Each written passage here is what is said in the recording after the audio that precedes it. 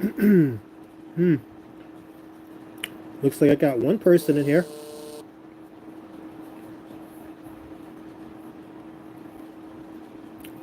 I just wonder who exactly is gonna pop on here if I go live randomly. Haven't been live in a long ass time. Last time I did it, I only got like what, maybe 10 viewers. It's not too bad.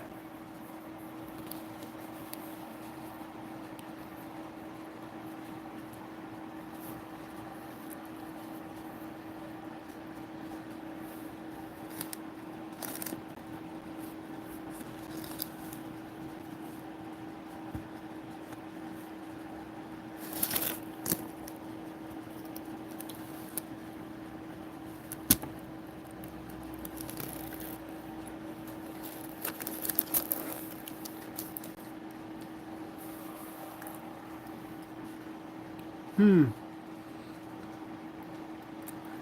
Just for anybody that might catch this after I stop recording, for any of you that catch this after I stop recording, I might be going on the base Pluto.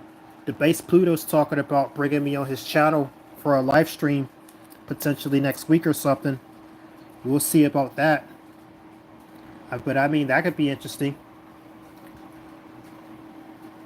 Hmm.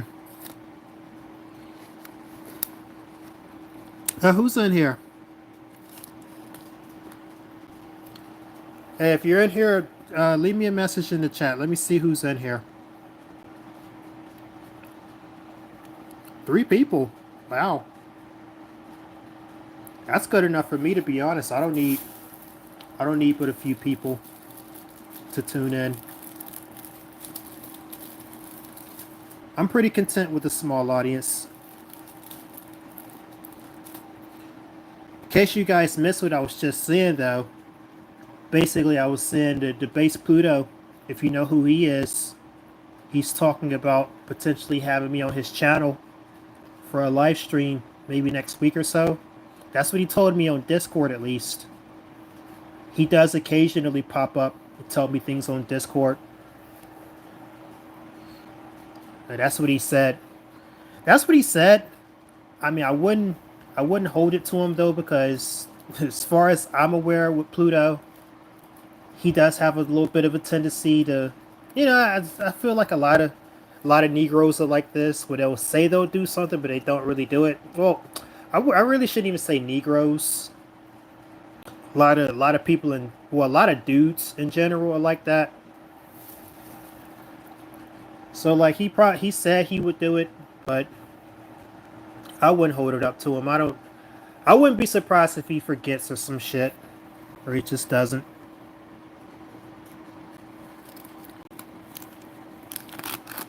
I mean, if he wants to talk to me live, I'd be happy to do that. Explain like the explain the gold pill to him and all that. Like I told Pluto about the gold pill in Discord more than a few times, and he kind of, I don't think he really responded to it so much, like, cause he has this old thing, with the white pill, which the white pill is just acceptance, it's whatever. But there's no philosophy for going beyond the black pill as it stands. So,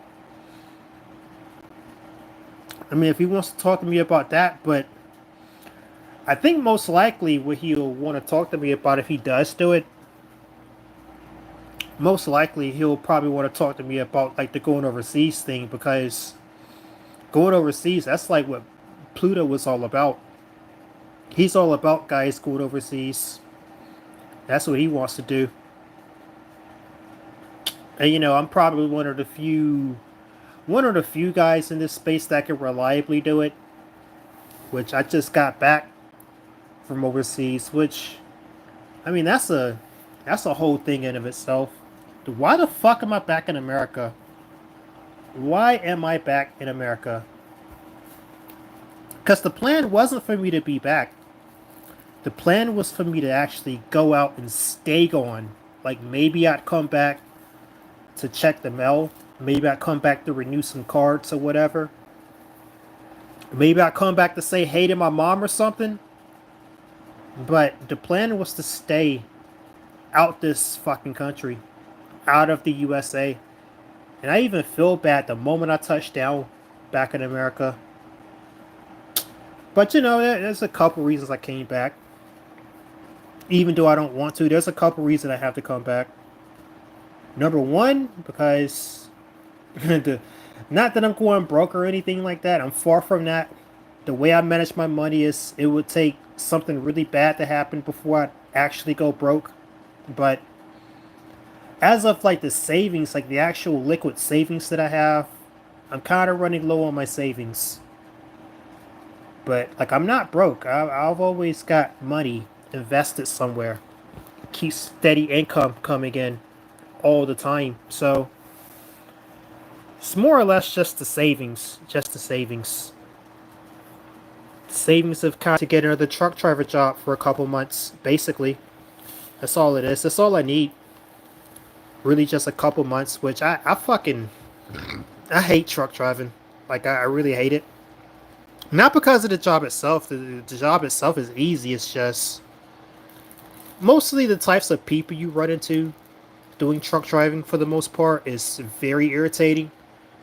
Whether it be like the actual people at the company that you work with or the people you are dealing with when you go places.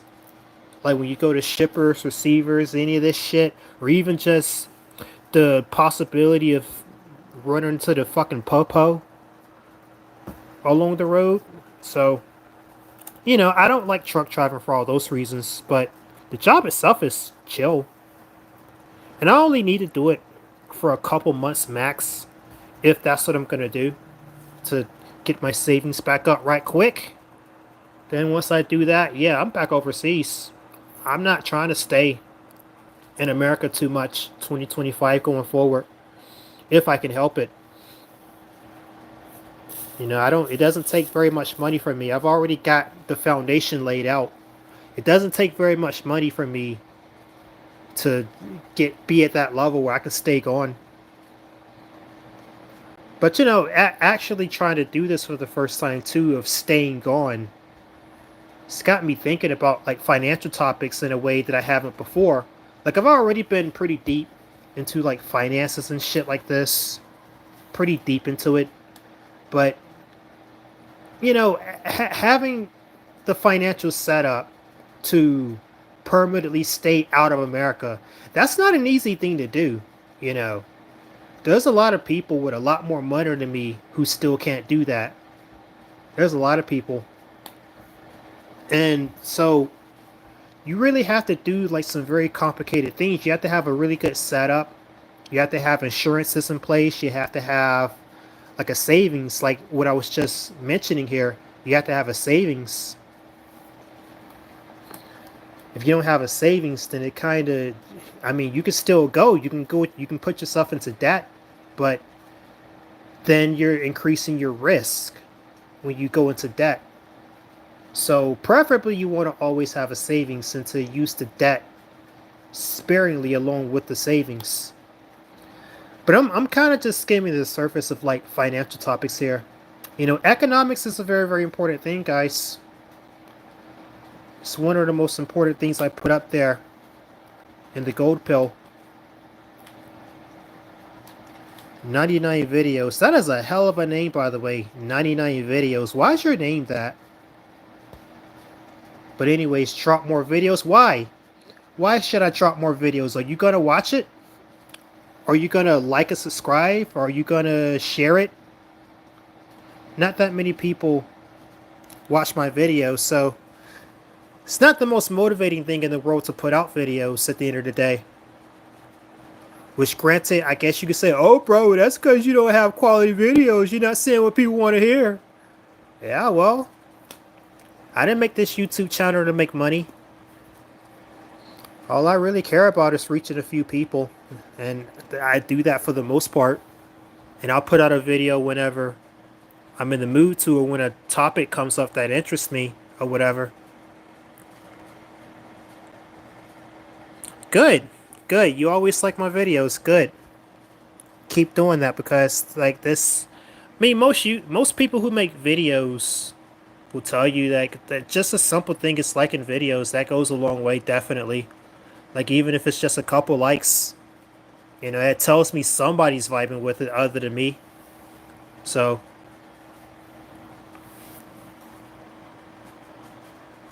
I mean, I haven't made any more videos as of late because I've been traveling. I guess like any of you guys saw my picture of Hong Kong when I was in the airplane. Yeah, I took a picture of Hong Kong. That was pretty interesting. That is a one big fucking city, by the way, Hong Kong. I mean, shit. It looked pretty nice too. I don't know how safe it would be for me to go hanging around in Hong Kong if I were actually going to go there to like spend time, because it is part of China now. And I don't think it's the safest thing in the world for a U.S. Army veteran to be hanging around where CCP authorities might be. So, but I mean, it's a nice looking city.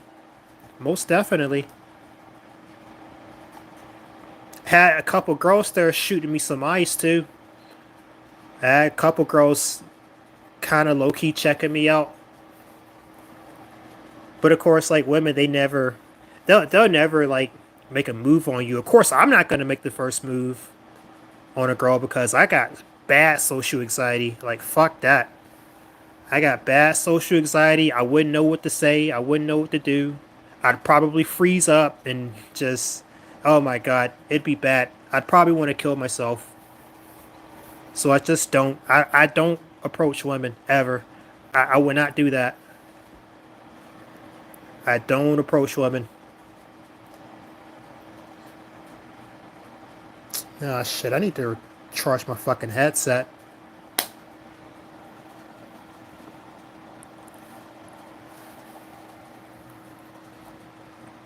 Yeah, I think probably nobody's gonna really watch my live stream. I don't think. It's only two people here. I had four people here a little bit ago. It is kind of early too. I know a lot of you guys probably be running off to your wagey slave job around this time. Hey, get up, brush your fucking teeth, wash your dick beaters, put on your fucking clothes or your wagey slave uniform, take your ass to work. That's what most of the people would be doing it around this time, especially on a Tuesday morning. Yeah, I used to be part of that grind. No more. No more. I think probably the most important thing for a person, not even just a man, but a person in general, to do in the 21st century is to achieve a position where you don't have to work, where you don't have to wake up and go to your wagey slave job, where you don't have to worry about where money's coming from, where you don't have to worry about answering to some fucking asshole manager that definitely did not get his position through merit, but probably by nepotism. It's hard for you to tell women how you feel. Well, do you really feel anything towards women though? I don't even feel anything towards women at the end of the day. It's literally just like I want to fuck. I want to put my dick in their vagina and move it around. Like that's all it is. Is that really a feeling? I guess maybe a little bit, but I don't know. It's not an emotional thing. I certainly love an emotional connection. I'd love to have an emotional connection with a woman, but the prospect of having an emotional connection with a woman where you're not like a Tyrone ass nigga or a Chad or something like this, it's pretty bleak. Women don't tend to be the best emotionally, even though they're known as the emotional gender. Funny enough, they're not that way. They're not very emotional towards most men, in my experience. It's not that I even really feel anything about it when I look at them. It's just, you look good. I want to rub on your titties. I want to rub on your ass. And yeah, it's just a carnal desire. I wouldn't really call that feeling per se.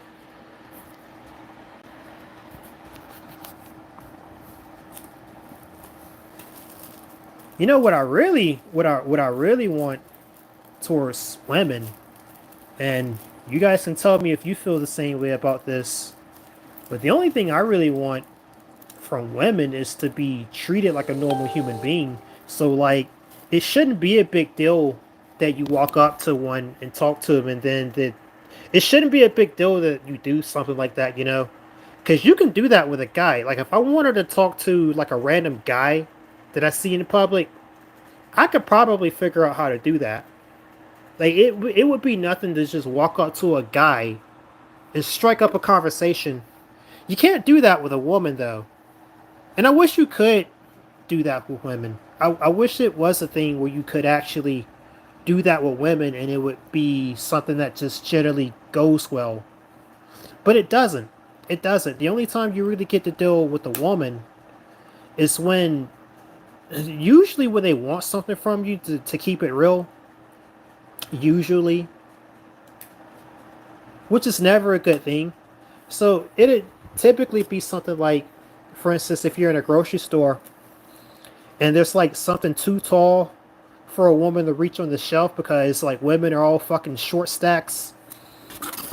So they look at you, me being a tall guy, and they're like, "Hey, can you get that for me off of the top shelf?" It'll usually be something like that when a woman approaches you to say anything at all, which is in of itself really infuriating. But what are you supposed to do about that? Yeah, it's not really much you can do about that, you know. But I do really wish like you could just have casual interactions with women the same way you would with another guy, you know. You typically don't want to talk to most guys because you're not sexually attracted to guys, obviously. So, you know. But I'm just saying, if you wanted to, you could very easily walk up to a guy. But you can't do that with a woman ever, typically, unless they're sexually attracted to you. But if you're like the average guy, there's zero odds of that. Anyways, what am I talking about?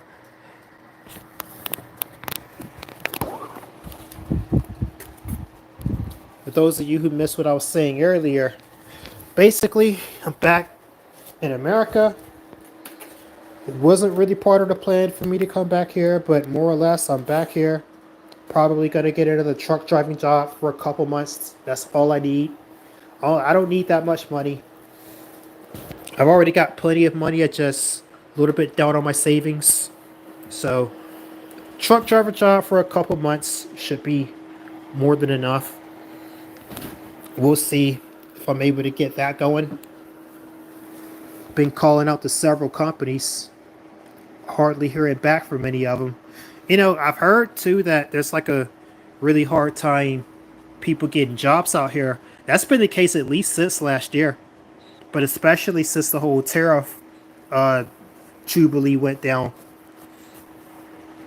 So like people are struggling down bad to get jobs right now. And I don't know how much that's going to affect truck driving because like there's a reason why I chose to be like why I chose to use truck driving as like if I ever need money, I use that as the way to get money quickly. There's a reason why I chose truck driving. It's because it's easy as fuck to get a truck driving job. Super duper easy. But I don't know, like if it's like a bad job shortage out there right now. I maybe some of these Zoomers when they got CDLs. I don't know. I doubt it. But I think the more larger issue with truck driving is all the immigrants who come in. So like maybe more of the jobs are taken up by immigrants now. If there's like a job shortage going on, maybe I could actually run into a little bit of difficulty getting a truck driver job these days. I don't know.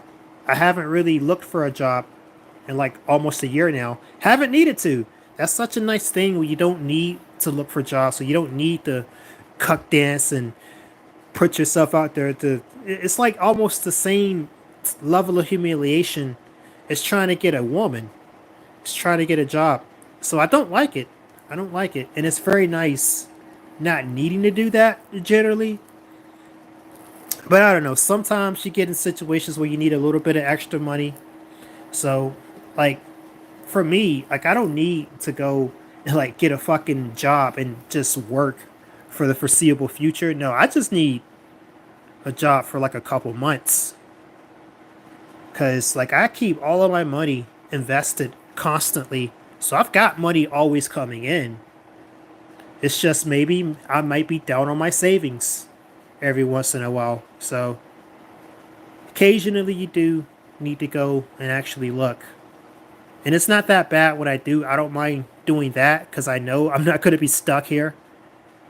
I'm not going to be stuck at a job if I get one. Like I can very quickly save the money and then go back to what I was doing.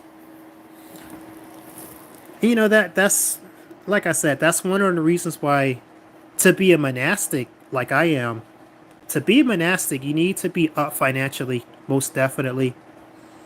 Because you don't want to be stuck working wagey slave jobs. You want to be able to do what the fuck it is you generally want to do. Denzel641, what's up? Nothing much, man. Nothing much. I'm back in America looking for another job. I'm going to be trying to get a job and work for a couple months, and then I'm going to go straight back out. Straight back out to what I was doing.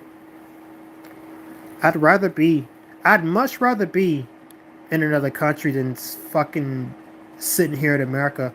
Like the bullshit starts right away too when you've been out of the country for a while and then you come back and then you realize just how justified you were to not want to be here, to not want to put up with this bullshit. Because America is straight bullshit, okay? Like, the price of food in other countries is so cheap. Like, you can get like a fucking, like a full plate of food in a lot of these lesser developed countries for like fucking 50 cents. Like, it's crazy. It's outrageous. 50 cents, a full blown meal. As soon as I get back to America, I'm paying fucking $20 for a fucking salad. Are you kidding me? $14 for like a little shitty ham sandwich? Like, come on. See, so much of America is like just an outright scam from a financial standpoint. Like, if that don't convince you by itself to want to get out of America, I don't know what else will. I really don't. You know, and never mind the very likelihood that you also aren't getting any bitches in America too.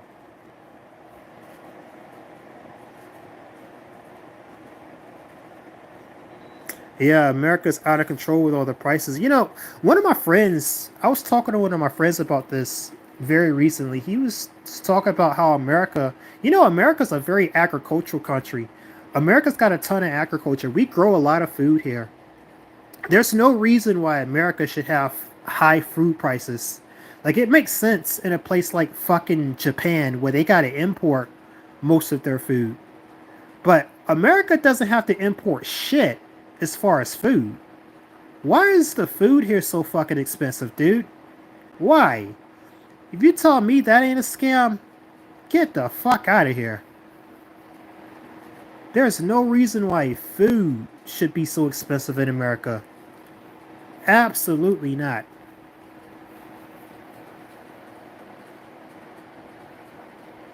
Yeah, yeah, yeah. Water's a lot cheaper overseas. Like everything's cheap overseas, dude. Like, bro, you don't realize what it's like to actually live like a normal person until you've been outside of America. I absolutely stand by that. 100%. You just don't understand how much America fucks you. Fucks you right in the ass. Even if you got a lot of money, you still don't want to be here putting up with this bullshit. And that's without getting into like all the social problems in America.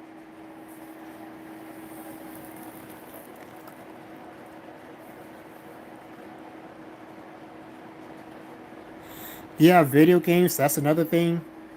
Going up in price. Although, to be fair, I will push back on the video games though, because like um the price of video games has been low for like a long time.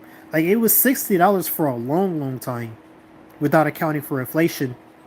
I think they maintain that it's like sort of a loss leader, and then they tried to put the microtransactions in a lot of games to make up for that. So to be fair, I can kind of see, I can kind of see with the video games why they would raise the prices on video games. Cause think about this too. Back in like the 80s and 90s, like video games used to cost $60 back then too. Say $40, $60 for a game, and like the equivalent of that kind of money back then, like $60 back in like the 80s and 90s was like $130 today if you account for inflation. So I mean, it's kind of fair. It's actually kind of fair for them to raise the prices of video games. It's actually kind of fair. Although, what's not fair is they raise the prices and they still got microtransactions in games. Now, they can fuck right off with that. That is some bullshit. So, I don't know. Video games are kind of just. Video games are really. I don't enjoy playing video games nearly like I used to either. There is that. Like my favorite game is like the Total War games, like the old Total War games. I'm still pretty good at them. It's just like there's hardly nobody playing them anymore. And like the few people that are playing them, they're like fucking gay, and they're like doing gay shit, and they don't know how to play, so it just ruins the game for me when I do jump on there. Oh god. And then saw my friends that I play that game with too, like one of my friends, his computer fucking got blowed, and I'm like, fuck, you know. I think the main reason to play video games is to connect with people. Really, like I've made a lot of friends playing like Total War over the years, for instance, and that was the one thing that actually kept me playing for such a long time. So like if you're not like making friends in your games, then I don't see the point of playing video games. Like whatsoever. I wouldn't recommend talking to bitches in video games, but making like new dude friends, that I think that's a thing that makes video gaming worthwhile. But if you're not doing that, what the fuck are you doing? Is it really fun? Is it really that fun to be sitting there playing fucking Call of Duty or fucking 2K against the AI and just playing the game for the sake of playing the game? Is that really fun? That hasn't been fun since I was a little kid. So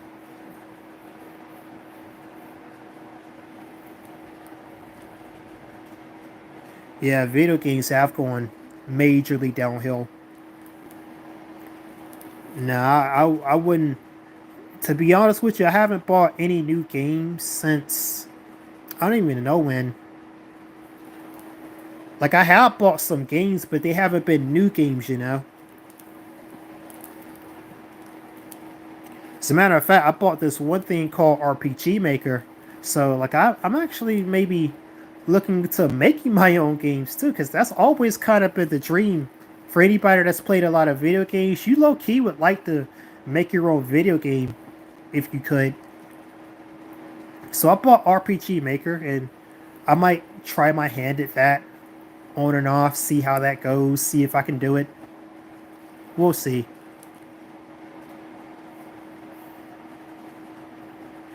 Yeah, everybody's moving to Steam. Steam's pretty fucking good. I don't see why the hell would you be playing on a console at this point. Like the last console I owned, literally, I still got it too. The last console I owned was a PS3, and it's sitting right over there in the corner by my window too, to this day. Occasionally, I'll dust it off and I'll play it because there's still some good ass games on there. That was the last time that video gaming was really worth it on the console, in my opinion, was the PS3. And with the PS3 too, like you can mod that shit and really get some cool things going on it too. So I haven't owned a console since the PS3. I cannot fathom why the fuck would you be out here owning a PS5 where you can't even get a digital copy of the games now. I heard like they're all digital. Like the CD doesn't even have the game on it. You have to download it from the internet. Like this always online bullshit that exists with a lot of modern games. That I don't like that shit. Especially with like these big companies like EA. They try to make you make an account with some other shit just to play a game. Like fuck off. I don't see why you would be on a console in 2025.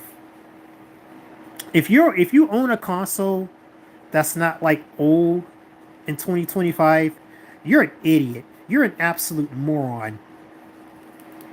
Just get Steam. Get a computer and get Steam.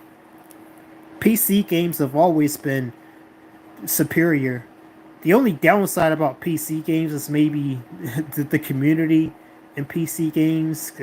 PC games don't have as large of a crowd typically. But other than that, there's no reason to own a console at all. I kind of miss handheld gaming too, though. Like with the Nintendo DS, the PSP. Like they don't do shit like this anymore. Like I used to have a Nintendo 3DS. Like it was a special edition one, and I had like some very rare Nintendo DS games that are hard to find to this day. Like I had this one game called Yokai Watch 3, which if you know anything about Yokai Watch, I mean, fuck it out, dude. That was a very underappreciated game. It was like a it was like sort of like Pokemon, but it was very distinct from Pokemon. Like it differentiated itself a fair amount from Pokemon. So Yokai Watch was its own thing, but it was in that genre. And like Yokai Watch was a very good game though. They made like three of them that came out in North America, and like Yokai Watch 3 was the last one that came out in North America. And apparently the game didn't sell very well because today it's very hard to find a copy of that game. And I had a copy of it. And you want to know how much a copy of that game was worth? It was worth like fucking $500, dude, because it's so rare. And I had it. Fucking hell. I could have sold it on eBay and made like a. Well, I wouldn't have sold it on eBay. That's the thing. If I have valuable shit like that, I'm not going to sell it. I'm going to hold on to it.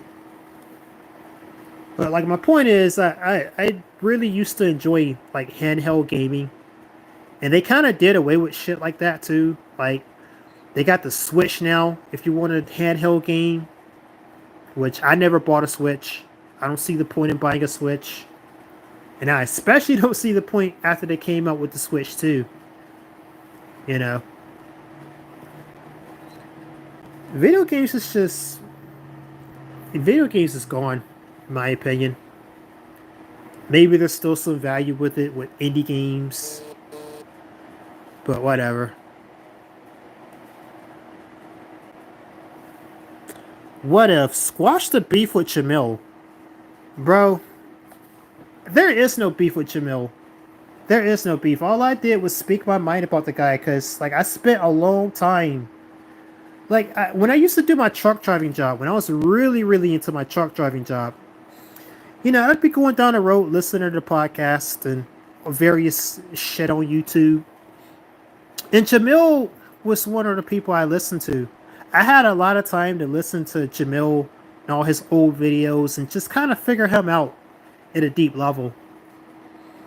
So, like, this goes out to anybody that's wondering why, like, I have, like, a thing for Jamil. It's because of this. It's because I actually listen to the dude. It's because I actually do understand him. And I know he made this video talking about, oh, you don't understand what's going on. You don't know shit about me. I'm sorry to say, but you got more than enough content out there to where somebody could just do what I did, aka listen to all of those fucking videos that are on the internet and know a fairly good deal about you. So that's kind of what I did with Jamil. Eventually you get to a point with Jamil where you just understand that he's not a good dude and he kind of deserves like the bad life that he's had, because of the way he's treated people for one.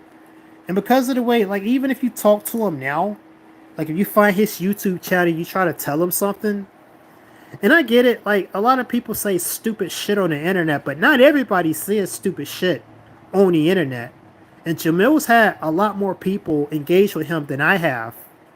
So, if you've got, like, this crazy amount of people that say things to you, and all you do is blow these people off and tell them to fuck off, and, like, this one dude especially, this guy named Loser Lowway reached out to Jamil, and he was a black dude who had an Asian wife. He had a Chinese wife. He tried to reach out and, like, help Jamil in a real way, and Jamil told this guy to eat a dick and was just mean to him. He made like a couple of videos talking shit about this dude, basically. And, like, there's so many stuff like this with Jamil. Like, so many instances like this. Stuff that I probably still don't know about that other people know about too. So when you look at Jamil, you understand him through all the videos he's got out there. And you understand that he's not a good dude. Well, I'm sorry to say, I don't like Jamil. I don't like the dude. I think he's a fucking asshole. He absolutely deserves to be an incel. And there's plenty of guys like that who are incels, by the way.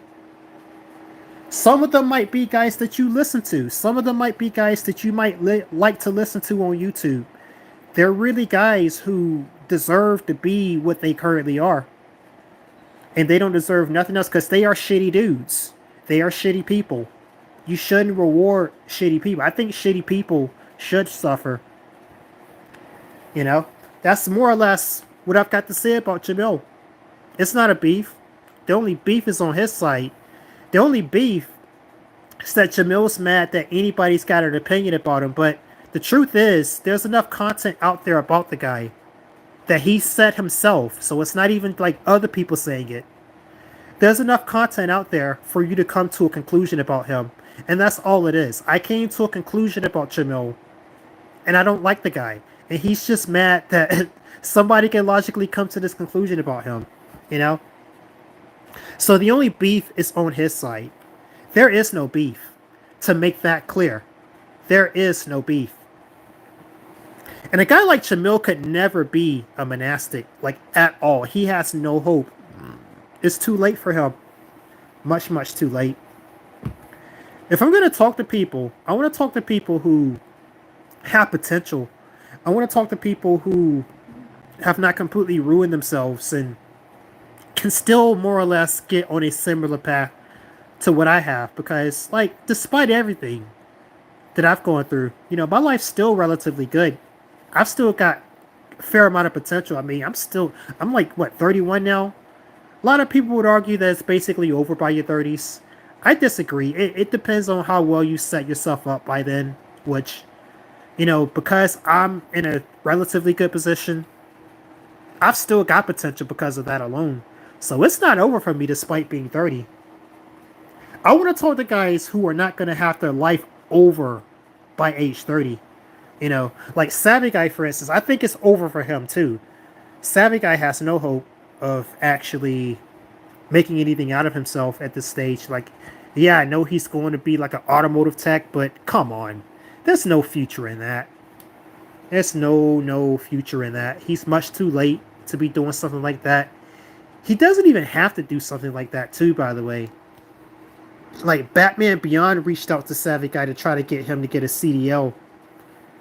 Like, a CDL would be a lot more useful than going to study to be an automotive tech. I don't know what the fuck he's doing or think he's going to do with that, but whatever. I think it's much too late for Savvy Guy, for sure. See, there's lots of guys like that in this community, though. And you just got to be honest about the situation when you see these guys. You got to tell them, like, you know, the only path forward for you at best is the white pill. The white pill is still available to guys like that, where you just accept that this is how it's played out for you and this is how it's likely going to go down, and you can slightly improve your situation if you really and truly make an effort for it. But because of the amount of time that's already passed, it's going to be much too difficult, you know. Like, if you don't have like a solid thing going by 30, for sure I'd say it's too late. Because at that stage, you're limiting like a lot of your potential to start on the trail off. The potential places you could end up in life are starting to diminish by the time you reach that age. So, anyways, what am I talking about? There is no beef. There is no beef. The Last Yankee says, "Bro, remember Heavenly Sword? Where the fuck is the sequel at?" Not quite sure what you're referring to there. Heavenly Sword? Like, is that a... I don't know. I don't know what you're referring to there.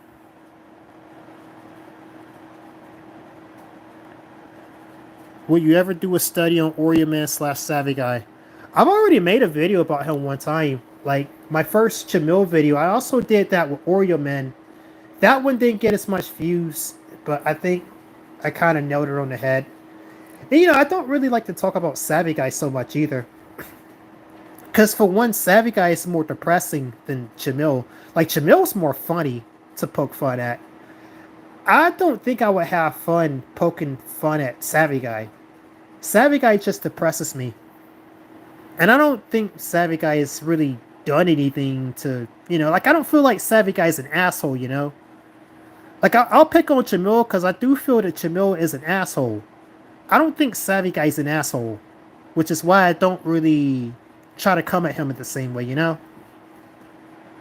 But I've given my opinion about Savvy Guy before. You just heard me give my opinion about him here just now too.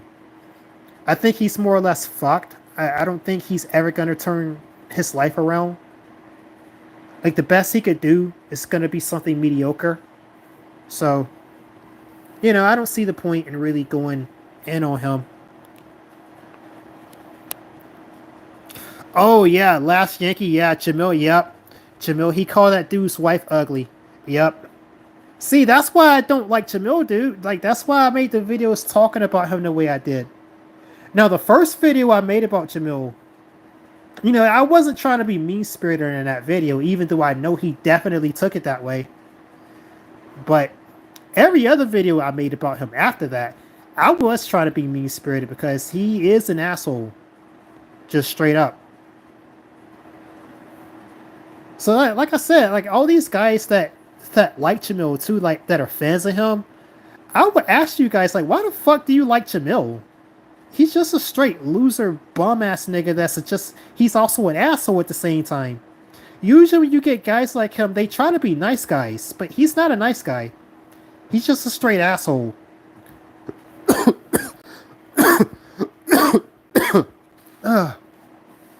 So, he doesn't have any redeeming qualities about him. Except for his music channel. If you've ever heard Jamil's music channel, I made a video on his music channel one time. I'm not going to tell you what his music channel is. I don't want people to find it. Like, I'm not going to completely be an asshole to him and show people his music channel. But, his music channel is kind of nice. That's one good thing Jamil's good at. Making music. He's decent at it. I wouldn't say he's, like, great at it, but he's decent at it.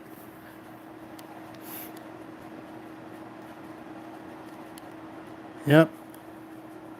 Even trucking is not as lucrative as it once was. Yeah, I think I would agree with you there. What if? It kind of fucked me over in a way that I got out of it last year. Like, I got fired last year because I cursed out my manager, basically. Which, he was bugging. My manager was majorly bugging. And I'm not poor. Like, I'm not broke. I've got the money to be able to say, like, you know what? I'm not going to let you talk to me like this. So, what's up? Fuck you. Like, who do you think you're talking to? Like, I can be that way with an employer, pretty much. I can afford to be because, like, I'm not broke. But, I don't know. Maybe I might have fucked myself over a little bit doing that too, though. Because getting out of trucking for as long as I have now, even though I've got, like, all this experience, they're going to look at the fact that you've been out of it for a year if I do get a call back for something. And that might, I don't know, I might have to go towards one of these shitty companies, see if they're hiring, potentially, if I'm really going to insist on getting a job. Or I could just say fuck it all together and just wait for my income to kind of pay off like debts I've gotten myself into. I could just do that too.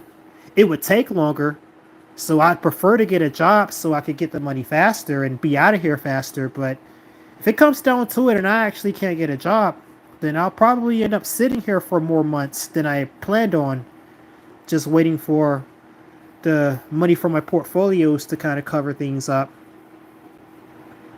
I hope it doesn't come to that, but if it's really bad out here and even truck is affected, then shit, fucking hell. Looks like I'll have no choice at that stage.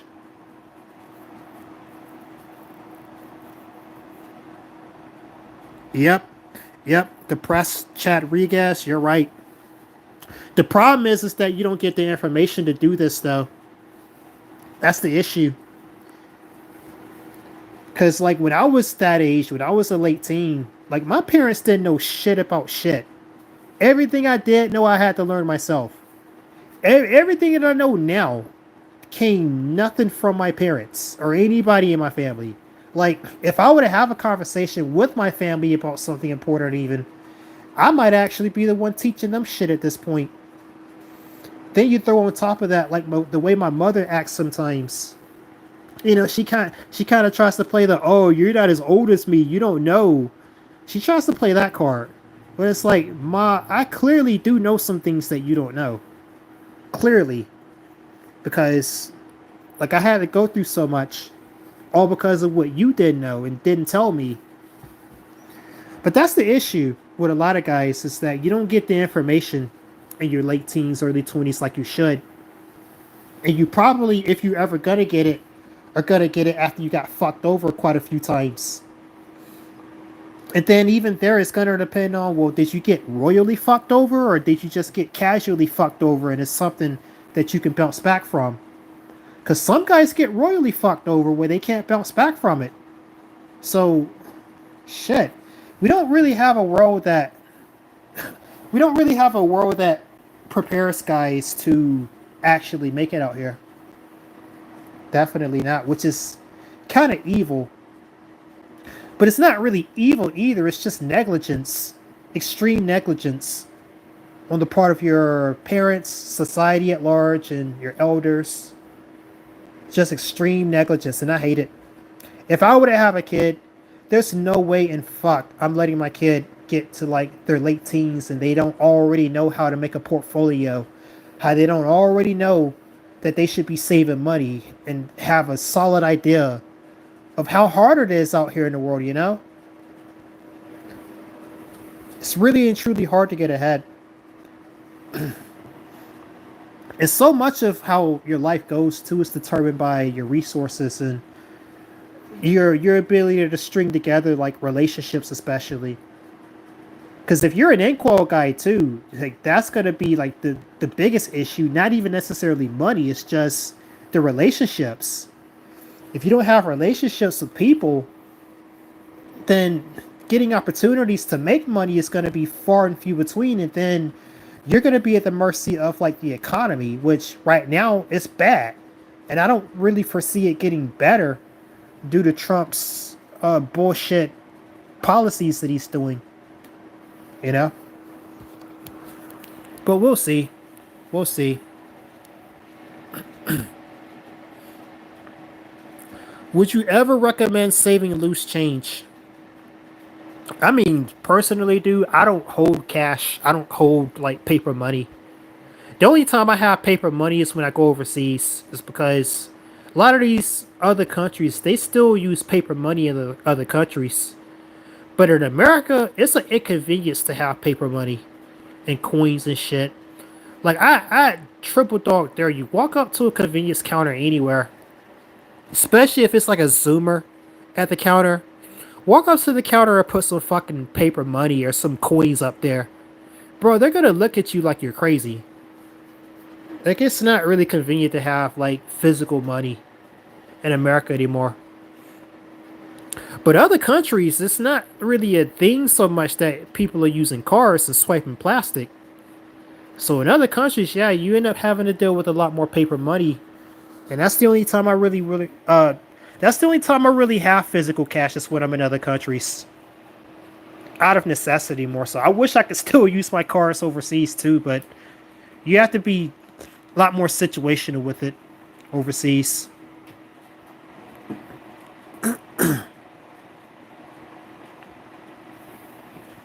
If you're 23, well, depending on what you got going on right now, Chad Rodriguez, depending on what you got going on right now, you could really do some shit at that age.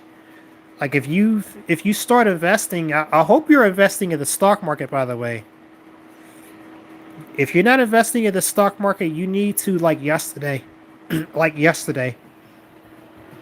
If I know what I know now, I would invest it in the stock market like at 14 or some shit. As early as possible. Like the earlier you get in, the better it is. I mean, definitely do that. And honestly, bro, I think blue collar might be the way to go.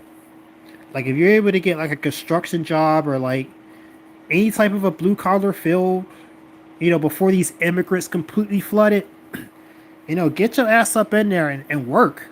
Just work. Work and stack your bread. Don't be worried about no bitches. Because it's very likely you're not getting bitches anyway. So don't worry about the bitches for now.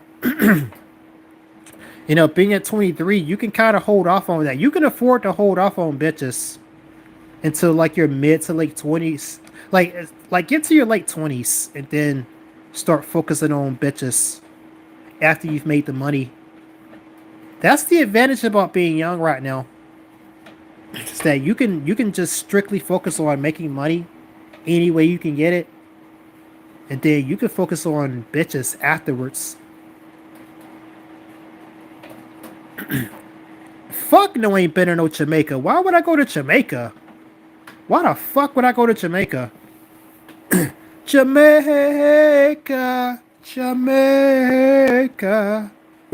Nah. Bro, generally, like, I don't mean to sound like a fucking Uncle Tom or like I hate myself or anything like this, but fact is, I don't want to go anywhere there's a lot of black people, just straight up. And it's no self hatred. Oh, you hate yourself or what? No, fuck that. I know for a fact being around black folks ain't gonna be good for me. Especially for a guy like me who doesn't talk black. I don't sound black. I don't do black things generally. That's not a good situation generally for a guy like me. And them Jamaicans, dude.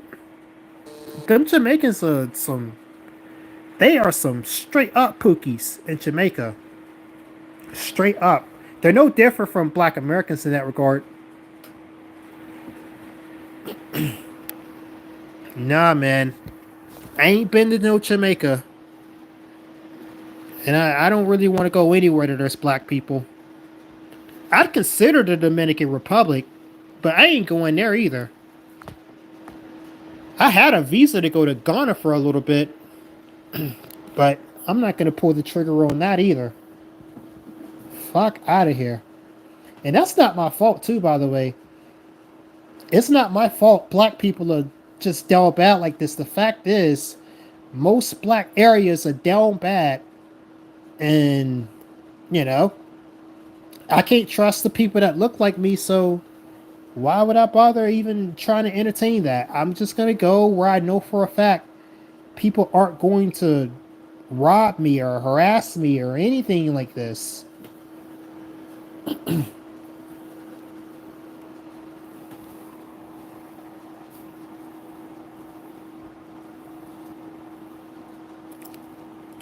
Yeah, dude, you see how, like Denzel, you see how silly that sounds, though.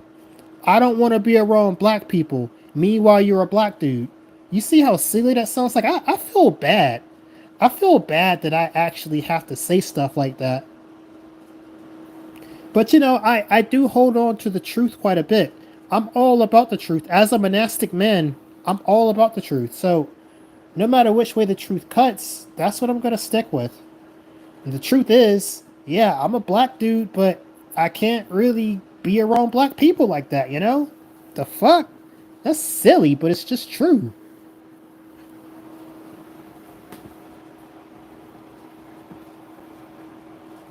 Oh shit.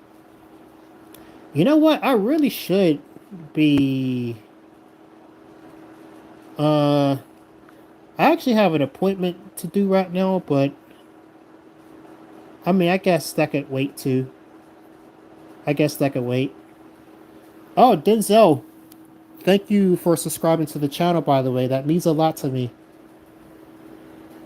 Like boyos, like look at my channel. Like I've got like what 840 subscribers now, close to somewhere around there.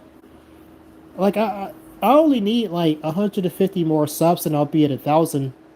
Which means if I get the numbers up, I can monetize the channel.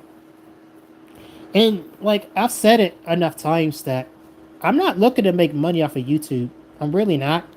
It's more so just if I could monetize the channel, then that would help as far as like getting in the algorithm. Then more people would see, and then I'd be able to get like a better discussion going around the gold pill and the monastic ideology. Because there's other people that are trying to coin the gold pill right now. By the way, there's other people trying to coin the gold pill. They're trying to steal it from me, and I don't like that. I'd like for my message about this to get out there a little more. And you know, nobody really comes up with a good definition for it either. So I'd really hate for somebody to get popular and then coin it, and then that just ends up being the thing, and then people are going to come back at me and try to say, "Oh, bro, that's not the gold pill. What you're talking about? This is the person that made the gold pill."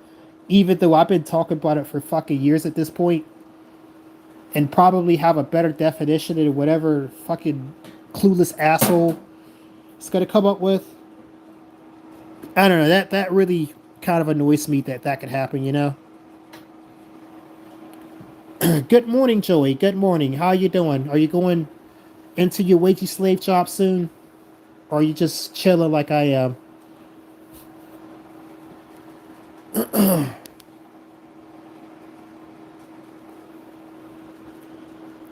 How's the stream doing, by the way? How you guys like? Is my connection good? Do you hear everything all right?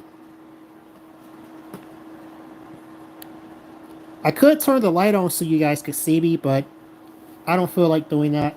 You guys know what I look like anyway. I know my face and my appearance is not exactly a selling point about this channel.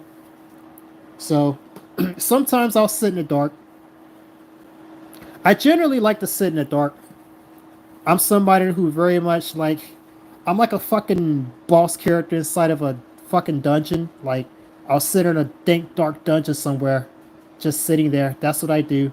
I usually like to sit in dark environments.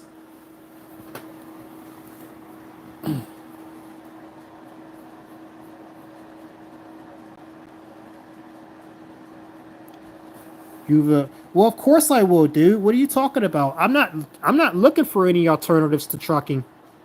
What do you mean I'll eventually go back to trucking? What do you think I'm doing now? What do you think I'm doing right now? I haven't done anything else besides trucking work-wise. I think trucking is really the only thing that's worthwhile as an inkwell guy or an inkwell type guy. Like if you're not getting bitches, you better get your ass in the truck. Because like trucking is already seen as like one of these jobs that's low status anyway, but people kind of underestimate the money you can make doing it.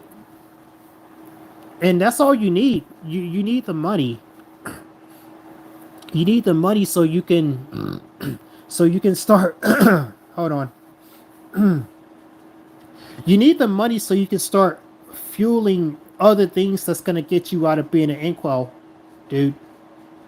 Like if you're an inkwell guy, you really just need the money. Like the status of the job be damned. Okay, if you gotta go pick up garbage, be a garbage man, as long as it's paying decent enough, do it. If you gotta go be a fucking dishwasher somewhere, do it. It don't fucking matter because you ain't getting bitches anyway, most likely. So who cares what these bitches think? Get your fucking money. Money is the only thing that's gonna save you if you were an inkwell guy. And to be honest with you guys, you know the way I'm seeing things going right now, I'm starting to consider that maybe even money won't save you these days too. if you're an inkwell guy. I think the way things are going, like women are trying to make it to where even if you're like an unattractive guy with money, they're trying to negate that now. They're gonna find ways to take your money without giving you anything, or they're gonna just ignore you even if you got money. Like it's starting to get looks over everything, looks over everything. So if you don't look good, even if you got money, girls are just gonna treat you like the same as like if you didn't have anything at all, dude. It's not even gonna matter in the future. I think that's where things are kind of going. So, I don't know. I don't know. Like, probably the only solution for most Western males is probably just to leave the country or whatever. I mean, that seems to be all I see when I go to Asia, by the way. In case you guys have never been to Asia in general, like, I went through several Asian countries on my last trip here. Dude, literally every other guy I see is either a Western male, which you already know why the fuck they're there, either that or like an Asian guy from another country. So it'd be like a Korean guy or a Chinese guy or a Japanese guy. Those guys will be in Southeast Asia too, or they'll be in other Asian countries. This seems to be like a thing that's going on here, though. Like what's generally happening is that all these guys that are not selecting their own countries are just out here, and it's all the guys that are competent enough to have like financial means. So there's like a certain type of guy, mostly that you see. Although you do see the occasional broke pookie and the occasional broke motherfucker and the occasional old. Well, actually, a lot of them are old guys too. A lot of them are just straight up old guys with pensions. But like the when you do see the younger ones that are doing it, it'll be guys like me who are competent financially and have like they're maybe not rich, but they got money for sure to be doing that. And that's the same case with me. I'm not rich. I'm not rich, but I've got enough to be able to go out and do stuff like that and be able to live without needing a job generally. That's my position. It's kind of an awkward position to be in too, by the way. Like, don't assume that it gets really that much easier if you have like a good amount of money, because like I don't know, that's like this awkward position between being poor and being rich that I'm in. If you're in this awkward like middle ground position when it comes to that, I mean, there's like these unique issues that you're gonna run into where you've got the money to escape a lot of things, but you don't have enough money to secure yourself. Is what it is. Like, so I wouldn't be able to just go out and get like another residency, for instance, very easily. Like most likely I'd have to end up marrying some girl to get a residency. Cause that's a bit over my financial means. Like, yeah, if I spent all my money I could do it. Or a good amount of it I could do it. But I don't want to do that. I want to constantly have money without needing to work for it. Is the thing. So like I said, it's like this awkward position you could end up in if you're not like rich, but you're also not broke.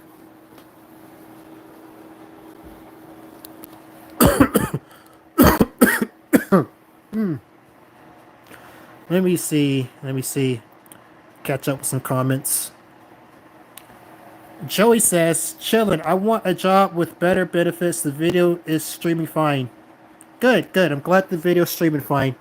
Recently, I noticed there's like a new mobile hotspot near where I live at that wasn't previously here. Basically, I can get internet now cheap as fuck. Holy shit. Where the fuck was this all these years that I've lived here? Like, come on. I've been having to pay ridiculous amounts of money just to get access to the internet for such a long time, and then I come back from my trip and notice now that there's a new hotspot where I can get internet, like fast internet for cheap. Fucking hell, dude. Wish this had been a thing a lot sooner. I definitely appreciate that this is a thing now. But anyways,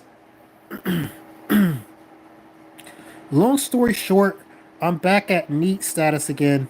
I want to move out. Yeah, yeah. A lot of guys, spaces like these are neats for the most part. Some are neats because they're neats on purpose, and a lot of guys are neats, but they don't want to be. I don't have any disrespect for guys that are neats though. Generally, like I understand it's hard out here, you know, and I can also understand being a guy that just doesn't want to do anything. I can definitely understand that. A lot of stuff out here is bullshit. You save a lot of time by not engaging with it, you know. At the same time, though, you might need to put yourself out there to some extent. I think completely giving up as like a long term thing you're gonna do, I don't think that's good.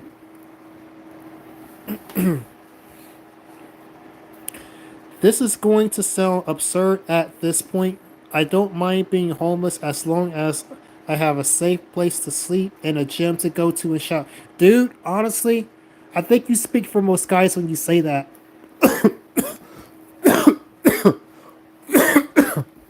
Oh shit. My throat is going a little bit hoarse here because I'm talking all this much. When you're an inquel guy, you don't do a whole lot of talking, so like my weird things can happen with my throat when I talk more than I normally do. But I think you speak for most guys when you say that though, Joey. Because that's the same situation with me. Literally, if I had like a reliable place that was safe to lay my head every night, if I had like, you know, a locate, if it was in a location that was convenient, it was close to a lot of things I might want to do too. I think most guys would not mind being homeless or something close to homeless if they could just have that type of deal going on. But most guys aren't hard to please anyway. Like guys aren't naturally materialistic. Women are the materialistic ones. It's only when you get with a woman that suddenly you're gonna be having to buy all this bullshit and that bullshit and buy everything for her, and she's always wanting something. And you know, women are materialistic as fuck. And if you got a woman that's not materialistic, she's gonna be greedy as fuck. So like they'll want you to buy food, they want you to make them food, they want you to take them to restaurants, they want you to buy them ice cream, all this fucking shit. So a guy left to his own devices is usually not gonna want much. It's how it generally is. But oh my god, you get a bitch involved with you, man, you're gonna be shelling out some money. I mean, low key, part of the reason why I need to build my savings back up right now is because of dealing with a woman. Like women are just fucking expensive. Even when they don't try to be, they end up being expensive, you know?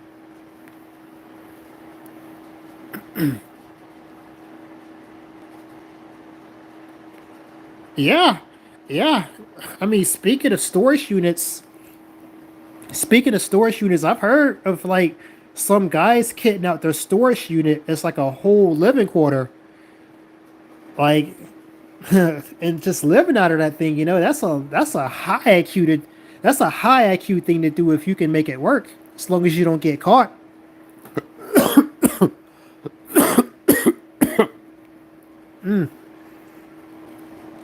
I think storage units is probably the future, by the way. People living out of storage units. Like it's coming out more and more that people are trying to do this with the living in the storage unit thing. Which you know how these places are. They're not gonna let you live there, even though, like, it shouldn't be a problem because you pay for the space to, like, you pay for the space. You pay for this personal space to use it however you see fit, right? So why can't you live in it? You know, you paid the money, you put your stuff in there. Like, why can't you also live in it if you wanted to? Like, what's the matter with that? You know how these places are. But I saw quite a few videos of people living out of storage units, and I find that funny and hilarious. But that's where it's going, guys. That is where it's going. You got a lot of people talking about living out of cars too, more and more. Bro, you see how this shit's just becoming like a dystopia the more things kind of go along here? Like, I never for I never for a second would have thought that having a huge discussion, a popular huge discussion about living out of cars and living out of storage units would be like a thing that's going on in 2025. But it's getting worse. It's getting worse. It's clearly getting worse. More and more people talk about stuff like this. More and more people are doing it. I mean, you even got women doing it, dude. Once the women start doing it, then it starts being like stigmatized. And then this is how everything works. Everything that women do, the stigma starts to go down on it. And then you get everybody start doing it once the women start doing it. So this is going to become normal with yo ass living out of your fucking vehicle or living out of a storage unit. To be honest with you, though, like, again, most guys wouldn't mind living out of a storage unit either, though. Just like I said, most guys don't need much. So living out of a storage unit, that would be a good deal for most guys. But, but the thing I will say about that too, that could go wrong is that if everybody starts doing that, they're gonna start raising the price of storage units until it's gonna be like the same price of like renting an apartment. So I will say that the more popular that gets, the more they're gonna raise the price on storage units. And then what? What are you gonna do then?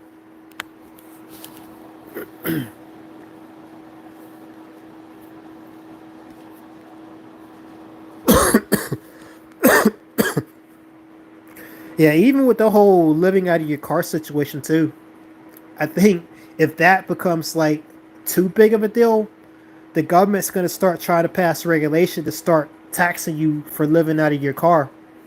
Or they're going to charge you money to park somewhere while you're living out of your car. They're going to find some way to monetize that shit.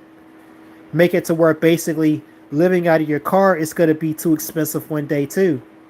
And then what? Then what?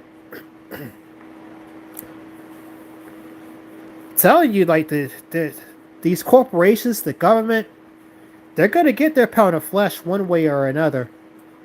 It's the thing you keep kind of bouncing back to, you know? They're going to. And to be honest with you, much of what I spend my time thinking about is figuring out how can I get my pound of flesh too. Yeah, how can I get in on this? How can I set up something to get my pound of flesh out of somebody? Like, is there somewhere cheap I could buy and kit it out and get people living out of that fucking shit paying me rent? Is there something I can do to get my pound of flesh out of people?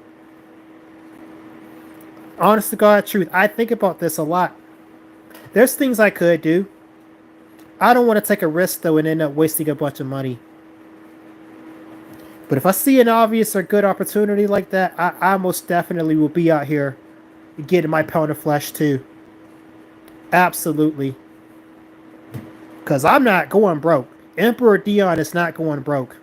That's one thing I can promise you. I would die before I grow broke. I hope I don't have to end up living up to that, but that's what will happen if it comes down to it.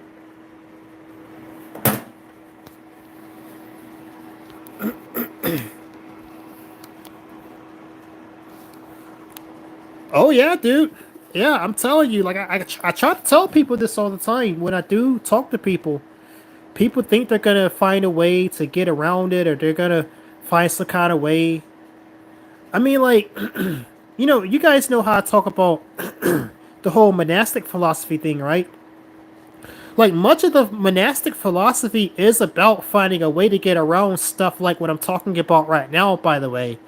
I say all the time, leave the system, leave society, make your own system, make your own society. This is really actually the solution that people, if they really want a permanent fix to many things, like, you're gonna have to make your own system, is what it's all about. This is what the monastic philosophy is about. It's about prepping you into someone who can do that. Because if you're going to make your own system, then obviously you're going to need a lot of money. You're going to need to be someone who is just generally good. Your mind is in the right place to do it. Mentally, physically, spiritually. Like, bro, That's what the monastic thing is all about. It's this very problem. Because if you stick around in the system, if you stick around with society, you're going to be living in your storage unit thinking you're getting by and thinking this is like a permanent fix to all your problems. No, no. One day they're just going to raise the price of you having that storage unit. They're going to raise it up and up and up. Then one day you're going to be right back where you were. Now what? Now what? Where are you going to go then? See there? So like this is a problem, like the encroach of society is only going to continue until everybody is broke, dead, or just completely insane. This is what the monastic thing is all about. This is why I tell you, like the gold pill, being a monastic, that is the only solution. It's the only permanent solution. Make your own system. Make your own society. The only way you can do that is for several of you to become monastic, and then for you guys to work together to make that system.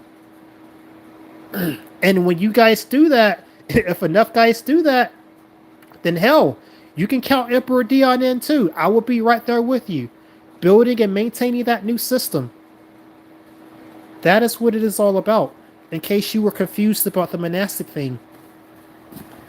But yeah, yeah. James Lyon, what's not practical? What isn't practical? Making your own society? Because I'll tell you right now, living in society is also not practical too, as it keeps constantly showing you over and over. People find solutions to things that are going on in society, but the problem is that society is going to encroach on that thing you made sooner or later. It is going to. Society is like a living, breathing organism in of itself. It's born, it lives, and then it dies. Society very much goes through the same cycle that you go through as a biological thing. So, when society dies, it's gonna take everything and everyone in it along with it. Do you really want to be here trying to constantly figure out ways around problems instead of working on making your own society?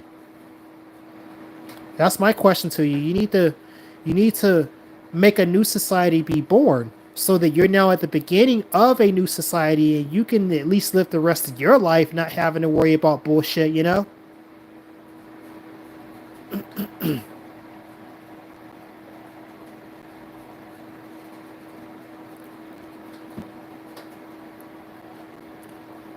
That's an illusion, James Lon. Society owns us all, sure, but that's only because most people are asleep at the wheel.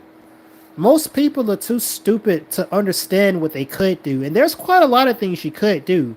And you still see people, even though the walls have closed in considerably due to technology and due to a lot of things. The walls have closed in considerably, but people still buck the system all the time. It happens. And you see the system, they course correct and they get startled and they really kind of come down heavy handed when it does happen. But it still happens. And what that tells you is that it's not necessarily true that there's not anything you could do. There'll always be something you could do. The stage at which it won't be possible to do anything anymore will be the stage at which the society collapses in on itself and just dies. And then what? Now you're going to be subjected to the elements of Mother Nature. And then you're going to have no choice but to build your own society. You're going to want to have your own society in place before that happens, my dude. It's true to an extent that society does own you, but it's not true that there's absolutely nothing you can do. That is not true. That'll never be true. The moment it is true is the moment society collapses. Because think about the level of control they would need to have and just how impractical that would be. As of right now, like maybe I'm wrong. Maybe technology would enable it to be possible for them to fully control you. But even if that's possible, like even if that happened, At that stage, we've lost our soul. Humanity would just lose its soul at that stage. We'd become some sort of weird Borg like we'd become like the fucking Borg or some shit at that stage, if that was to go on. In order for them to have full control at least. But think about it, I don't think they're anywhere close to that as of right now. So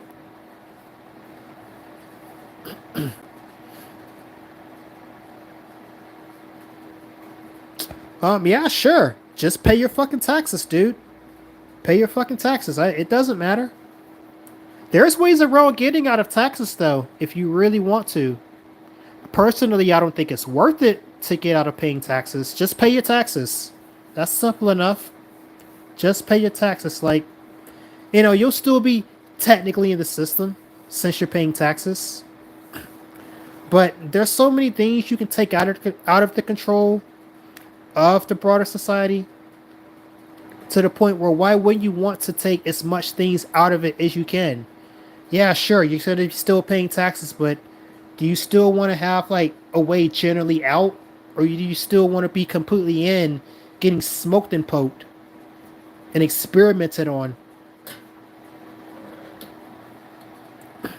It's not a big deal to pay your taxes.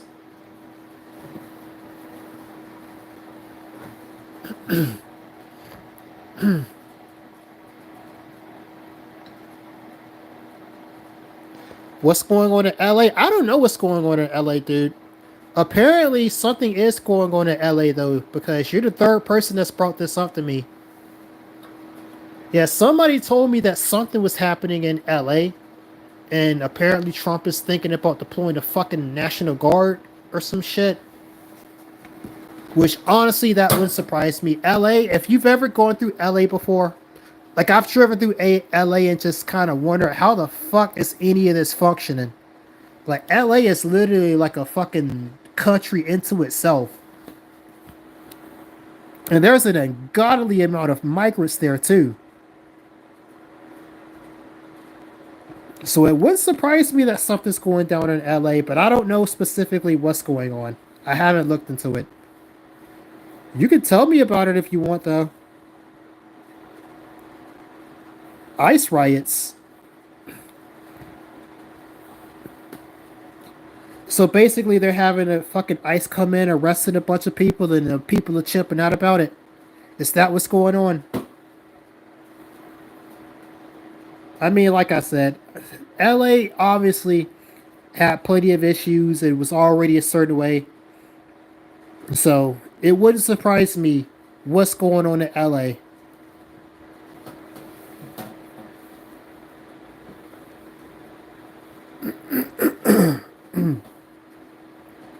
Now, personally, I think it is generally a bad thing that we got so many fucking immigrants coming into America. Like, why the fuck doesn't America build up its own citizens? You know, like we got all these citizens just idle and willing to work and willing to get the skills to do the work, but we don't train these people. We just like, hey, fuck them, fuck our own citizens. We'll just bring in some fucking migrant, bring in Pablo and Pajit, and just like what? Like, how does that make sense? Well, okay, it does make sense.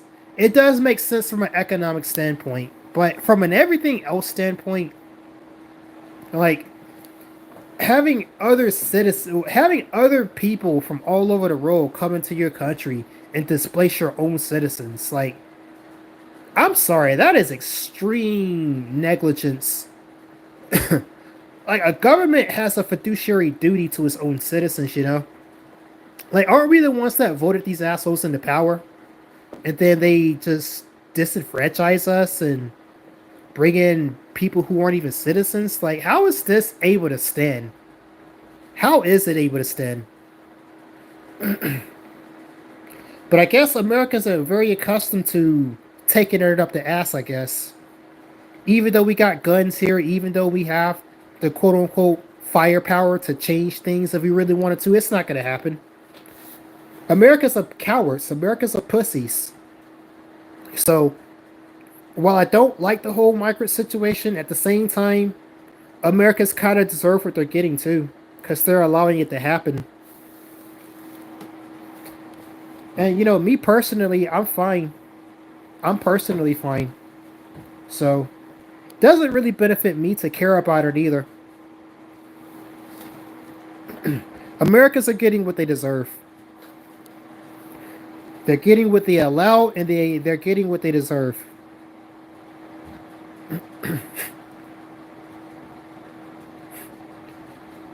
Yeah, the amount of refugees in Toronto is next level. Oh, you live in Canada? Yeah, I was in Canada briefly, by the way, and the amount of migrants that I saw in Canada made my head spin. Holy hell. Like, how is this beneficial to any nation? Like, sure, having some migrants and some immigrants, that's fine. It's good to have some immigrants come in, but to have this many and to have them displace your own citizenry like they are, I fail to see how this is at all beneficial to anybody. Other than just like, if you care about making money, like I see it from that standpoint, but money isn't everything. Like, do these people not understand that money isn't everything? Like, there's other things that matter other than money. Like, for instance, national security, national pride, making your own citizens understand that their government has their back so that you've got a loyal population that you can send off to war and do shit for you. Like, have citizens willing to give their life for you. That's a valuable thing. I fail to see how having all these migrants and enfranchising them more than your own citizens is like at all a beneficial thing. But whatever. Like I said, all these Western citizens, they allow it, they vote for it, they do nothing about it once they clearly see how it's not benefiting them. So they're getting what they asked for, they're getting what they deserved, and they're getting what they allowed to happen. And so what do you even say to that?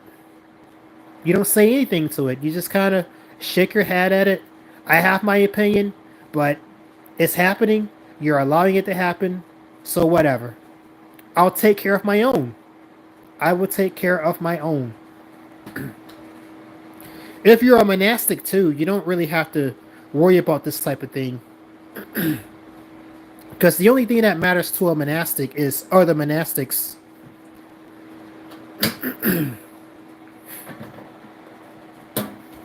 Hmm.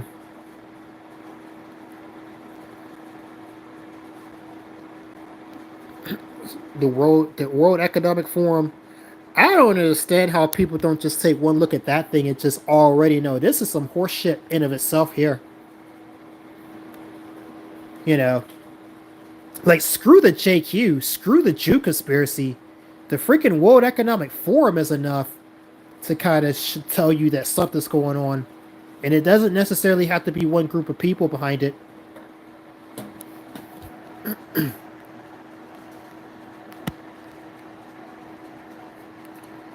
Facts. I don't see their goal besides cheap labor. Yeah, exactly. I mean, is cheap labor really worth selling out your country? Fuck. Like, did our ancestors storm the beaches of Normandy for this shit? I doubt it.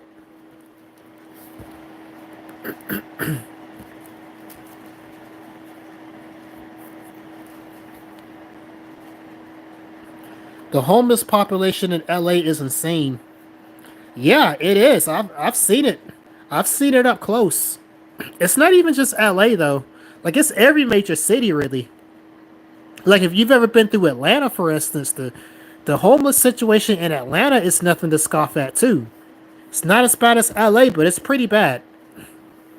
It's like that basically in every city with the homeless population. But yeah, it's not just LA. It's really the entire West Coast. So like everything from like San Diego up to LA, San Francisco, everything in between there, Fresno, Bakersfield. Then you go up to fucking Oregon, with Portland. Portland's probably worse than LA to be honest with you. But yeah, Portland's pretty bad. And then Seattle, yeah, see, it's pretty bad around Seattle too. That whole left coast, it's got a probably the worst homeless problem out of the whole nation. But the homeless problem is also across the entire nation. Having seen it, during my travels as a truck driver, I've seen more or less what it looks like everywhere.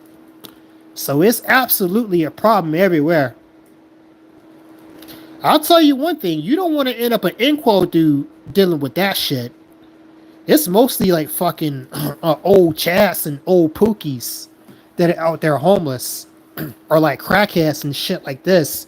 You don't want to be an Inquo dude out there. That's what I can definitely tell you.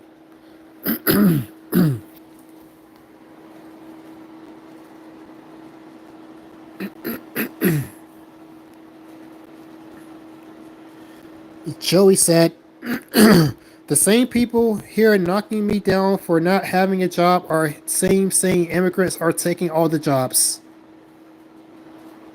Yeah, there's a lot of hypocritical shit going on, narrative wise, as far as what people are saying too.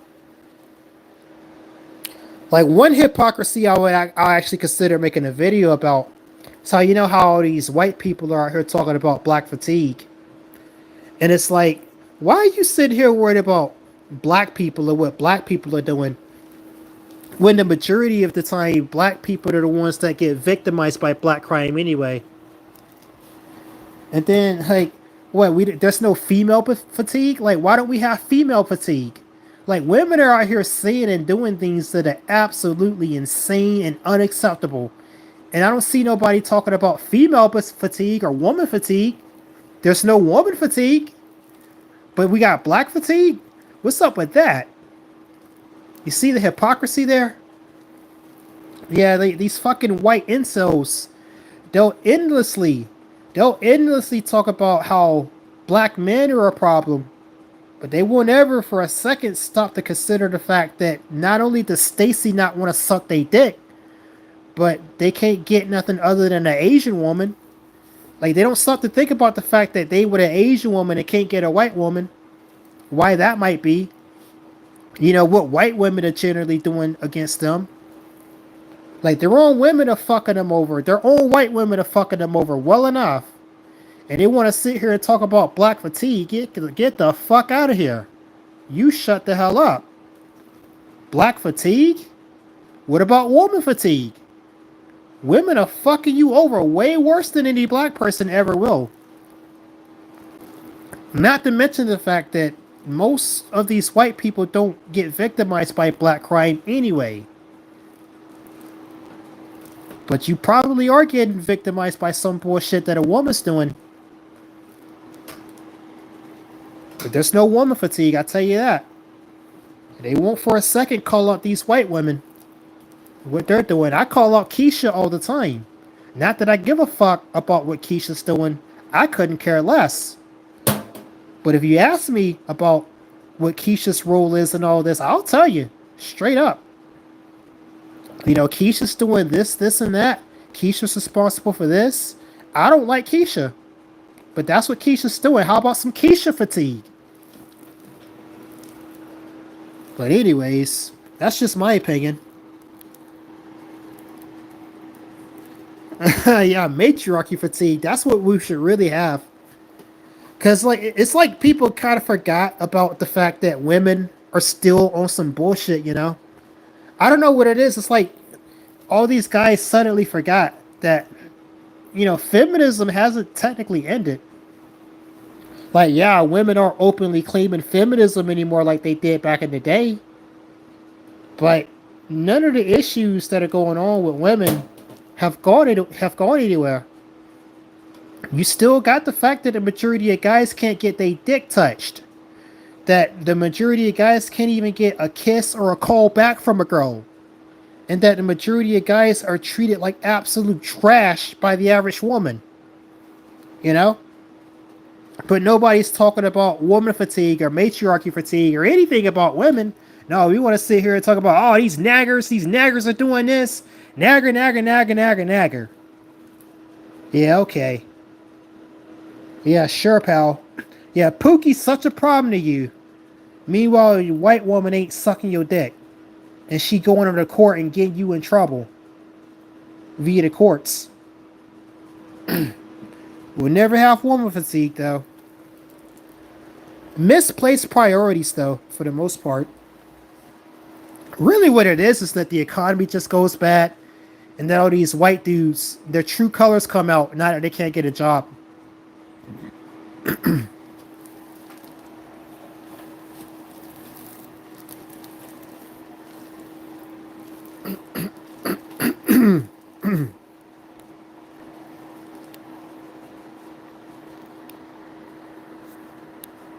What is the future of Passport Bros? Bro, ideally, I would hope that there is no future for Passport Bros. Man, fuck Passport Bros. Because the majority of these dudes aren't the ones that are doing the right thing. Like, generally speaking, if you got a population of males that are going overseas, you want them to be the best and brightest of you, you know? But the Passport Bros are not the best and brightest among us for the most part. I wish that movement would go away. I wish it would cease to exist. Why can't we just go and do this and go overseas and not talk about it like we used to? This is why you can't get Negroes to do anything. Like, Negroes always gotta run their fucking mouth about shit and ruin it.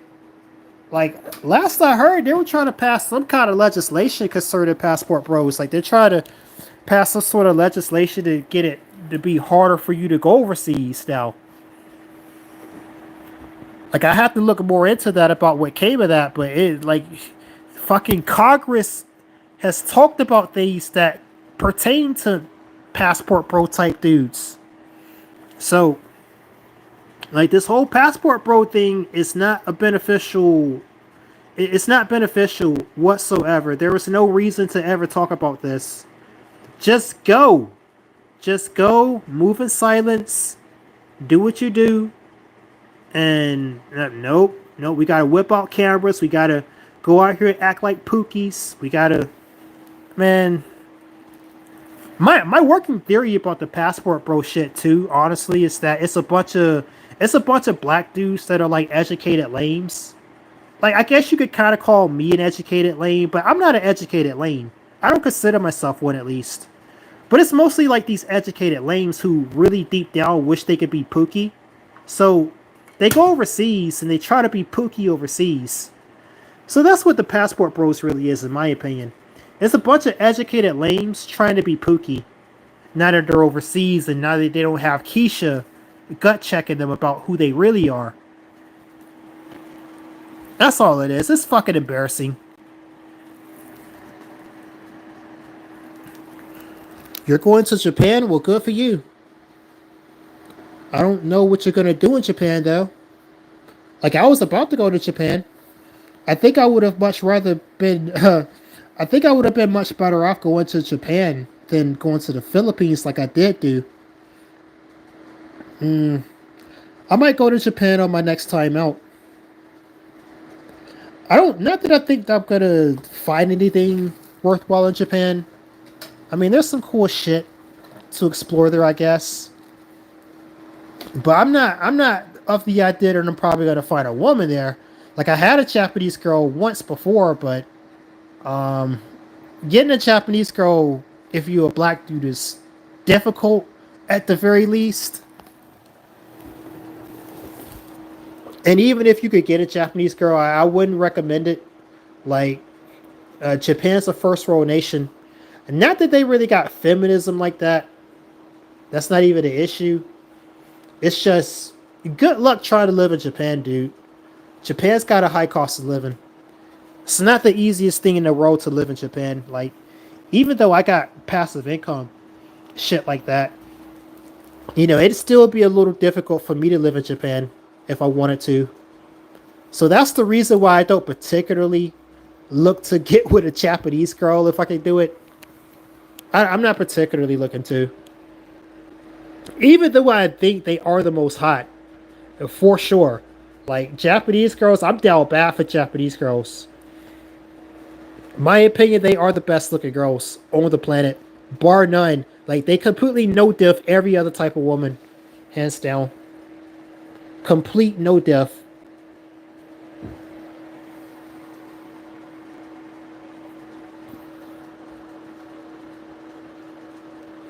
Red pill in the wind says they are chasing the sun. What does that mean?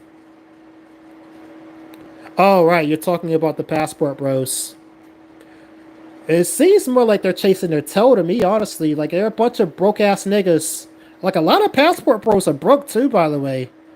Like it's literally guys that will work a job for like a period of time. Like they might work for like 6 months or some shit, save up some money, and then they'll go spend all the money overseas, and then come straight back and do it all again, over and over and over. Like, bro, that is a complete waste of time. What are you even doing at that point? Like you've planted no roots where you're going. You've got no passive income. You don't have any kind of means to stay there permanently. I think that's actually a waste of time. Like, I don't know, shit. You come out better. Maybe geomaxing within your own country, because that's something that a lot of guys do currently that I don't think gets talked about enough. It's that yeah, you can't just geomax or passport bro within your own country. I considered that for a little while, but it's like, nah. Do I want a white girl? I don't think I want a white girl. Because that's what it would have to be. I really don't think I want a white girl. Like, unlike a lot of ninjas, I'm not really that sexually attracted to white women. And part of the reason I'm not is because I've lived around them. Like, I grew up around white women. They ain't that special to me.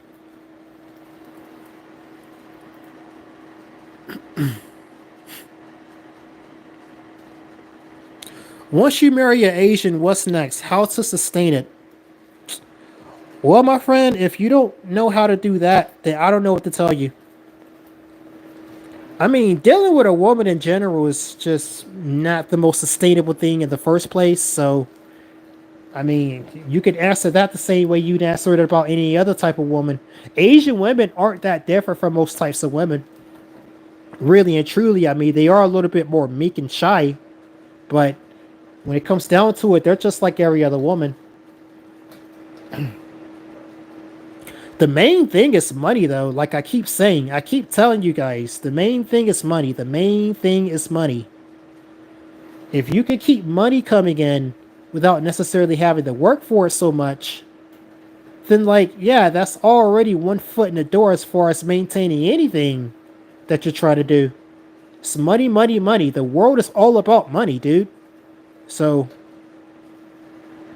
that's one way to answer that question.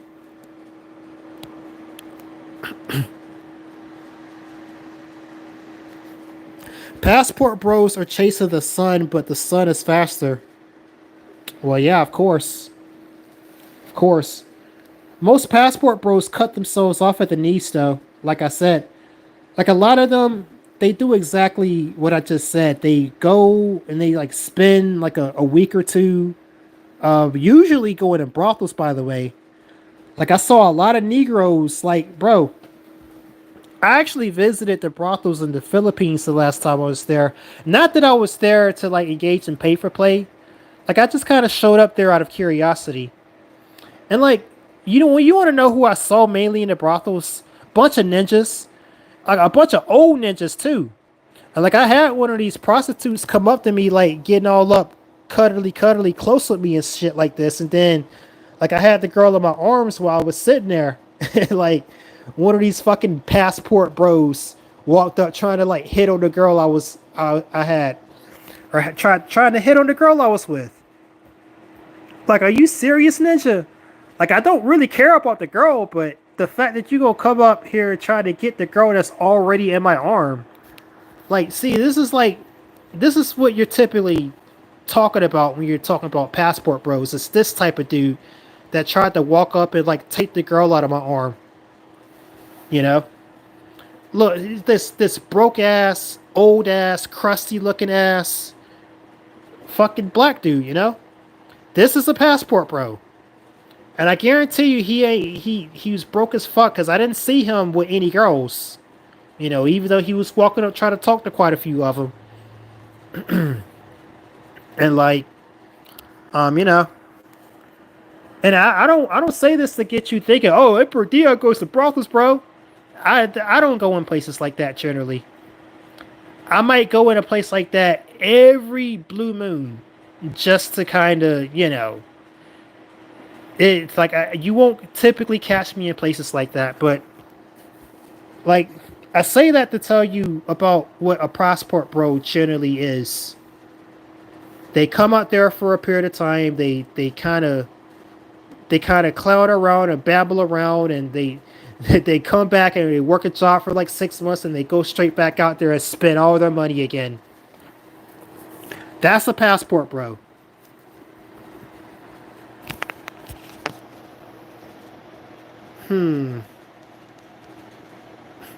Nah, I want Japanese women. Well, good luck, dude. If you a ninja, you gonna have an uphill battle with that. If you really and truly want one, you can get one. But I mean, good for you. I do think they are the most attractive. It's not that I want one, but because I do recognize there's issues with getting a Japanese woman, even if you can get one. But if you want one, go get one.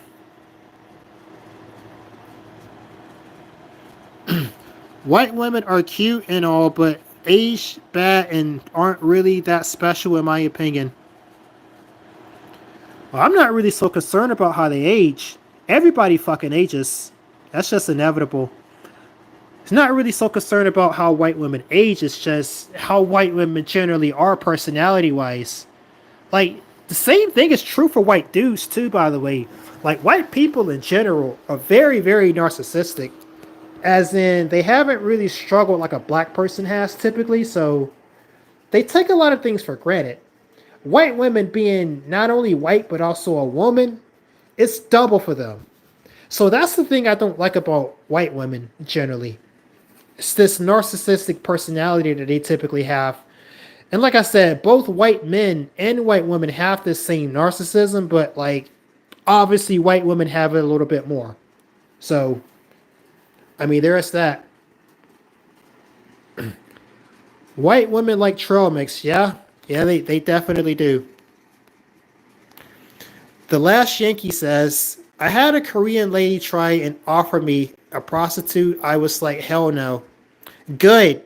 Good. Don't fucking get with prostitutes. Don't do it. Like the one time I went to the brothel in the Philippines, like I had a prostitute with me, but that's literally because she threw herself at me. You know? So LMAO, I call them black cell bros. It's the truth.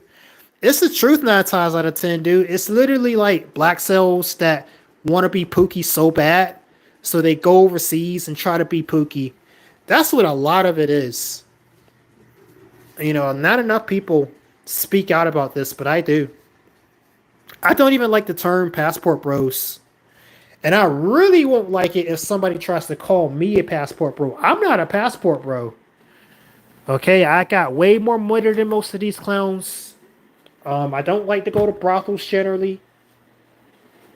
And like I'm not trying to like just spend like short periods of time in places. Like I'm trying to plant roots in a lot of these places I go to. Any opportunity I can find to like plant roots, like I had somebody tell me about how I could get like a cheap place in the Philippines if I wanted to. I considered it, but do I really want to be in the Philippines? I don't think I want to be in the Philippines. But some guy I knew a guy that kind of let me in on how to do that if I wanted to. I don't think I'm gonna do that though. But like this is what I go overseas for. I look for opportunities to kind of plant some roots and stay there. Like it wasn't part of my plan for me to be back in America now, even. Like I said, I'm just back here, see if I can get a job real quick, make some money real quick, and be back out there. That's what I'm trying to do. That's all. Joey says, if I had the money in 2020, 2021, I would have speculated passport maxing, but post 2022, nah, passport maxing is off my list. Well, why? I don't know why you would have tried to do it in 2020. Like, dude, I was trying to go overseas in 2020. You couldn't go overseas in 2020 because of COVID, which I don't know if that word is still flagged, by the way. But yeah, COVID was going on 2020 and 2021. You couldn't go anywhere. Like I tried. I was looking for all kind of loopholes to try to leave the country back then, and honestly, God, maybe I'm a little bit thankful that I didn't leave the country in 2020 because I wasn't as financially ready in those years as I would be now. I wasn't as financially ready, but you wouldn't have been able to go anywhere basically in 2020, though. Definitely not.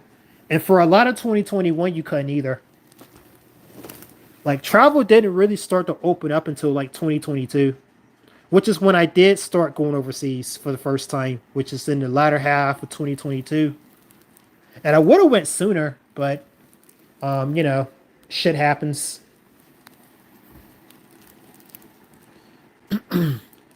Chestnutters says, "Oh, by the way, Chestnutters, I caught you saying some bullshit on my channel before. By the way, watch your mouth, dude.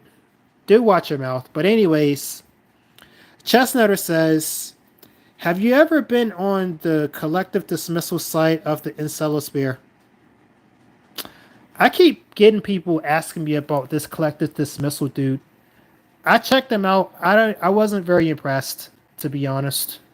Like I don't know what I'm looking at. Is this like another JBW sitting here talking about Inkwell type shit, even though he's not an Inkwell or it's never been an Inkwell? Like that's the impression I get out of it. I don't know. I kind of don't take most JBW seriously. Like there's some JBWs that I can tell are actually going through Inkwell shit. There's some I can tell, but there's not a lot of them. Like Raymond. You guys know Raymond Thoughts and Mine. Like I definitely believe he's going through it for real. I believe that. I believe it with a guy like him. But like most JBWs, nah, you guys are just low IQ generally. You don't know what to do with your JBW card. And even in the case of Raymond, I think if I could trade bodies with Raymond, probably I could probably figure out what to do if I were him, too. Even so, it's hard to really take JBW seriously on this type of thing. Really hard.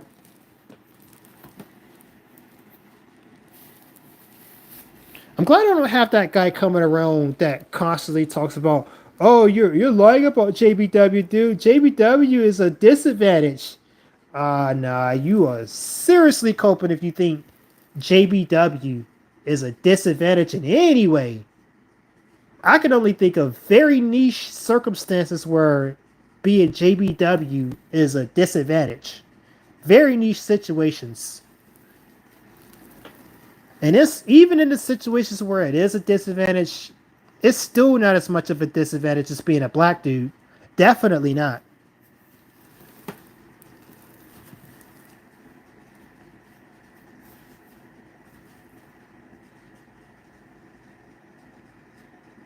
Yeah. Yeah, Joey, same. Same. You get it. You get it. I don't like to be like talking about race. Like I don't like to talk about race generally. Like I don't like to call people out about their race. I don't like to focus on race. And I try to tell people all the time, it doesn't matter what your race is.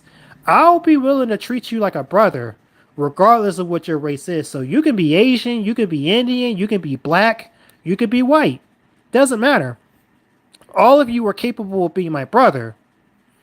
But there's certain qualities inherent to being a certain race too. So in the case of like being JBW, obviously you're gonna have an easier time getting ethnic women, generally speaking. What it is that a lot of these guys are so wrapped up in their whole white race shit that they don't even want to just cut that shit and get with a brown woman. Like, how can you be so narcissistic that you're willing to sit there and suffer and be an inkwell instead of just going to get a brown woman? Like, shit, dude. I don't understand that. And it can make a black dude mad too, because like black dudes generally will get with anything. Like black dudes usually ain't got no racial preference. So to see a white dude sit there being picky over like some good looking women that he could get with, yeah, that's gonna piss a black dude off real fast. So, like I said, I don't like to focus on race. If you're, it doesn't matter what your race is. You can still be my brother, but there's still certain stuff like this that is true. It's generally true. You know, that's all it is.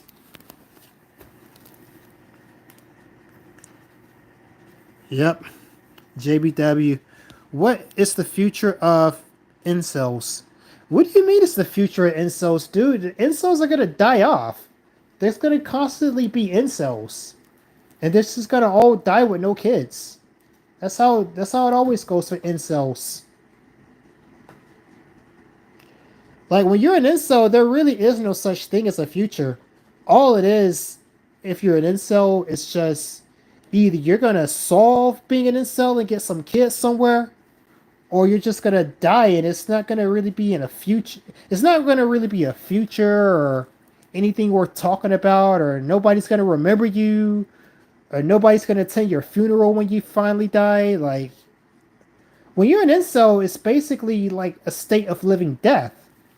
Like my one of my more recent monastic videos talking about a concept called living death. Like that's what insultum is. That's what insultum is.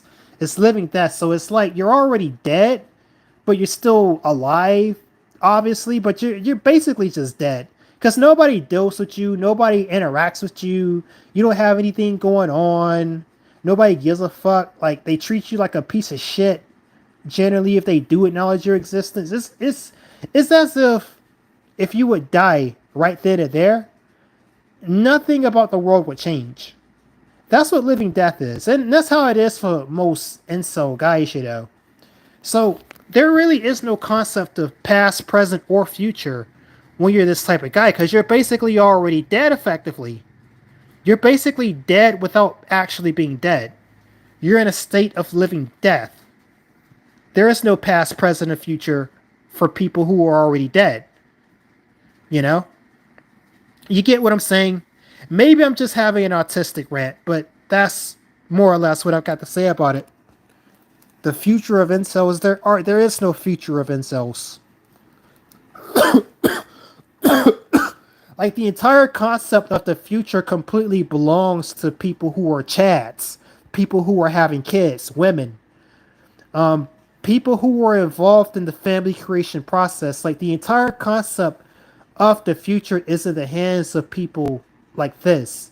It is not in the hands of incels. The future belongs to women, chats, people that are involved in the family creation process. That is who the future belongs to. There is no future for incels. The entire point of being an incel is that you've got no future.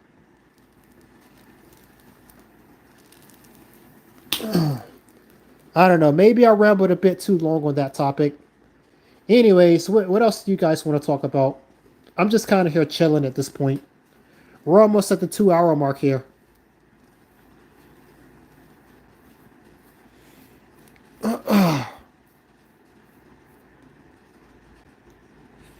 Yeah, actually, I'm still waiting on a call back from.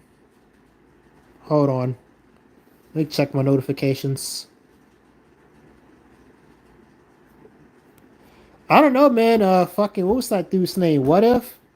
Yeah, I think What If might be right, though, about how it might be kind of difficult to get a trucking job even today. Like, wow, I never thought I would see a day when it'd be difficult to get back into trucking. Like, trucking, like, that's the whole reason I got into trucking. Is that it wouldn't be difficult to find a job whenever I needed one. But shit, I've already put in, like, several applications, and I haven't really, like, yeah, I did get a couple calls here and there. Like, I've gotten some attention from recruiters and some companies, but nothing really concrete is set in yet. Like, nobody said, oh, yeah, we got this terminal over here at this location. We can fly you out here and get you into our orientation by next week. I've had nothing like that so far. And it used to not take long for you to get like a pretty solid call back if you're looking for a trucking job, you know. So I think maybe dude wasn't bullshitting. And yeah, everything's kind of feeling the squeeze as far as like job opportunities right now. And if that is the case, well, fuck, you know, I might have to stay here for some months and just kind of slowly grind it out with my investments and hopefully get back up through that. Like I'll get there eventually. It'll just take longer, but you know, I'd much rather get a job and make the whole saving money process faster. I'd much rather do that than sit here and have to wait longer.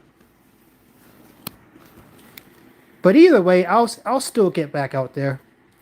I'll still get back out there either way. I got to get out of this fucking country though. I can't take it in America, dude. I literally can't. Like I haven't even been back here for a whole day, and I already feel shitty. Just fuck it. Oh, America is not it. Can incels use AI to come up? Like, what are they gonna use AI to do though? Like, what do you mean come up? Like, get an AI girlfriend? Like, I think that's what most of them would use AI for if they use it for anything.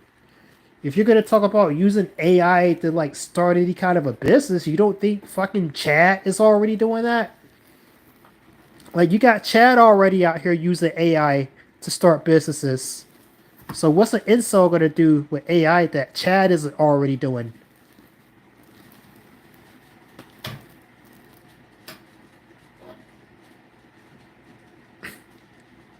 Nah, man. Make AI women and sell it to Simpson. No, I don't agree with that. I don't think that's a good thing generally for people to do stuff like that. The whole AI girlfriends thing, I'm sorry, that's a step too far. That is a step too far. I don't care how bad it is to do it, real women. AI girlfriend is just it. That's too far out there for me personally. Like I'd never do it. Or the only way I maybe would consider AI girlfriends is that if they made it advanced enough to where it's basically human like. Because the shit they have right now, I'm sorry, like with ChatGPT for instance, like ChatGPT is pretty good, but even like ChatGPT level would not work for me. That wouldn't work for me. Like I'm saying, it would have to be almost completely indistinguishable from a human in every single fucking way. And it would also have to have a physical body too. If you could get it to that stage, that's the only way I would consider that type of shit. So, the shit's not for me. And personally, I kind of turn my nose up at anybody that does use that bullshit. Like, I don't know, maybe TFM gave too much of a bad taste in my mouth for the whole AI girlfriend concept, but I'm just not on board with that shit at all. At all on any level. I honestly too, you guys, if you guys are ever like friends with me or something like this, and you told me that you got an AI girlfriend, bro, I'm gonna give you the double take. I'm gonna give you the double take, and then I'm gonna start to question why are we friends? Like I can't take you seriously if you got an AI girlfriend. I'm sorry, you better keep that to yourself if you're ever friends with me, because I won't be able to take you seriously,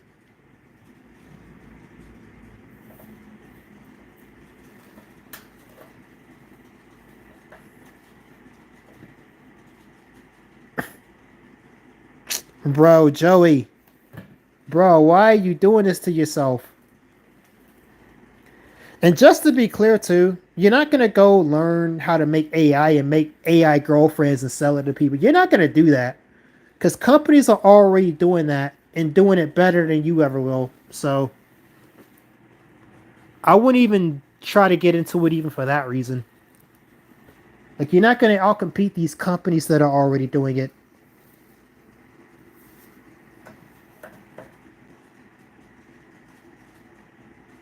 Oh yeah, you just messing around. Well, you never know. I've seen it. I've definitely seen people that are out here doing this and they're completely serious about it. Like fucking TFM. You guys know TFM? Turd Flinging Monkey? Turd Flinging Monkey? Like, probably you guys don't know of him, but like, he was the first person that I really saw going hardcore on the AI girlfriend shit. And he was doing this back in 2017. So it's been a while ago, but, you know, he was real big on that shit. And even back then, like I just, man, I couldn't take him seriously after he started doing that shit. I had a lot of respect for him, but I couldn't take him seriously anymore after that.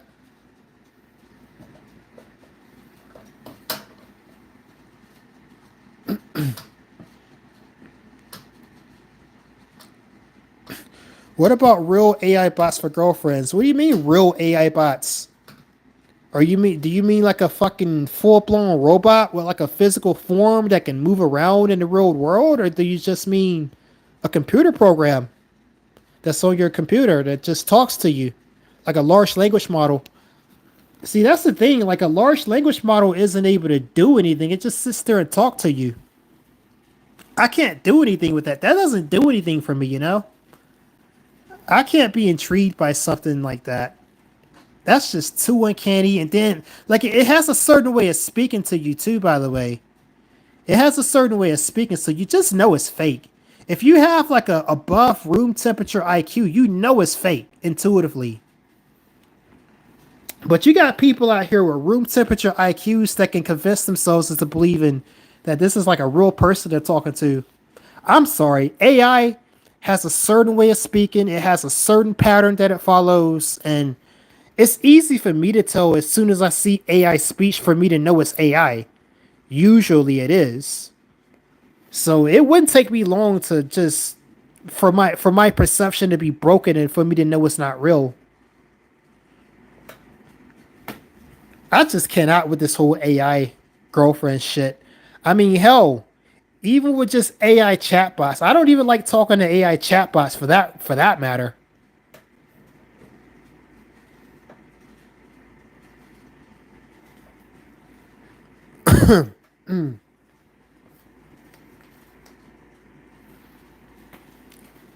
I got 10 people in here watching. 10 people. Wow, I'm impressed. I'm impressed that we actually got 10 people on this channel. That's good enough for me.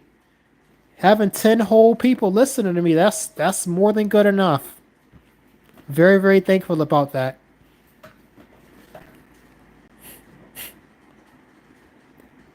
I remember TFL was all it's so about extreme way back in the private Black Pill days and talking about dolls and stuff.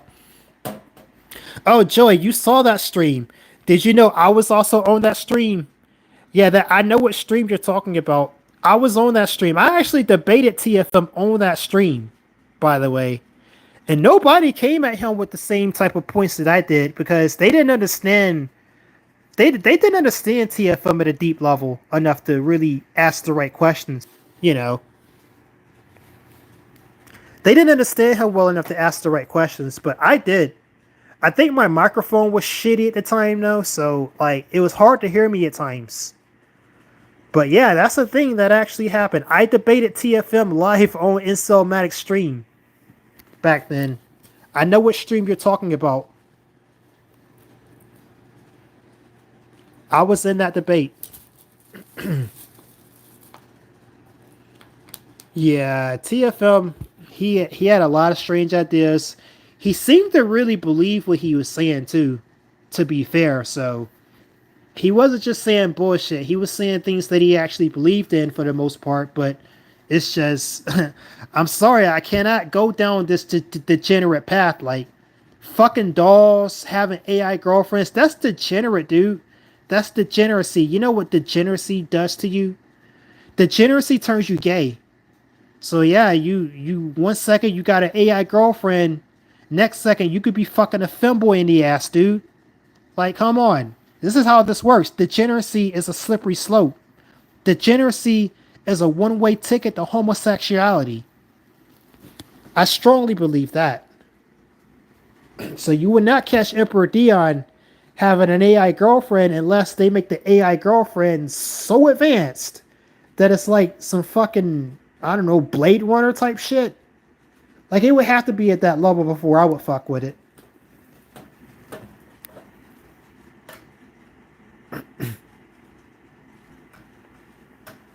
Yeah, Chad Rodriguez, I was on that stream.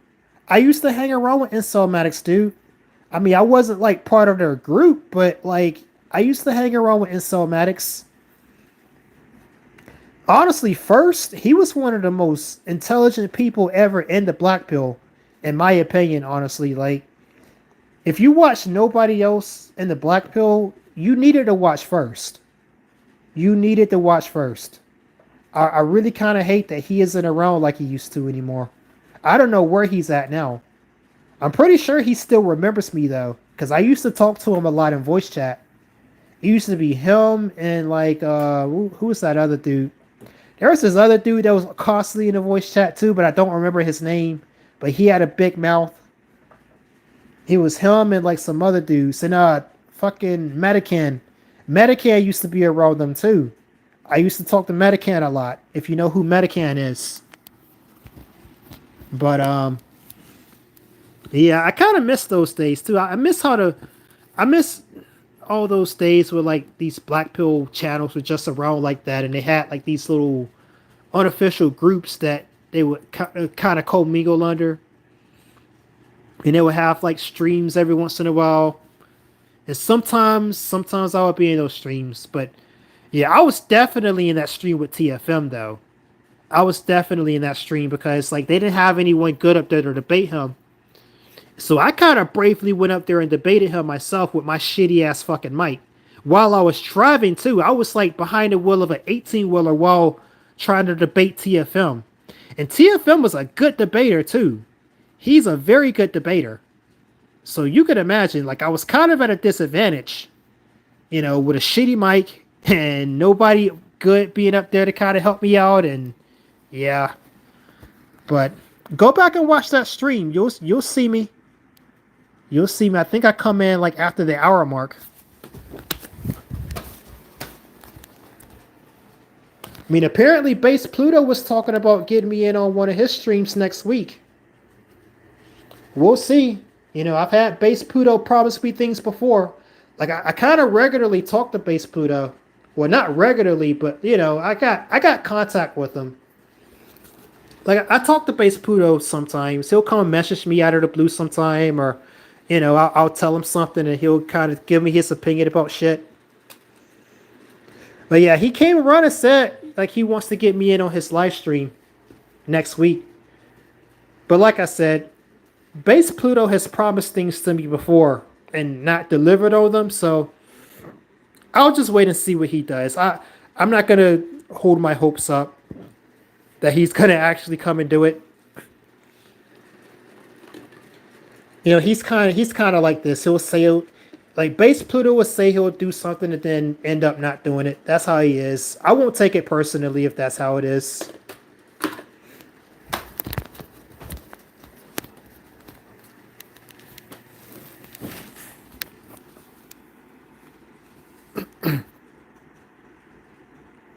Jamil the King is the goat in this space. No, the fuck he isn't, dude.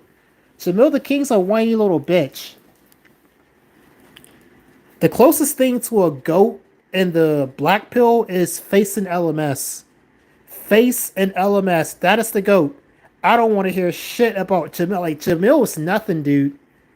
Jamil is fucking nothing. Jamil's just a whiny little fucking bitch that don't do anything that he could do to improve his situation. He low IQ, he a bitch, he whiny.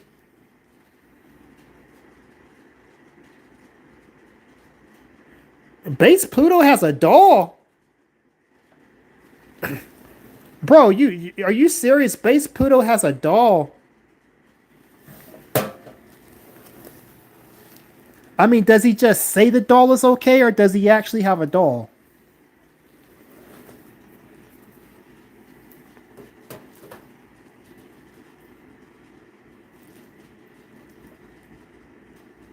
Nah, man, James Lund, you are on some bullshit. You are tripping if you think Jamil the King is a fucking goat of anything. Jamil the King isn't even the goat of his own life. Clearly, what is he the goat of? Now, if you want to talk about goats, let's talk about Facing LMS. Let's talk about Rehab Room. I consider him a goat. Let's talk about First from Insolmatics. I consider him a goat. There's a lot of like more obscure people I can bring up too, by the way. Whether you guys have heard these people or not, but like I used to really like this guy called Ginger Cell. He made some videos for a little bit. Not that long, and he didn't make that many, but he made some very insightful videos. You know. And I think his channel got taken down because I couldn't find his channel anymore. I was gonna archive all his videos, but yeah, Ginger Cell, I wouldn't call him a goat, but he was a very good one. Savvy Guy, man, Savvy Guy is not a goat either. I'd consider Savvy Guy closer to being one than Jamil, though, definitely. I don't consider Savvy Guy a goat.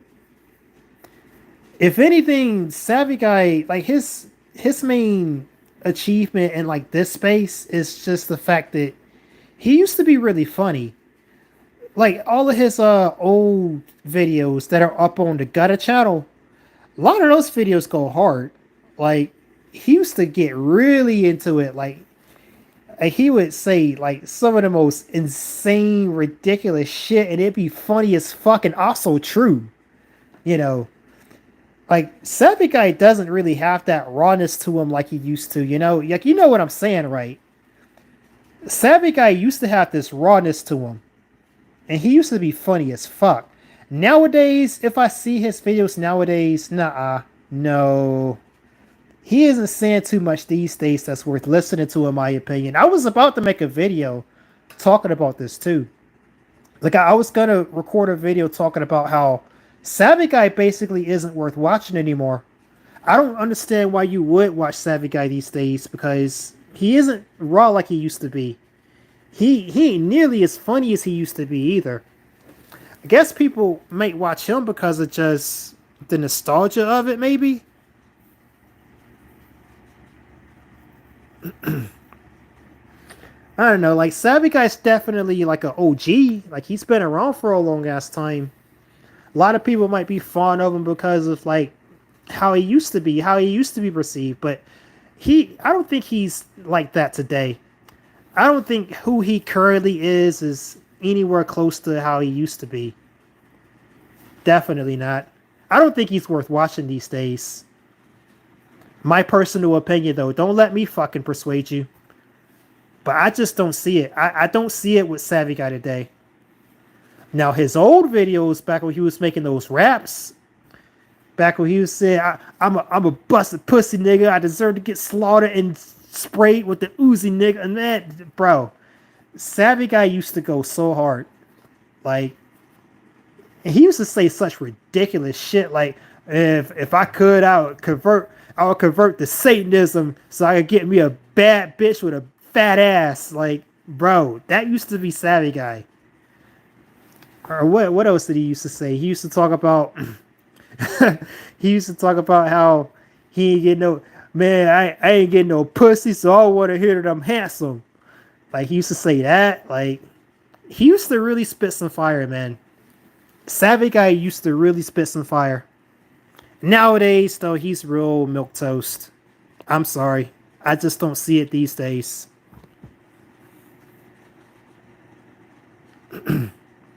Yeah, Savvy Guy, I mean, to be honest with you, I ain't far from Unk status myself. I'm not that far from Unk status myself, but I'm most definitely not going to end up in Unk. No, I'm going to have some kids. Either soon or later. Sooner or later, I'm going to have some kids. I'm not going to be no Unk. Hell no, fuck that. Sell my shoulder shit. Like, man, Savvy Guy. Nah, even back in the day, I didn't really watch him like that back in the day. But I could see definitely watching a video of his every once in a while back then. But I just don't understand why people watching today. I'm sorry. Savvy Guy, like, he gives a lot of advice today, but Savvy Guy is not somebody you should be taking advice from either. Because, like, do you want to be Savvy Guy? Do you want to be Unk like Savvy Guy? Do you want to be out here with no money and no pussy and complaining about it still to this day? Like Savvy Guy, like, he doesn't complain nearly as much as he used to, but you don't want to be Savvy Guy, so you don't take advice from somebody you don't want to be. Like, a lot of people might try to say that about me, but I've got quite a few things good about me that you might want. So do listen to somebody like me. You should listen to somebody like me. Shit. You should listen to somebody like me, but don't listen to Savvy Guy because Savvy Guy has not proven in his own life that he can set a strategy and live by that strategy and get good results in life. So don't listen to any advice from Savvy Guy. That's my recommendation to you. Because he gives a lot of advice in his current videos. Don't listen to that nigga. Don't listen to him. He ain't nobody worth listening to for advice. If anything, you should watch him as a cautionary tale of what not to do. Don't, like, whatever the fuck Savvy Guy did to get to where he's at now, don't do that. And definitely don't become an automotive technician. Because that's a waste of fucking time. The industry's going such a direction that that's going to be not a good job, basically. Yeah, I don't know what else to say about that. But anyways, yeah, Face was the father of the lot of us. He was definitely Face in LMS was definitely the godfather of the black pill, hands down. Like like his videos, his original What Attracts Women videos, that's the Bible of the black pill. That is the black pill Bible. Am I still in it? No, nigga. No, nigga. I just said I'm in America. Also, I wasn't in Indonesia. I was somewhere else.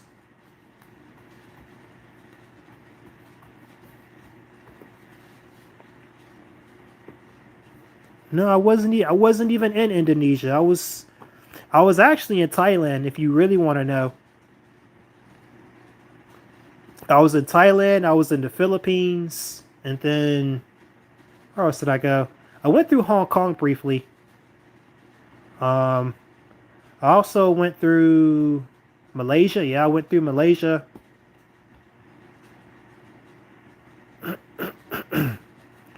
Oh yeah, Joey.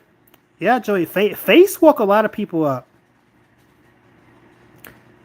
Like I said, Face he made the Bible for the black pill basically, and he is the godfather of it. I really hate that he isn't really around making content anymore, but that's who it is. That's the godfather. That's the goat. If you really wanna have a discussion about a goat, it's Face in LMS. It's definitely not no fucking Jamil the King. Like that made me mad. Like Jamil the King, fuck that dude. Fuck Jamil the King. He ain't no goat or nothing.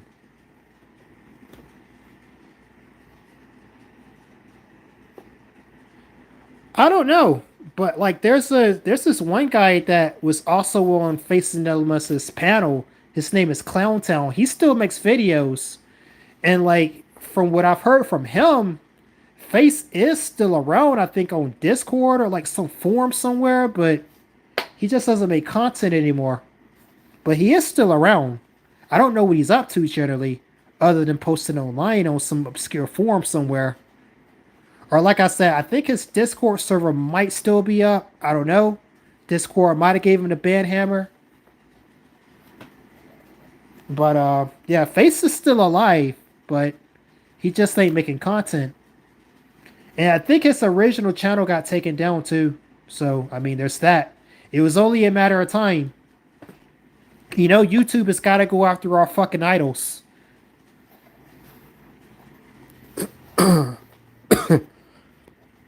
And It's a great thing that Rehab Room is still around though, because Rehab Room definitely is like a miniature goat himself.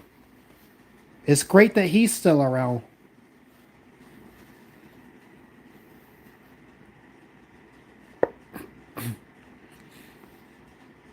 Bro, what if? What if? What the fuck? I just told you.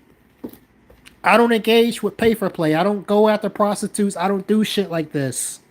No, I was not in fucking Pattaya chasing cheap meat. Okay? I wasn't in fucking Pattaya. You know, Thailand is a big country, you know. There's a lot of places you can be in Thailand.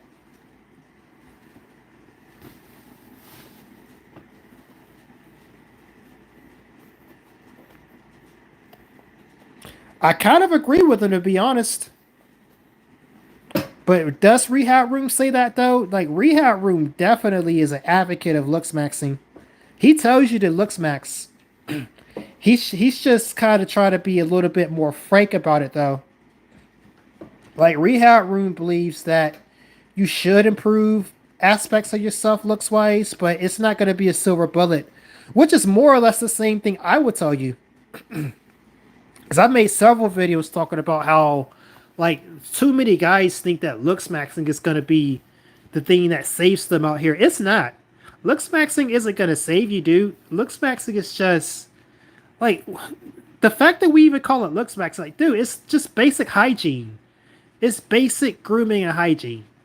Okay, that's something you should already be doing. But a lot of guys aren't doing that because a lot of guys are depressed from not getting no pussy. That's the reality of it. So, looks maxing, it's just some stupid bullshit Zoomer term. You should be already taking care of your hygiene and grooming. It's not going to save you either, by the way. I think it's a zero sum game for men to go down this meta of looks maxing. It's a zero sum game. That's not what women should be attracted to in a guy, you know?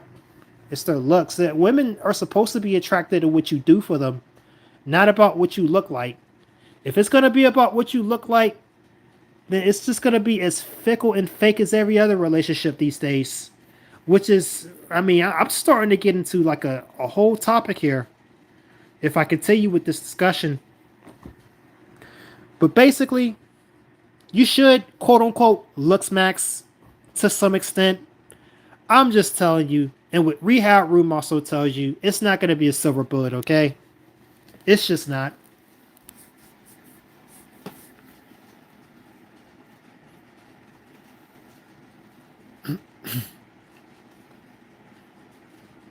Oh yeah, yeah, absolutely. The cost of being overseas is definitely going up. I would definitely tell you, because even just in between like all the trips I've taken overseas, like I kind of notice, the cost like it's still cheap, but it's going up from what it was. Okay, the cost of doing business overseas is going up. Um, so if you're gonna set your life like your life and establish your life overseas, you better do it soon. I'll tell you that shit because like places like Thailand, for instance, Thailand is not cheap anymore. Thailand is actually kind of expensive. Like it's crazy too. The Philippines is the same. The Philippines is like this shitty fucking country. Like it's dirty, it's trash everywhere. People are kind of they're inhaling toxic fumes from like old ass engines and shit. Like, bro, the Philippines is dirty, but like the cost of living there, it ain't that cheap. Like, it's cheaper than America, of course, but it's not as cheap as you would think it would be. It's because the cost of living is going up from all these damn passport bros and all these old white dude pensioners, especially. Like that's got an effect on it. All these pensioners bringing in their retirement money. The cost of living in the Philippines is definitely a lot more than it used to be. Definitely. It's not that cheap to be in the Philippines anymore. And on top of that, it's a dirty ass third world country. So imagine that. Same thing is true with Thailand. Thailand's a little bit nicer, but it's still a third world country and it's not that cheap. Anyways,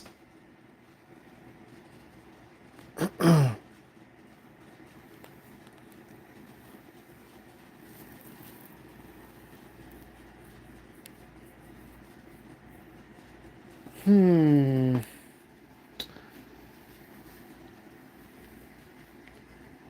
So, anyways, have you guys? By the way, like fucking, I'm kind of mad. I'm kind of mad that people aren't watching my fucking gold pill videos, because that is at the end of the day the main point of this channel is the gold pill videos. Like I just redid my essence of the gold pill video, the first one I made. I just redid it, updated some things, made it a little bit nicer. Made some pretty good edits to it, and nobody's fucking watching it. You know, or maybe a lot of you have already watched it anyway, so it's kind of just whatever. But yeah, I noticed people don't really watch those videos, but that doesn't matter. That doesn't matter. I'll keep making gold pill videos regardless, because it's my pill. I came up with it. I'm gonna claim it, and the only way for me to claim it is for me to keep making videos about it.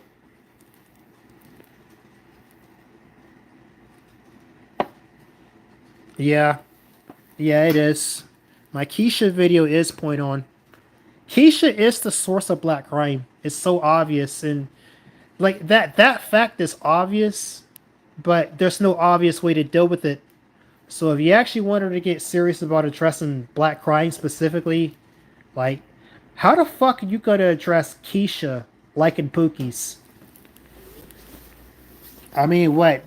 You can maybe I don't know. There's no way to really deal with that. It's the whole point of the video. How are you gonna address Keisha liking pookie ass niggas, dude? Like, I'm saying, like, there's no real way to deal with that. But it is the problem. It is the solution. Like, it is the reason for black crime, for the most part. That's why black crime is so specific too. Like, there's very specific things that black folks do crime wise. The reason for that is because of Keisha. Like, Pookie is always doing certain shit.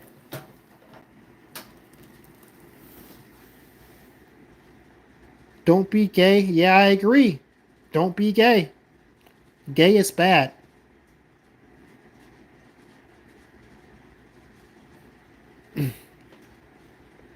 What if says, no hood rat woman gave me time of day because I'm not a thug? Well, are you sure it's because of that, though? It might just be because you ugly. You know, a lot of black women are very brutal about the whole... A lot of black women are brutal about looks, dude. Like, if you just not attractive, black women are the first women to let you know. And they'll be very blunt and direct and honest about it, which is just like, what the fuck? They do that because they're mean spirited, though. They're not doing it because they're honest. Like, black women, Keisha, are not honest women at all. They're doing it to be mean spirited, is what it is. So, you know, Keisha will be the first ones to let you know you're not attractive if you're not attractive.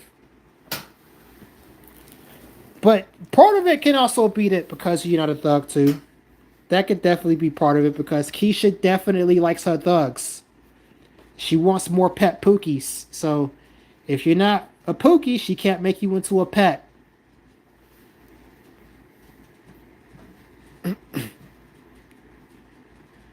I used to feel sorry for black Keishas getting beaten up by their thug roam. Thug roam? Holy shit. You said thug roam. That's a funny one. I might start. You know what? What if I might steal that from you? I might steal that term. I'm going to start saying thug roam. Getting beat up by their thug roam boyfriend. Not anymore. Bro, honestly, I don't know why you ever felt bad. I never felt bad for Keisha's. Maybe that's because of how young I was when I started getting grief from Keisha. Like, bro, I started getting grief from Keisha's in elementary school. It goes back to the fucking fifth grade.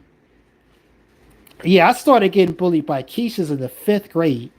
So that hatred of Keisha for me got ingrained early.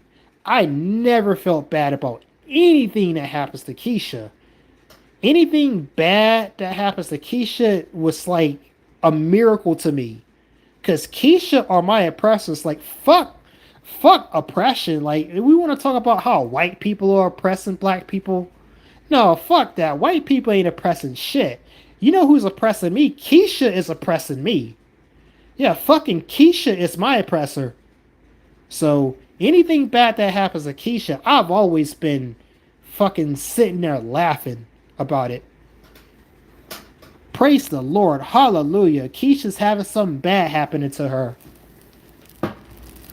It's a damn shame that I've become that way, but that's how I am. By necessity. I've been made that way. That's not how I naturally would be, but that's how I've been made. That is a damn shame.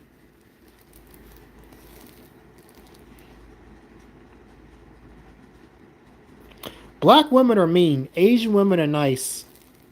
Asian women are just shy, dude. They're not necessarily nice. They're just shy. But yeah, they can be pretty nice too.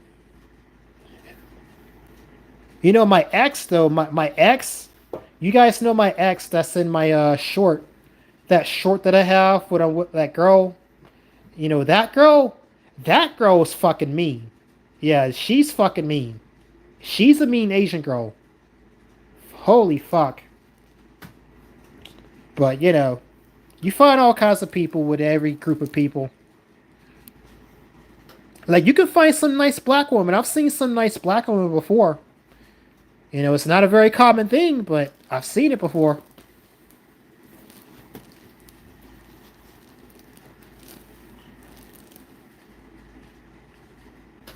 What if says, LOL, I stole that word from Inkwell community. Thug room.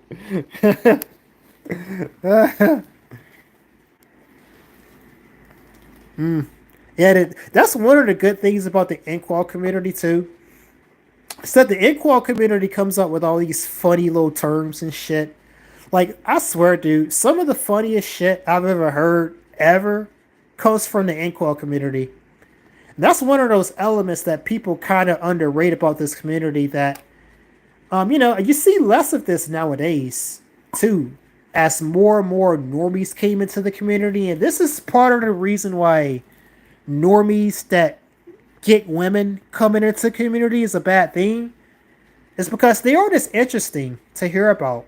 They aren't as funny. They aren't as interesting, and they're not as raw about talking about these points either, because they don't actually know. If you're not an actual inkwell, then you don't know what the fuck to even say to get the you don't know what to say to be as raw as like an actual inkwell. Is what it is. So that's why it's a bad thing for all these normies to come in. That's what I told Javal the Doomer. Like Javal the Doomer is an example of like one of these guys that isn't exactly inkwell, but he comes into space. You know that's part of the reason why the culture just kind of gets diluted when you get too many guys that are actually inkwells in the inkwell community. You know, never mind the fact that it's literally called the inkwell community, so there should obviously be inkwells in it. You know, but anyways, that's just my opinion. I'm attracted to only Asian women. Same, same. So you must be also a masochist. Because if you're a black dude that's only attracted to Asian women, you're going to get a lot of rejection. And you're going to get a lot of disappointment and just stupid shit being said to you. You know? Not even by just Asian women, but just by people in general. The people act like black dudes can only like black women. When I've never liked black women. Never. Because I've been mistreated by them from such an early age. So, you know, I only like Asian women. Asian women seem to be the only thing that really does it for me. Like, that's the only group of women that I can get hard to, that I can conceive of sticking my dick in. Like, shit, that I can conceive of making a life with long term is an Asian woman. I don't know whether it's just they cute, I just like the way they look, or I just like the way they kind of behave to each other. Like, I could only really get it in for Asian women. I couldn't even imagine, bro. I literally cannot imagine. I cannot imagine being with a black woman. Bro, what is that even like to be with Keisha? What is it even like to be with Keisha? Hell, I don't even want to know what that's like. But I can't even conceive of what it would be like to be in a relationship with a Keisha. Fucking hell. Like, there's nothing about Keisha that's appealing. Even when they're nice to you, usually. There's not much about them that's that appealing because, like, even when they're nice, Keisha tends to not be very womanly a lot of the time. Whereas Asian girls are very womanly, generally. So, you know, it's that has a lot to do with it. Why I like Asian women so much. Said these are the only group of women that I seem to really see as women. I don't see Keisha as a woman. I see Keisha almost like a dude, to be honest with you. You know? So, anyways, there's that. Joey said, I hate it when the terms get mainstream. Yeah, me too. The black pill definitely went mainstream at this point. That's why it's not as cool as it used to be. It's hard to find people that are really keeping it real, keeping it raw, that are funny, that are saying really insightful shit because they actually live the stuff that they're talking about. So, anybody that lives what they're talking about can say things about it that's interesting. But once you get the black pill going mainstream and you got all these grifters and people that are just faking it in here, it's just not that cool anymore, dude. So there's that. The black pill is kind of gone at this stage, all because of that. Mm, mm, mm, mm. Joey says, I see the relationship between my single mother minded mom and my boomer simp father and realize it is bad deal. Good God, man. Holy fuck. I'm so thankful that my mom is not a single mom. I'm thankful that my mom isn't the average black woman, for that matter. Holy fuck. Man, I think I would be dead if I had to have a mother that was a Keisha. If my mother was a Keisha, man, oh my God. I don't know how I would have made it. I probably wouldn't have made it if my mom was a Keisha. You know, it's not that I talk about the deal with me that much. I try not to talk too much about my personal life, but more or less the way I grew up. I had two women that I kind of saw as a mother. There was my actual mother, who was not a Keisha. My actual mother's not a Keisha. She is a black woman, but she just doesn't act like, Keisha. But then there's also another woman that I had that I saw as a mother. She was a white woman. So, I was kind of low key raised by my white mother and my actual mother. And it's kind of that way for me. You know, I had a good deal. I had a good deal. Probably the best deal I could have asked for as a black dude is to have like a mother who's not a Keisha. No, my dad, on the other hand, is an asshole. My dad was an asshole. And my dad really kind of fucked me up in some ways. Really. Like my anxiety. My anxiety comes from the way that my dad treated me. That's why I got bad anxiety to this day. That's a negative. But other than that, I had more or less a good deal as far as who my parents were, you know. So I am thankful for that. And oh my God, I'm my dad was an asshole, but at the very least, my dad was not a simp. And I know what you talk about when you say simp ass father. A lot of these older black dudes, especially, are some straight simps. Like fucking like Steve Harvey. Like a lot of older black dudes are like Steve Harvey. You know how Steve Harvey is. This simp ass black dude personality. Like I don't respect that. I don't understand it. I don't like it. Man, fuck that. Now that simp ass black dude stereotype. Nah, that's not how I'm gonna be if I make it to older age. That's for sure. Mm-mm. Oh, yep, yep, you're right. Yep. A lot of these older black dudes, they'll be like really simpish, and then they'll also be like super religious. So they'll be all up in the church, and they'll be constantly dressing up like they go to church, and you know, praise the Lord, hallelujah. Even though, like, never mind that your ancestors weren't Christians. You know, Christianity is not an African religion. Neither is Islam. You know, why the fuck are you following the religion of a people who conquered you? I never understood that about blacks. Why? Why? The information is out there. You know this is not your religion. This is the religion of the people who conquered you. That is the bro, definitionally, that is the most simp like thing about black people. The fact that we're often the most faithful of these religions that aren't even ours. Like, explain to me that. Why are black people the most faithful adherents to these religions that didn't even come from our people? I don't like that. I never liked it, and I'll never accept it. I'll go to my grave saying this: black people should not be Christians or Muslims, for that matter. Now, I'll say it's a little bit better. It's a little bit better for black people to be Muslims, but even with that, I'll still say the same thing more or less. These aren't your religions, so why would you follow them? Especially with Christianity, though. Holy shit. Christianity is a complete no-no. If you are black and you are a Christian, you are an idiot. I can't say anything else about that. If you are black and you are a Christian, you are a idiot. A straight idiot.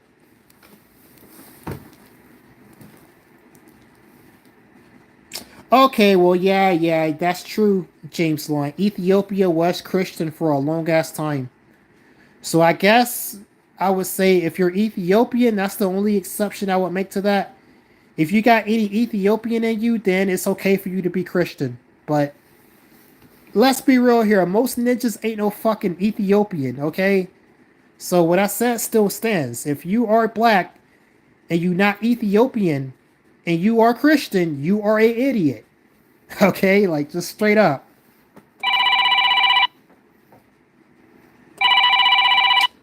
Hey, hold on. I gotta answer the phone.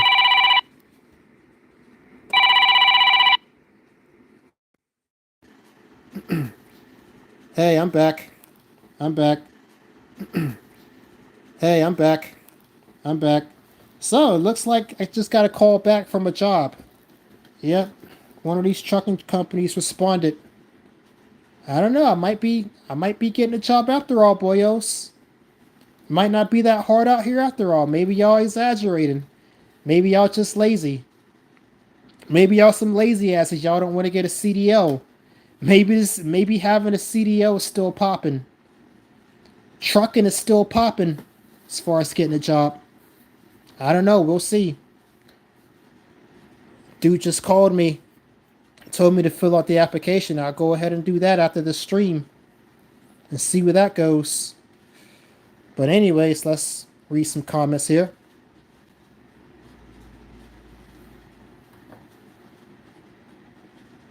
Oh, the stream is chipping in and out.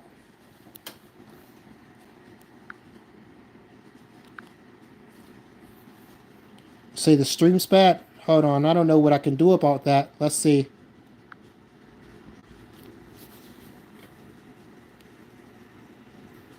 How about now? Is the stream still popping in and out? Joey,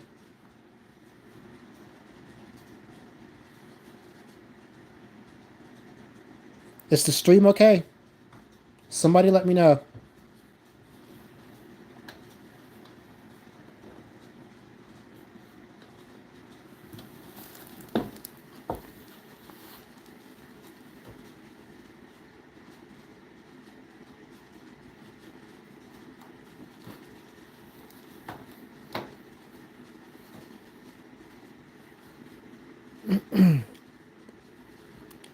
Yo, y'all hear me okay?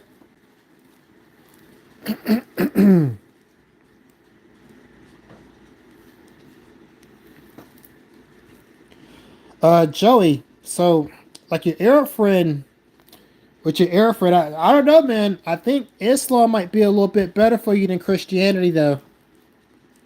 In one of my videos, I was kind of low key telling black dudes, if you're gonna do something, you probably should just convert to Islam. That's what I did. I converted to Islam. You know, I think Islam's a bit better for you than Christianity.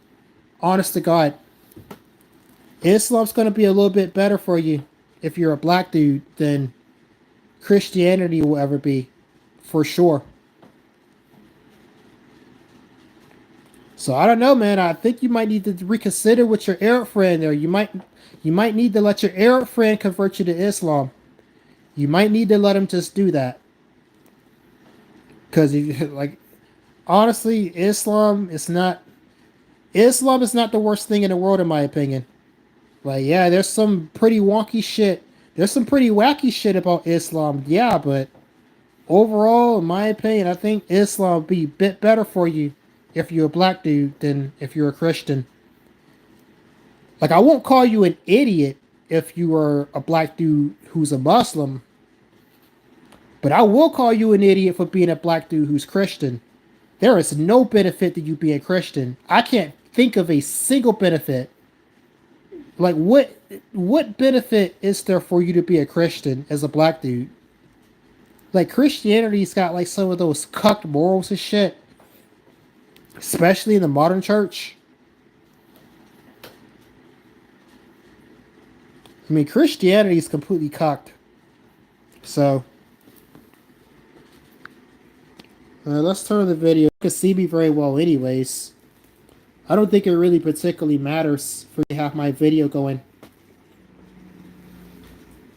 I typically keep my room very dark, anyways. I'm like, dude, I'm literally like the fucking final boss in a fucking dungeon.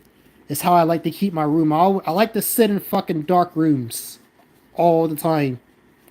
If you come in here, we're gonna trigger a boss battle. That's how it is. It's my dungeon. I don't know. I just like to sit in dark rooms. Anyways, I mean, it's better on your eyes generally to have your room dark. Maybe not to be looking at bright screens in a dark room, but I mean, anyways.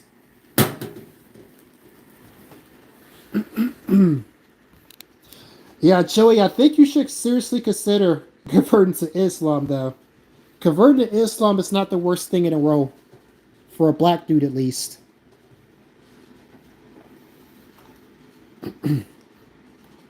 Islam in general is probably better than, like, the alternative. Like, what's the alternative to Islam? Like, cucked Western values? Like, or degenerate Western values?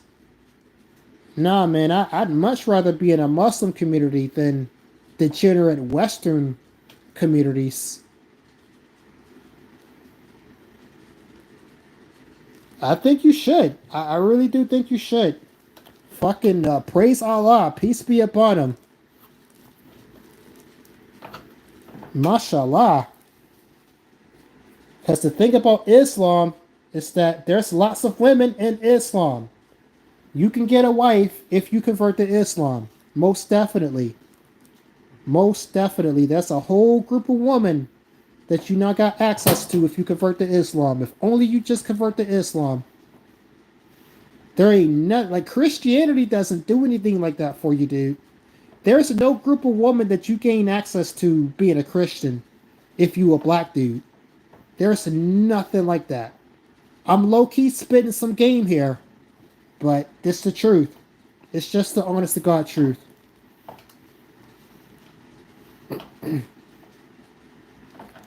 How to convert to Islam? Simple, James Lon. Simple. You have to pray, you have to get down on your knees, and you have to say the Shahada. And you have to accept Allah into your heart to convert to Islam. Obviously, I'm joking. I mean, I'm not joking. That's what they literally tell you to do to convert to Islam. But like, there's a whole process to it. Like, you gotta do what's called the Shahada. So you're probably gonna end up going to a mosque. You go to a mosque. You tell them, "Hey, I'm not a Muslim, but I would like to convert to Islam." They're gonna be like, "Okay, you're gonna have to take the Shahada," and they're probably gonna hold your hand through it too. So they're gonna tell you what to say. They're gonna tell you what to do. They're gonna guide you through it. And I think they're supposed to give you like a little certificate that says you converted to Islam too. And honestly, I think it might benefit you if they give you a certificate showing that you should keep that in your records and hold on to it. But yeah, that's pretty much how it goes. That's how I did it.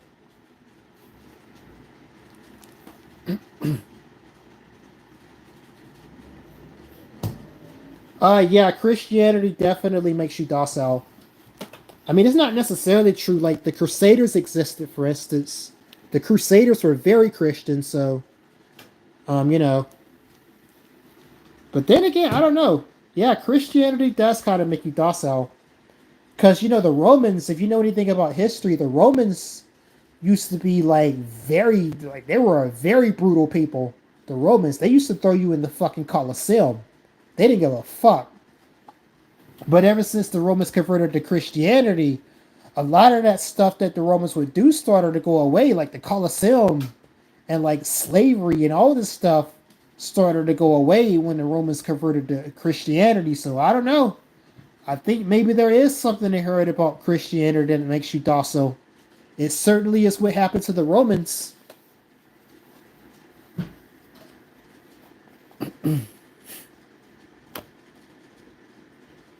Can you get the white looking muscle women? Well, dude, obviously, when it comes to getting women in general, it doesn't matter the religion.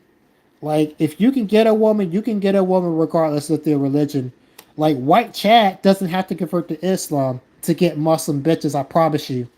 Now, he probably isn't going to be able to marry them, but, you know, the same rules that you already know about as far as getting women still apply with Muslim women for the most part. So, I mean, that answers your question. Another thing I'll say about Muslim women too, though, is that I don't know, they seem to be a bit sexually repressed. Like, I was dealing with this Muslim girl not too long ago who basically the first thing she was talking about was just fucking as soon as she met me. I never did meet her, but I got the impression that if I was gonna meet her, basically we was just gonna be fucking all day, every day. You know, I think there's a lot of Muslim girls like that generally because they're more sexually repressed. So,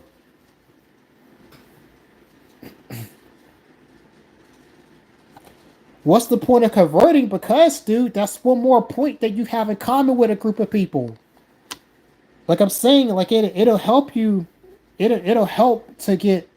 It'll help you to convert to Islam. I'm not saying it's gonna solve all your problems, but I'm just saying it'll help. And it's certainly more of a benefit to be a Muslim than a Christian as a black dude. That is definitely the case.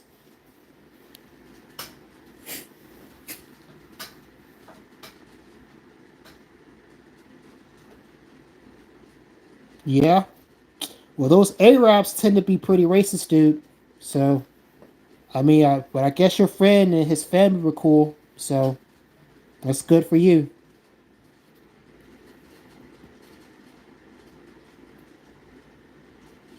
Yeah, I'm just saying, like, in respect to Christianity, it'll benefit you more to be Muslim than it would be to be Christian. I mean, honestly, dude, if you really want to get deep on this too, it'll benefit you to be religious in general than to be non-religious. Because like most women aren't non-religious, dude. Like what?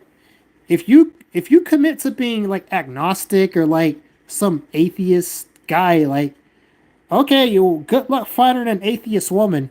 Because 90% of women are religious, dude. 90% of women, especially the women that you want to deal with, are religious.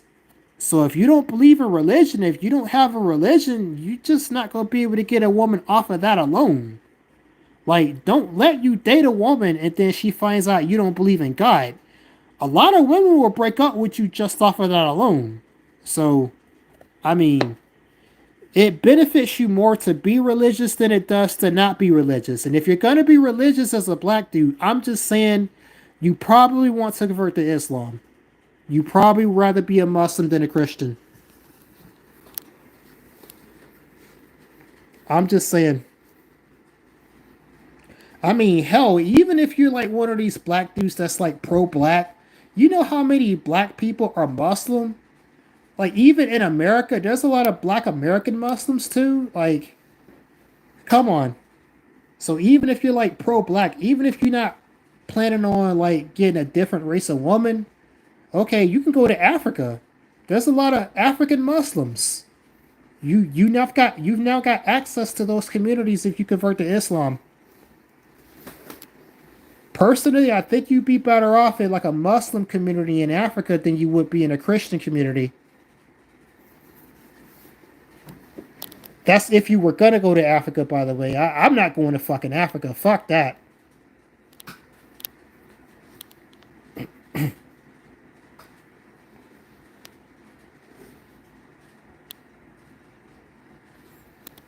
But anyways, that's just my opinion, guys.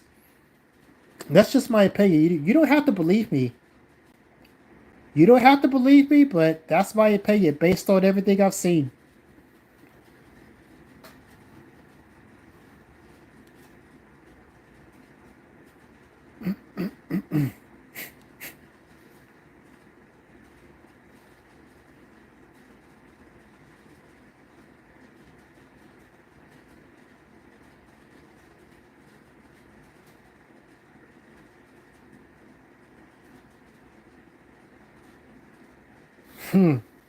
Yep.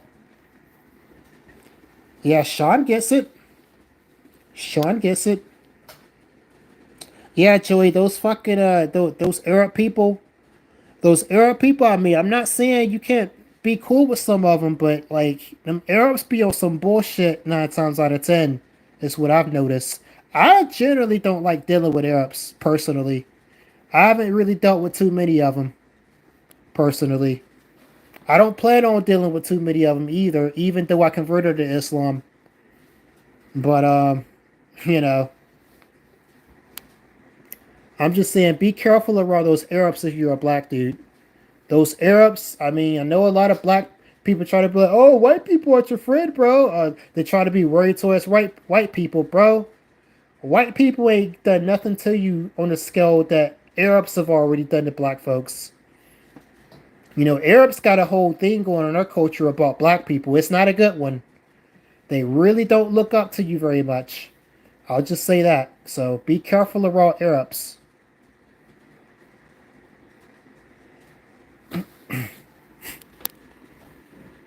I'm very wary of Arabs.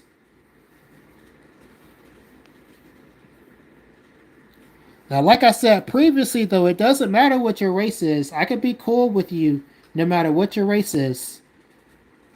You could be my brother regardless of race. But, you know, there's still like these realities sometimes that we have to deal with.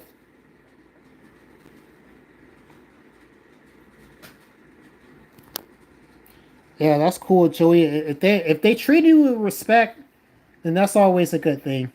You know, if you're gonna deal with people, especially people from a different culture, like it's very important that they're treating you with respect.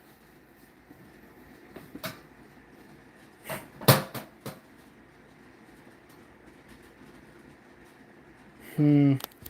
Anyways, what have y'all got going on this morning?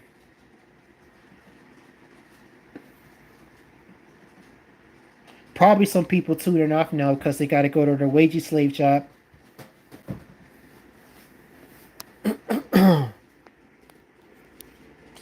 Oh shit! I'm trying to acquire myself a wagey slave job here soon. Get back to work and start speeding up this saving that I'm supposed to be doing while I'm here.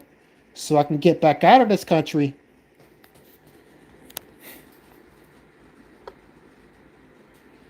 Oh, what's up, Medican? Medican's here. Haven't seen you in a while. Yeah, Medican. He's pretty dope. For some reason, I kind of find that I get along with Eastern Europeans when they're not on some bullshit. Like Eastern Europeans are some of the coolest people. When like granted, when they're not on bullshit though, of course. Eastern Europeans are some of the coolest people when they're not on some bullshit. Honestly, low key, black people like ninjas got a lot of common with Eastern Europeans. Eastern Europeans and ninjas can really get along quite well.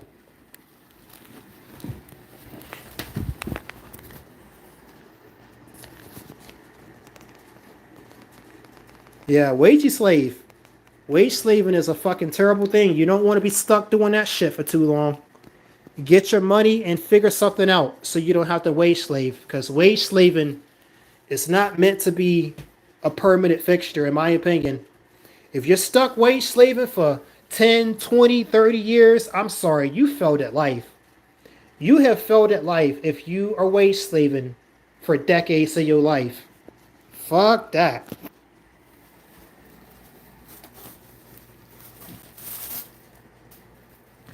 Oh, shit.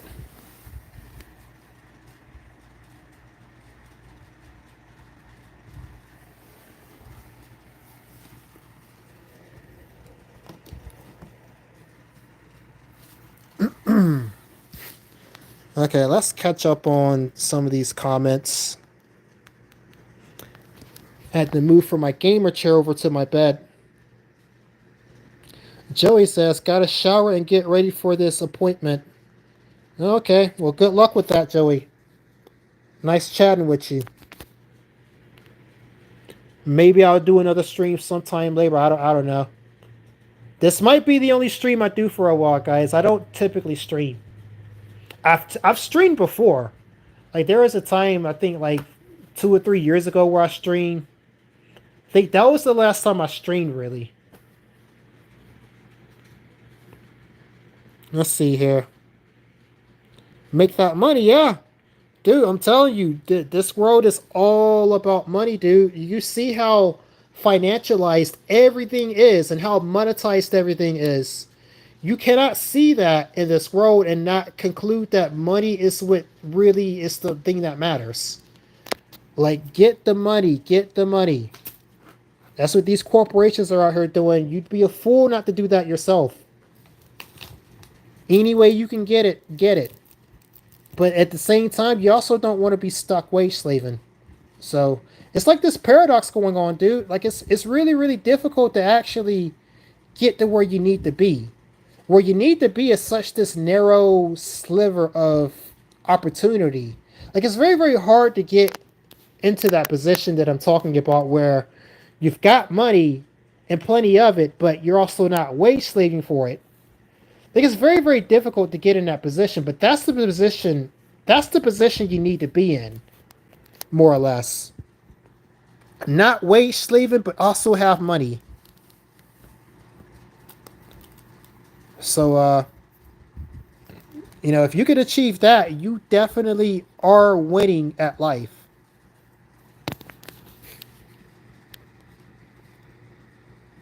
The press chat Riga says, I've noticed a lot of Slav truckers. Oh, dude, yeah. Dude, Slavs are heavy in the trucking industry, dude. I run into a lot of Slavs in the trucking industry. Yep. I mean, they're usually cool enough, too. They're usually cool. A lot of Georgian truckers. A lot of them from Georgia. You see a couple Russians. Yeah, them Slavs be driving them trucks. Definitely, but they're smart. That's smart though. Truck driving is like, dude, that's the reason why I stick with truck driving anytime I need to make money. Cause truck driving is like the easiest thing to get into, where there's always gonna be a job. It makes decent money for the most part, and I mean you're already an incel, so what the fuck? Like you might as well get in a truck and start driving, like, cause it's not like you out here getting bitches. If you do get a bitch, then shit, she can come in the truck with you. But you know, if you're not gonna be getting no bitches, you might as well get in the truck, drive, and make that money. Yeah, but a lot of Slavs be driving trucks. A lot of Slavs drive trucks. They usually had a white Volvo too. They all got the same truck. A white Volvo with like maybe they'll have a Ukrainian flag on there somewhere. I know a lot of Georgians are very pro-Ukrainian, so I mean that's understandable.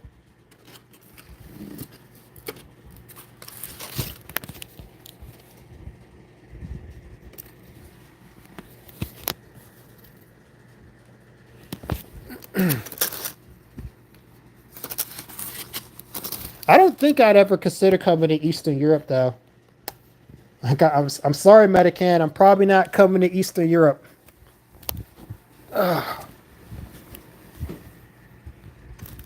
Eastern Europe, it seems like an interesting place, but I don't think I want to go there.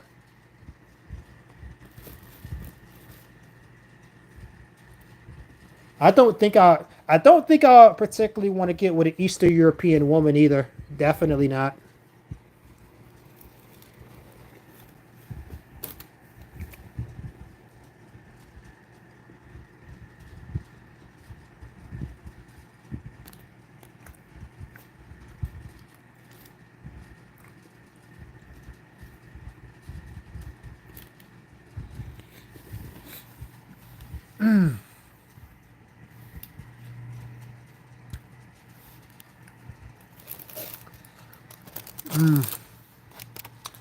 I'm eating breakfast right now, by the way. Got some pancakes and some fucking sausage patties. And that's one of the things I hate about coming back to America too, though. Like I was saying earlier, is that the food here is so fucking expensive, dude. So fucking expensive for no reason. There's no reason why food should be that expensive in America. America's got a huge agricultural industry. It's not like we have to import food like Japan or something, you know? No, America has agriculture, but for some reason, food's still expensive as fuck here. That's ridiculous. It's a scam. It's a literal scam.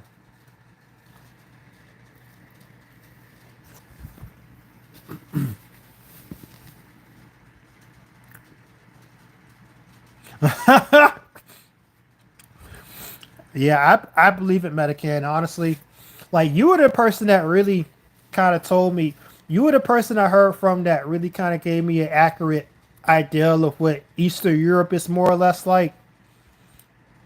But I mean, you can kind of also guess that it's the case with Eastern Europe too, considering how many Slavs show up in America or show up in the West in general. Like Slavs be trying to run from Eastern Europe the first chance they get, for the most part. It's like all the Slavs are fucking fleeing Eastern Europe. So that kind of tells me there probably isn't much there. There's probably not much reason to go there. Like even if I was talking to a girl from probably Eastern Europe or something, like hell, you know what? I was talking to a girl from Eastern Europe one time before. I was. I didn't even take seriously the opportunity to go over there though.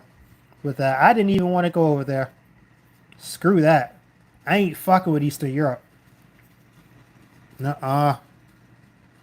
Nah, I'll go to Western Europe for the tourism and shit. I mean, there's some stuff to see in Eastern Europe too, I guess. Like I like to look at war memorials and shit like this. I like to go visit battlefields. So like I think there's a lot of shit like that to do in Eastern Europe that might make me go if I ever had the impetus to go there. But as far as like going there to try to live, no, I don't think I would do that. I mean, especially since my boy Medican here doesn't even want to be there. And he's from there, so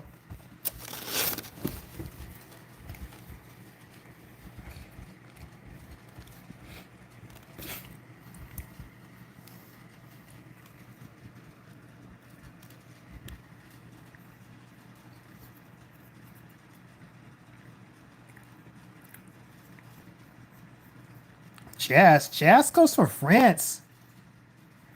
Or does France just have a big jazz scene? Who the fuck likes jazz music anyway? That's a pretty unique music taste, jazz. It's kind of old timey, but that's what's up. That's unique. At least you have a hobby. At least you have something you're into. A lot of guys ain't into shit other than trying to get pussy because they ain't getting it. I tell you, even with me, like I try to be into, I try to be into some stuff for the most part. I try to keep myself occupied with something generally, but shit gets difficult when you ain't getting no pussy for a while, you know? And it's like, even when you do get pussy, it's like it's not enough. You want more. Like, why can I get it like once a week, or why can I get it every day, or, you know? And then because you have the male sex drive, like the male sex drive is so strong that these intrusive thoughts keep coming in your head about, like, why did I get no pussy? I want some pussy. Like, goddamn, dude. The male sex drive really is a bitch to cope with in general. You know, like, I ain't gay. If I was gay, a lot of shit would be easier. But I'm not gay. I like woman. I like pussy. So, and considering that pussy is something that's not that easy to get, especially if you're like an in quote type dude, well, I feel like a lot of guys' potential is held back just from that alone. But you tell me.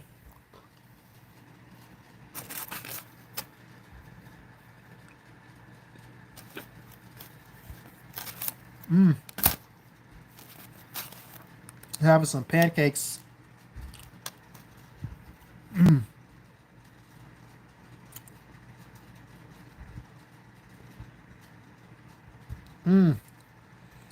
Now, pussy is literally the thing that destroys most guys' lives. As a matter of fact, that's how. Honestly, God is so bad that I'd say about 80% of dudes end up going out of this world over some pussy. Yeah, you end up in the ground over some pussy. Usually, most guys, whether it be that you got married and then your wife nagged you to death, or you got into some bad situation with a girl and then you end up losing your life from that, or the girl just puts you in a poorhouse and leads to a bad quality of life where you end up dying sooner. I mean, no matter which way you slice it, most guys end up dead because of pussy. Most guys. It don't even really particularly matter. Pussy is deadly, dude. Pussy is deadly, but also being without pussy is also deadly too. So it's like, you see the little paradox you have to face when you're a guy. You can't live with pussy because it kills you. You can't live without pussy either because that also kills you. So what are you supposed to do?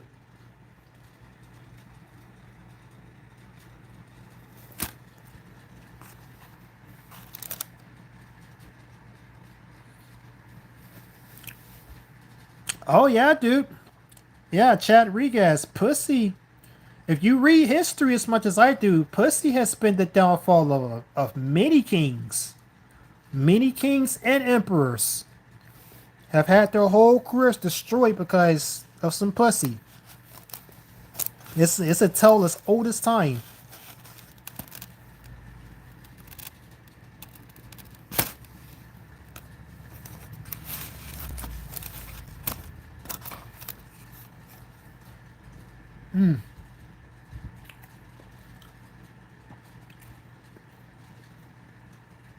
Like one story. Shit. Hold on. One story that comes to mind as far as like pussy to destroying a man's life. Julius Caesar with Cleopatra. Julius Caesar, like he got out of that situation, but like Julius Caesar almost lost his life in Egypt over fucking Cleopatra. You know, like if you actually read about what happened there, like yeah, Caesar almost got killed. He was this close to getting killed over Cleopatra. You know,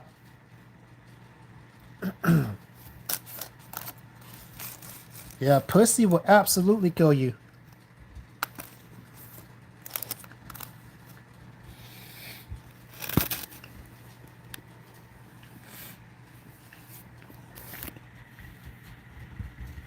I mean, shit. One of the reasons I had to come back to America to make a little bit of money is because of pussy. You know, messing around with this fucking bitch, this money hungry bitch. Wants this and that and wants this and that and fucking mad if you don't give it to her and like literally like fuck dude, like women are money hungry as shit. And eventually I just ended up cutting her loose. I ended up cutting her loose and just coming back. But anyways, yeah, Samson and Delilah.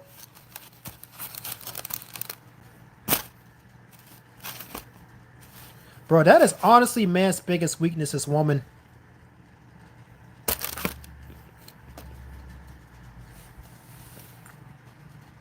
And then the depressing part about it too.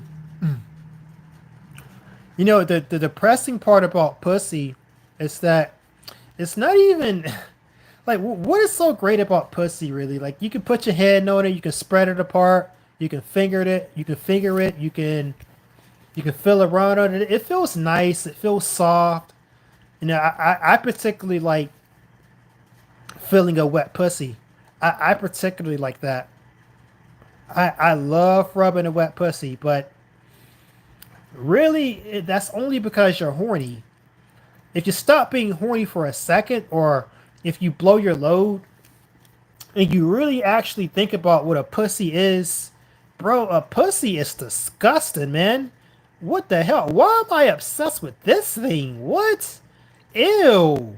Why am I obsessed with this weird little gaping wet hole? Pussy is disgusting, man, when you actually look at it and you're not horny.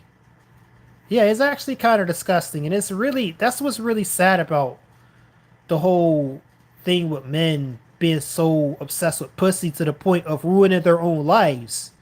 Because it's really not nothing that special, really. There's nothing special about pussy. There's really not. The only thing that makes it special is like us being horny for it in the moment. Really. I mean, I guess you could almost say the same thing about tits too. There's nothing special about tits or ass. Like this, it's really quite disgusting. If you've ever woken up beside a woman before, women they smell bad just like us dudes do. You know, all it takes is you living with a woman for a little bit for you to realize, you know what, man, it's really quite tragic how men are just completely and totally beholden to this fucking whore, this fucking cunt. Like, dude, women are fucking women are nothing special at all, at all. You know.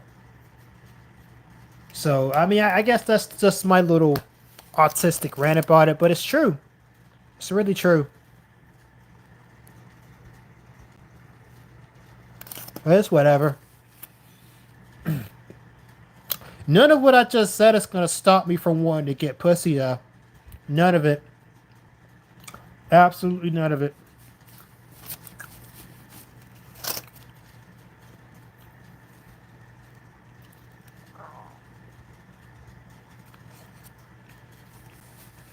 I'm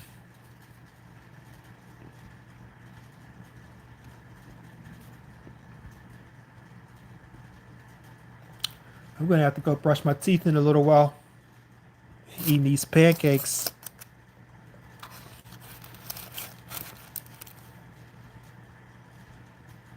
Is Medican still here? Hey, Medican, are you in Thailand right now? Shit, I probably could have met up with Medican. I probably could have met up with Medican while I was out if I would have knew he was there.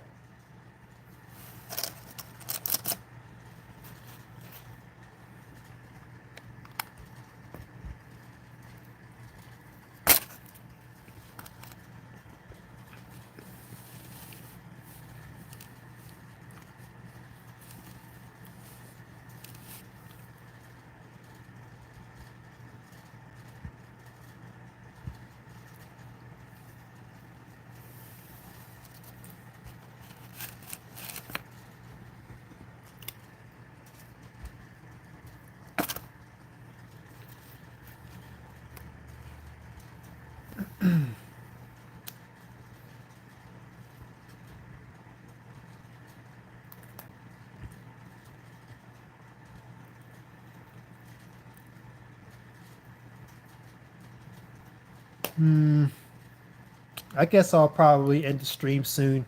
Unless somebody's got something to talk about or you guys just want to chill, I can leave the stream going. I can turn it off. I've actually got some shit to do if I turn it off, so.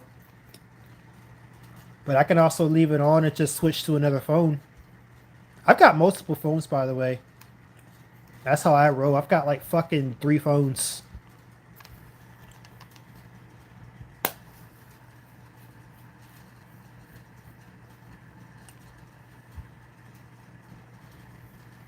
Oh, 10 viewers again. Got 10 viewers again. That's interesting. Who's watching?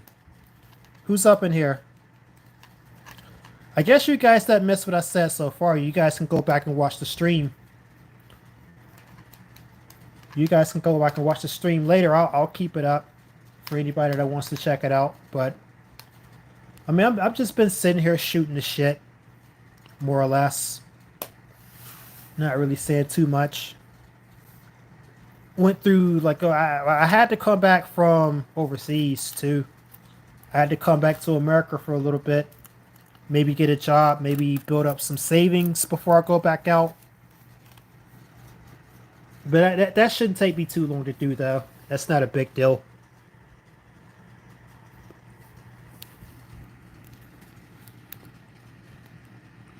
Will you ever visit Latin America? No, I don't want to go to Latin America. No, I'm not saying it's out of the realm of possibility. I could go down there, but I think the only reason I'll go to Latin America is to visit one of my friends because I do have a friend that likes going to Latin America. He's more or less like he's similar to me, and so far as that he travels and he's like on a similar level of understanding about things that I am. So I have this friend, and that's where he likes to go, Latin America. He also speaks Spanish too, so I mean there's that. But I don't think I would go to Latin America myself. I've got no interest in Latin America. I don't like Spanish people. I don't like Hispanics for the most part. Don't call me racist. I just don't like them. Okay, well, I shouldn't say I don't like Hispanics. It's more so I don't like their culture, is what it is. I don't have a problem with Hispanics themselves. I just don't like the culture. And I don't like the way Spanish sounds. Let's keep it real. You know, Hispanics they got a big crime problem just like black folks do. So I mean, like some similar reasons to why I don't want to be around black people are the same reasons I don't want to be around Hispanics. That's what it is, really. So I don't feel any interest in going to Latin America. I just don't see the point. I do find Hispanic women attractive, but I've never dated one. I've never really spoken to one before, and I don't know. Probably I won't go to Latin America though. I probably would never do that. I know a lot of black dudes like to go to Latin America too. That's like Like honestly, Latin America is like the primary passport bro destination. A lot of black dudes like to go to Latin America, so that's another reason why I wouldn't go to Latin America, because that's where most of the passport bros actually go. So even from that standpoint, I don't really want to go to Latin America.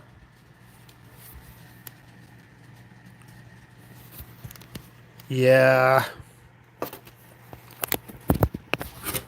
I don't like Spanish culture either, though. Spanish culture is degenerate. A lot of their culture is degenerate. A lot of they're like Catholics, so they're like on that Catholic shit. Let's see what else. They got a real bad drug problem. You got they got a bad problem with cholos and drug gangs and mafias and shit. Again, crime, like what I said.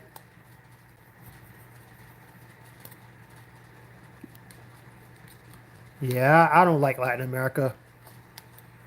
I don't like that region in general. I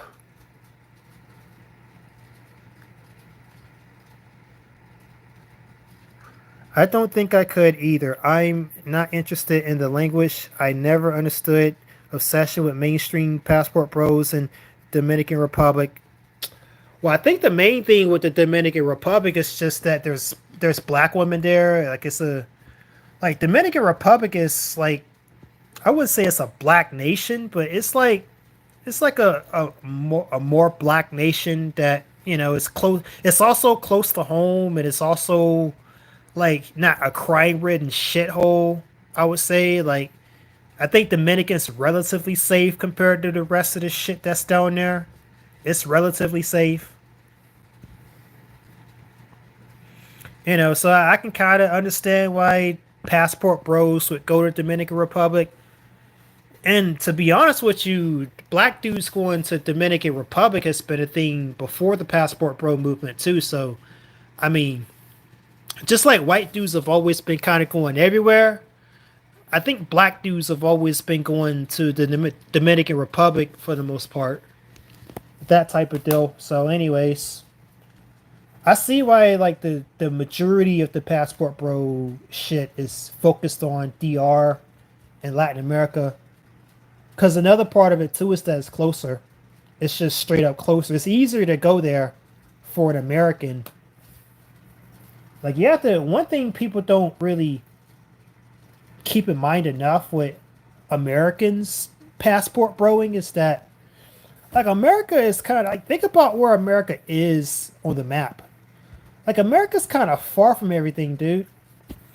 You got to fly over an ocean to get to two of the main places you would want to go, like Asia and Europe.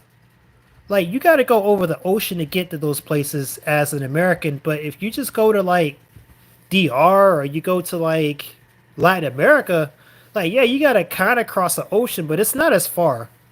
It's not as far away, and it's also not in a vastly different time zone either. So there's not really like as much of a problem with jet lag either going those places. So it's easier to go to Latin America than it is to go anywhere else as an American. So you can kind of understand it from that standpoint too. Why there's more passport bros in Latin America than there is Asia and Europe. It's easier to understand from that standpoint. But yeah, I mean, dude, it's a bitch and a half to go to Asia as an American. Like, you gotta cross this ocean, you gotta cross that ocean, you gotta stop here, stop there, or maybe you gotta get off the plane and go take some obscure little fucking flight to where you're going. Like, it's a task. It is a task to go to Asia as an American. It really is. You guys may not realize that, but it is. And that's mainly due to the fact that America's not really close to anything other than Latin America.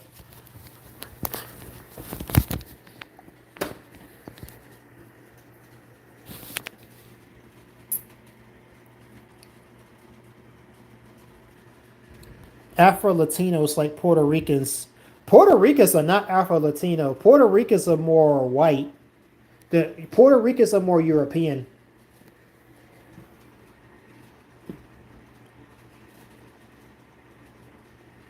I'm considering Brazil and Puerto Rico if I decide to go to Latin America. I'm Canadian. Well, then you're kind of in a similar conundrum that most Americans are in if you're a Canadian because, like I said, like this landmass we live on over here, it's not really close to anything, except for Latin America. So it's easier to go to Latin America than it is to go anywhere else. Generally, it's what it just ends up being. So it just is what it is.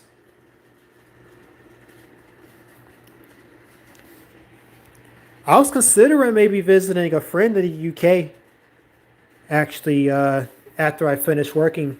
So I'd probably start my globe trotting in the UK. I think that would be interesting.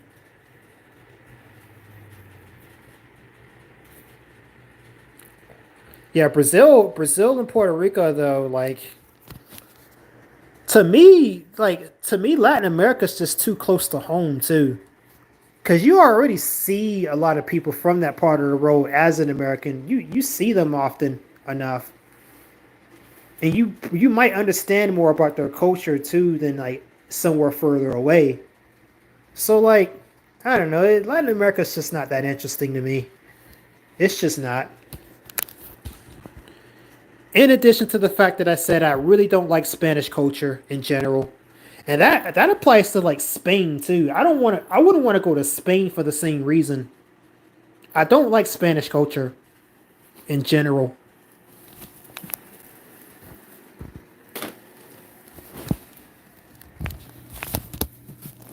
Oh shit.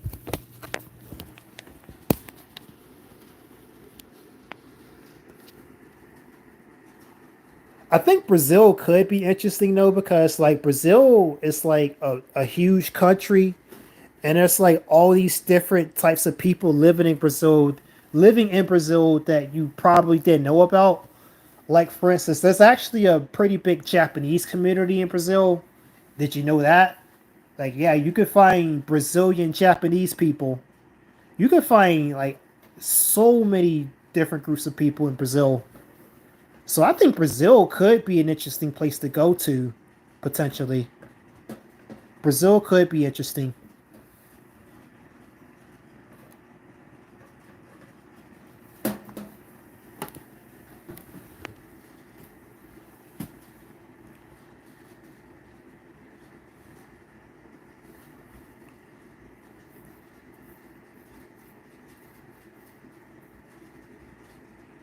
Yeah, anyways, how long has this stream been going?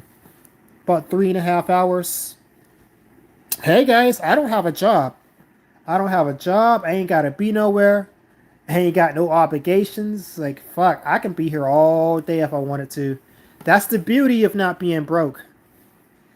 So you can do shit like this and have all the time for it. I don't mind.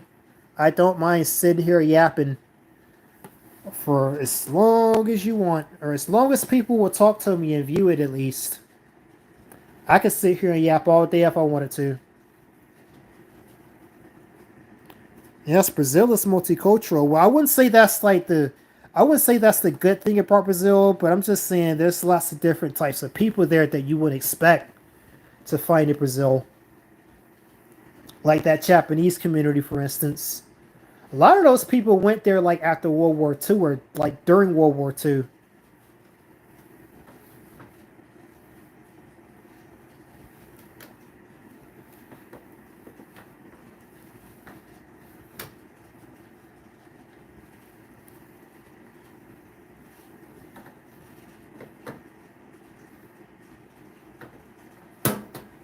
Hmm. Oh shit.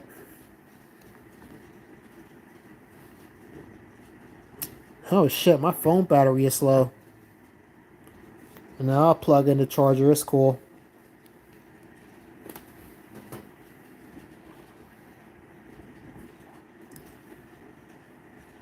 The only place I really care about going to, though, to be honest with you, is Asia.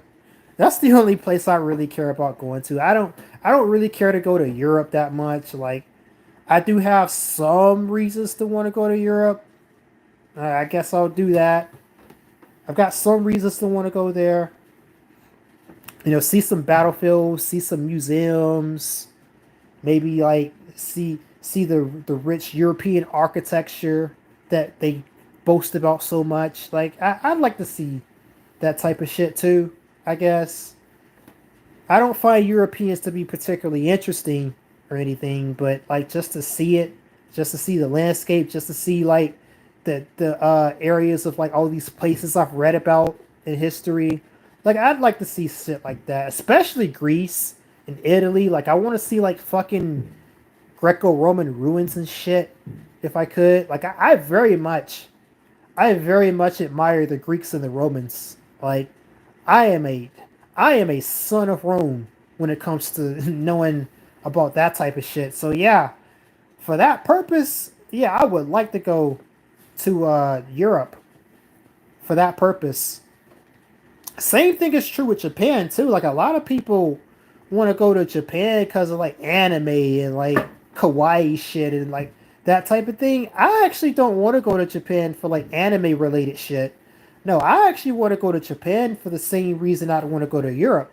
It's because Japan has a rich and interesting history and they've got all these like historical landmarkers and all this shit. Like, dude, I've read about Japanese history. I know about their history. I know about locations. I know about certain settings and battles that took place. Like, and just hearing like the just being able to go see shit like that too. Like, yeah, I go to Japan for that reason. I wouldn't want to go to Japan to see fucking anime. I'm not an anime fan, by the way.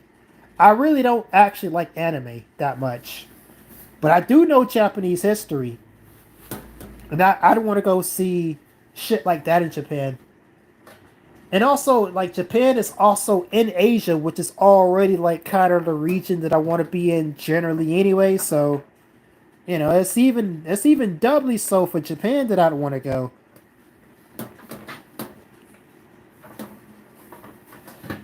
I mean, it's not even necessarily that anime isn't the real Japan. Like anime obviously has a lot to do with Japan because that's where most animes are based in anyway. But I just don't find anime that interesting. I don't find anime that interesting. Not to say that I don't watch it or that I didn't watch it in the past, but I'm not an anime buff. Like Base Pluto knows a lot about anime. I don't know about anime as much as Base Pluto. Is what I'll say. That's kind of my feelings towards anime.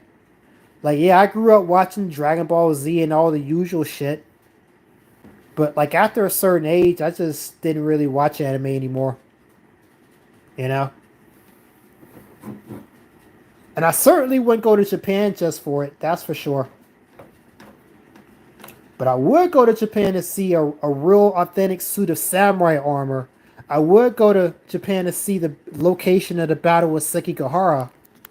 I would like to go to see the ruins of the warrior monks in the Ichoeki province. Like there's a lot of shit. Like I would like to go see like these ancient samurai castles and shit like this too. Like there's a lot of shit that I'd like to see in Japan that don't involve anime. Or girls for that matter. Or girls. Like I wouldn't even necessarily go to Japan to try to get girls either. No, I wouldn't even necessarily go to Japan to try to get girls. Even though I very much like Japanese girls. Hell yeah, I think they're the most attractive girls on the planet, but yeah, no, Japan's got enough there to where I wouldn't even necessarily go there trying to get girls, so that could be interesting if I went there and it did happen, but I wouldn't go there with that being the main purpose. Unlike Jamil the King, Jamil the King would absolutely go to Japan try to get some fucking girls. Even though he probably is gonna fail with that because he got a big yam nose. But anyways, yeah, that's the reason why he'd go. I remember when one of his last live streams he tried to lie and say, "Oh, I want to go to Japan to get a girl." Yes, you do, fucker. You don't even know the name of the animes you watch. Like you telling as much as you talk about liking Asian girls, like you ain't going to Japan to Try to get no girls? Nah, you fucking liar. Fucking lying. Jamil the King would absolutely go to Japan. Probably do some fucking Chinese Somali shit too. Probably crash out or whether the girls reject him. Then make black people look worse.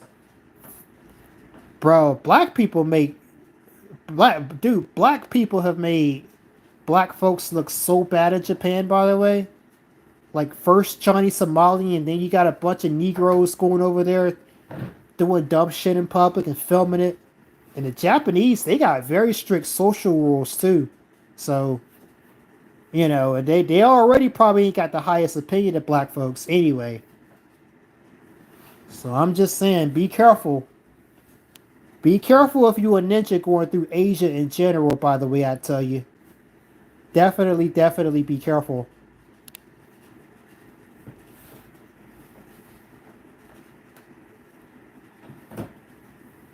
Like, I'd love to see shit like Mount Fuji and all that too.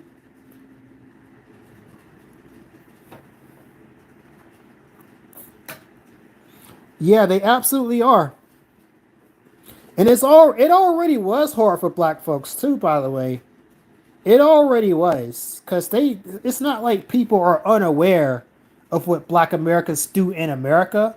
Like they know what Negroes are doing over here in America. They already know, so they probably ain't the most enthusiastic about having you come to their country already by itself. But then, like, you got Negroes coming over there with a camera and acting a fool in front of them where they can see it.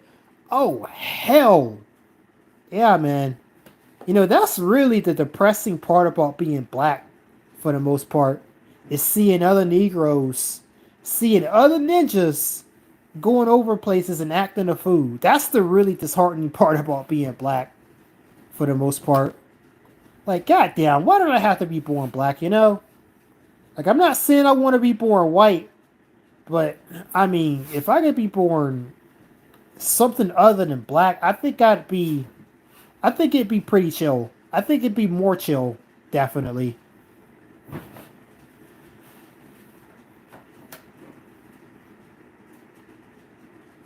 I Show Speed, honestly, bro, I Show Speed has done a good PR relations campaign for black people. So yeah, stuff like I Show Speed is doing you a favor. I Show Speed's doing black people a favor in the PR department. Him going over to Asia is a good thing. But like you got too many Negroes like Johnny Somali that's going over to Asia. So like yeah, I Show Speed's a good thing, but like I don't think it's gonna make up for like all the Johnny Somalis.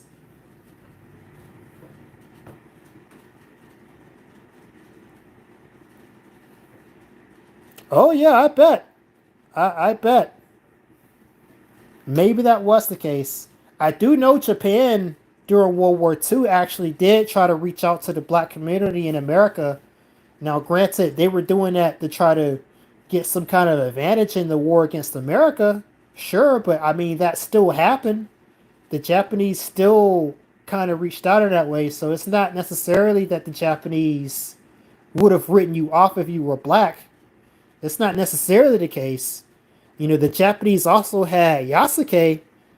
They got Yasuke, so you know, like I said, like the Japanese are cool folks, but it's just black folks be doing stupid shit too much. So I mean that bad reputation might actually have ruined your chances to make some good Japanese friends. Let's just say that.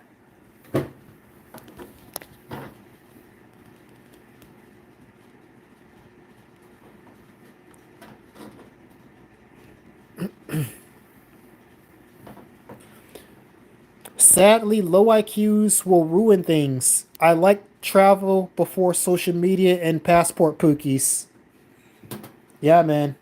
And it's not even just pookies that are ruining it for black folks too. It's not even just pookies, but it's like low IQ black men in general. Like even non pookie Negroes ruin it for you because they do stupid shit occasionally too. Like for instance, I think Jamil the King is like an example of this, of like a low IQ Negro. I think Jamil the King is low IQ. So like Jamil the King would actually, I think he would actually do something to kind of ruin black people's image too. I think he would if he had the opportunity to. So you don't even necessarily have to be Pookie to like give a negative image to the black race. You really don't. And I would argue it's not always Pookie who does it. You know, some of these regular Negroes are just low IQ, too. That's all it takes. Sean Seven says, agree. I think it was better for blacks in the 90s. Oh yes. Yes, dude. It absolutely was better for black folks in the 90s. God damn. I was young. Like I was a kid in the 90s, dude, but I still remember what it was like being black in the 90s. Being black, being a black person in America in the 90s was a good deal. Shit used to be cool. Everything was cool culturally. People thought you were cool if you were black for the most part. Like black culture was kind of spreading back in the 90s. Like people was vibing with rap music. Rap music in general was pretty cool back in the 90s. Everything was just so cool in the 90s, man. Fucking hell, we've fallen so far. In less than 30 years, too. It took less than 30 years to go from how cool the 90s were to the bullshit we dealing with now. My God, I miss the 90s. Even though I was a kid in the 90s. That's the real tragic part too. Is that I wasn't an adult in the 90s. I was a kid in the 90s. So I only really got to experience the vibe of the 90s, but I didn't actually get to engage with the world in the 90s, you know? I really hate that actually. That I didn't get to engage with the world when the shit was still cool. That was before social media. It was back when black people had like a more positive reputation than they do now, definitely.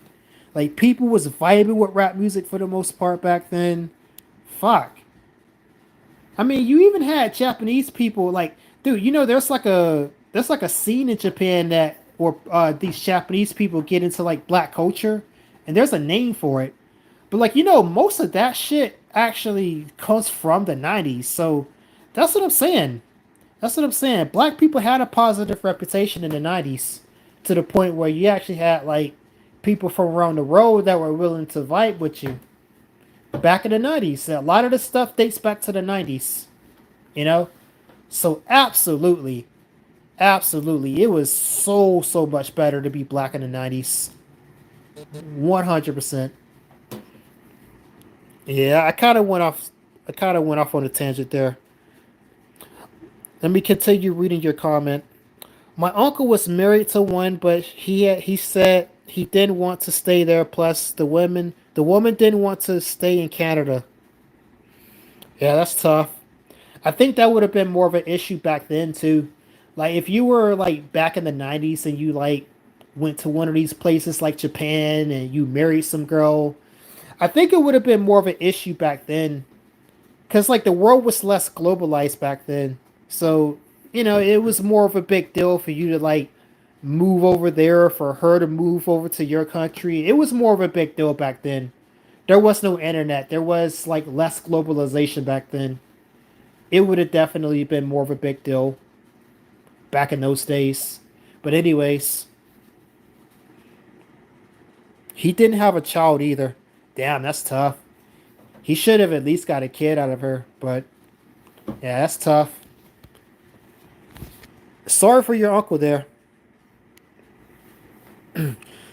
That was a propaganda thing. Same with the Vietnamese, even more so due to communism. I'm not quite sure what you're referring to. Back in the late 2000s and early 2010s, I had a lot of Skype fun with Japanese women. Let's say that. Made a lot of friends online, but IRL it was hard. That's something I noticed about Japanese people too, by the way. Like I got some experience dealing with Japanese people. Like, yeah, they're gonna be cold towards you in real life, but online, like they will engage with you, and they're interesting people to engage with too. Generally, they are definitely interesting people when they're not being cold. Like that's the thing with them. They're more likely to be cold with you, but if you can get them to like open up towards you, they are usually interesting people. Usually they are. Yeah, Japanese are cool. They're cool when they're not being cold towards you, at least. That's the deal. And they're much more likely to be cold towards you if you're a black dude. Although, to be honest with you, they'll be cold towards a lot of white people too, so, I mean, anyways. Had some friends in college though. I found China easier in general, other than needing a VPN and the griminess in many places. Yeah, I heard China was grimy as fuck. China also got a big problem with people stealing shit. Like if you live in China, you can't leave something just sitting around. Somebody will steal your shit in a heartbeat in China. Yeah, China's a very. I've heard some shit about China. Some crazy shit about China. Let's just say it's no mystery why a lot of Chinese people be wanting to leave China. I could definitely see why that's the case. Yeah, China's got a lot of cultural issues too, in my opinion. A lot of cultural issues. I mean, hell, I could almost say China. Well, I won't go that far, but you could almost say China's got like some pretty deeply ingrained issues with their culture, almost as bad as like what black people have, but definitely not on the same level. But I mean, the Chinese, they definitely got some issues in their culture for sure. It's enough so to where I surely would not consider living in China. Fuck that. Hell no.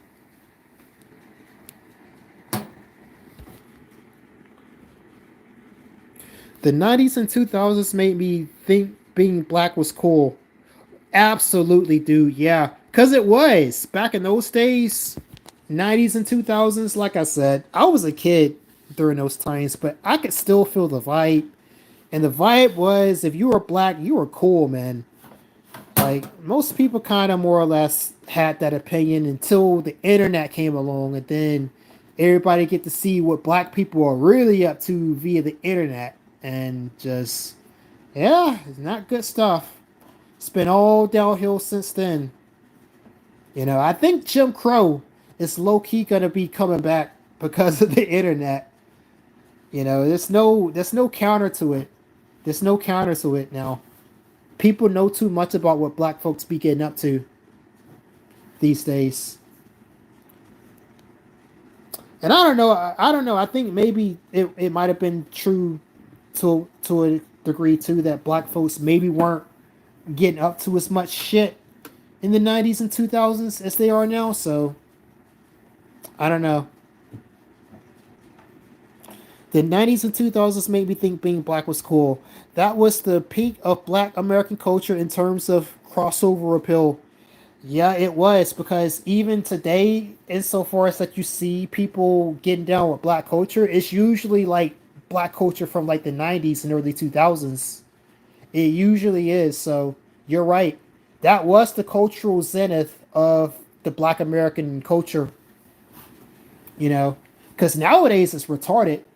It's retarded even for black people, and it doesn't make sense anymore. I mean, you could argue it never made sense, but at least it was like cool back in the day. It was cool enough to where people were vibing with it. People were willing to like adopt the music.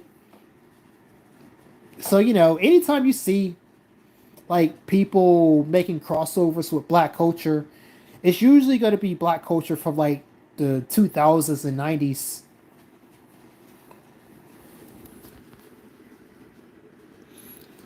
I think we were better as a community earlier in the 20th century and had better music in the 70s and 80s. Yeah, that is absolutely true.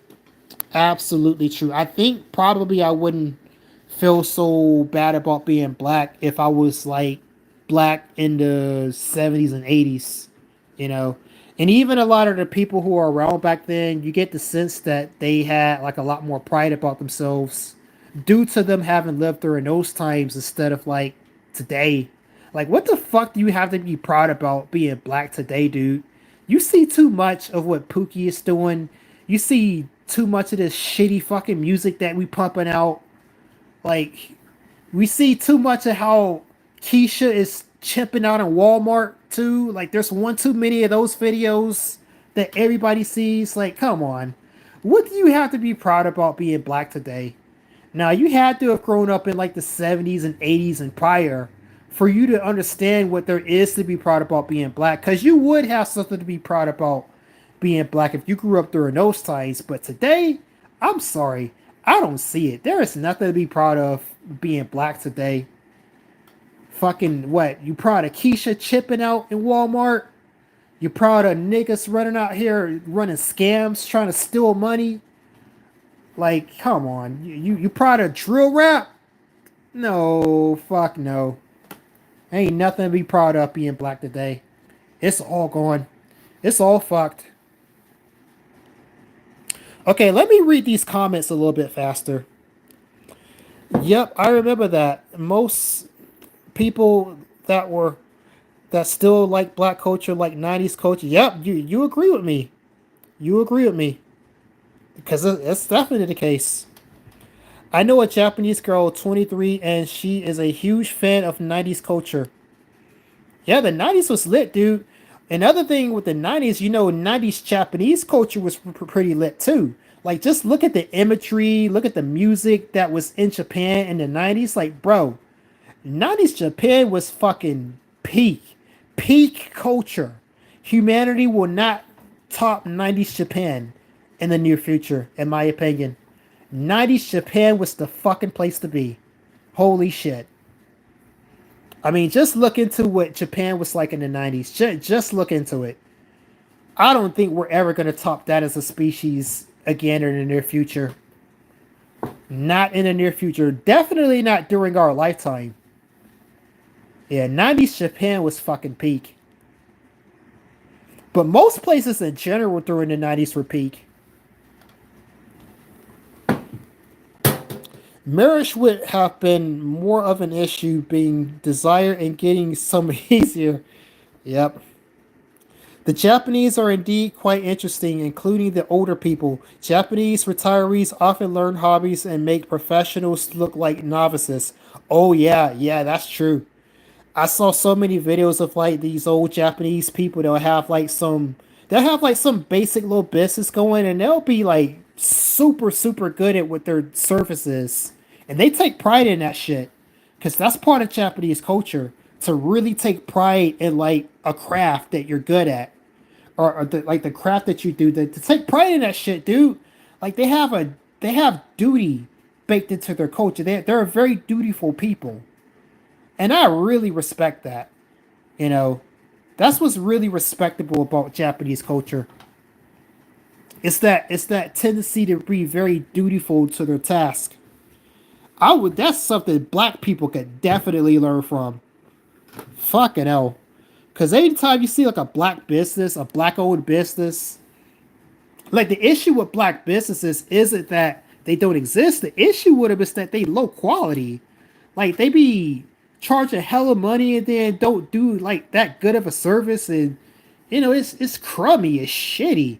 Black businesses are usually shitty.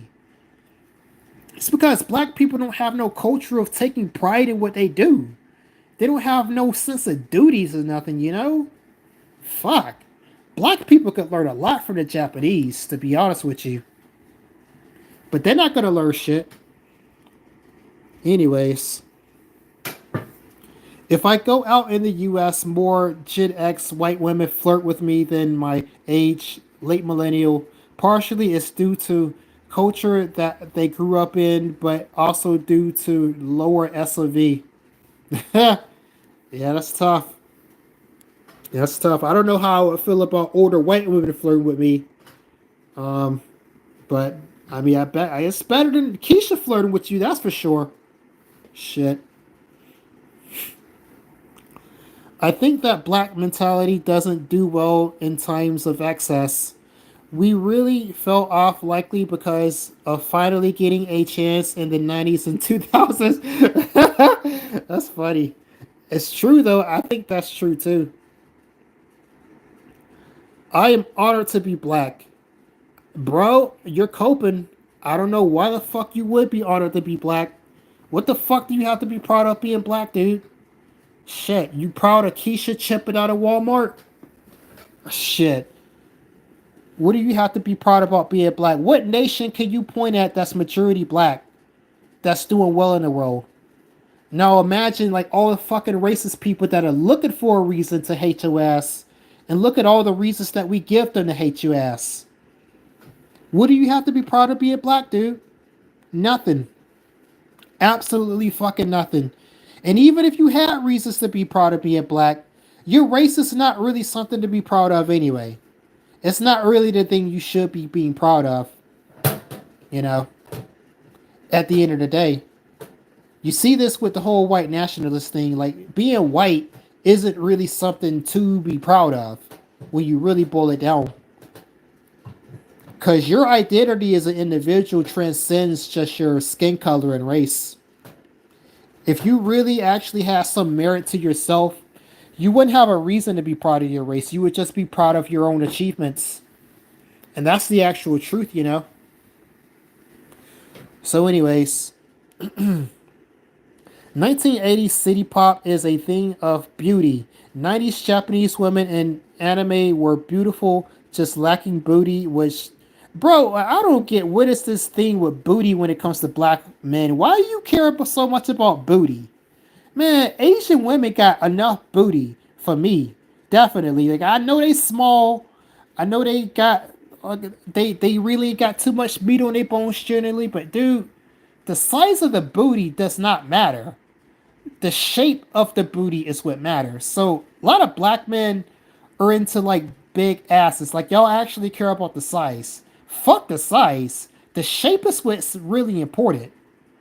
I don't get this with black men. Why are you so worried about the fucking booty and what size it is? If they got a big booty, they probably fat. And I don't like fat women. So you should really pay more attention to like the shape of a girl's butt more so than the size. That's just my 2 cents, you know. A lot of black men need to stop getting into fucking fat bitches, too. That's my little tangent. Yes, I respect the work culture. Yeah, Japanese work culture is brutal, but like at the same time, you gotta respect it. Japanese PS2 had pan. I don't t- I don't take it. I have given up on romance unless I get out to Northeast Asia. I know chances are slim, but I've been there and had some success. I can't pull myself to go for women I don't like. Same dude, I'm right there with you. Right there with you. I basically refuse to date a non-Asian woman at this point. Is how it is with me. I can't see myself with a white woman really. I definitely can't see myself with Keisha. Oh hell no. And that goes for Latina Keisha and Africa Keisha. Hell no. I don't understand how a black man be getting with Keisha in 2025. But yeah, I feel the same way. Komi Gagnon has the only potential solution for our people, I think. I just don't like black women at all, and that's mainly due to looks. So I wouldn't be welcome into the ethno state.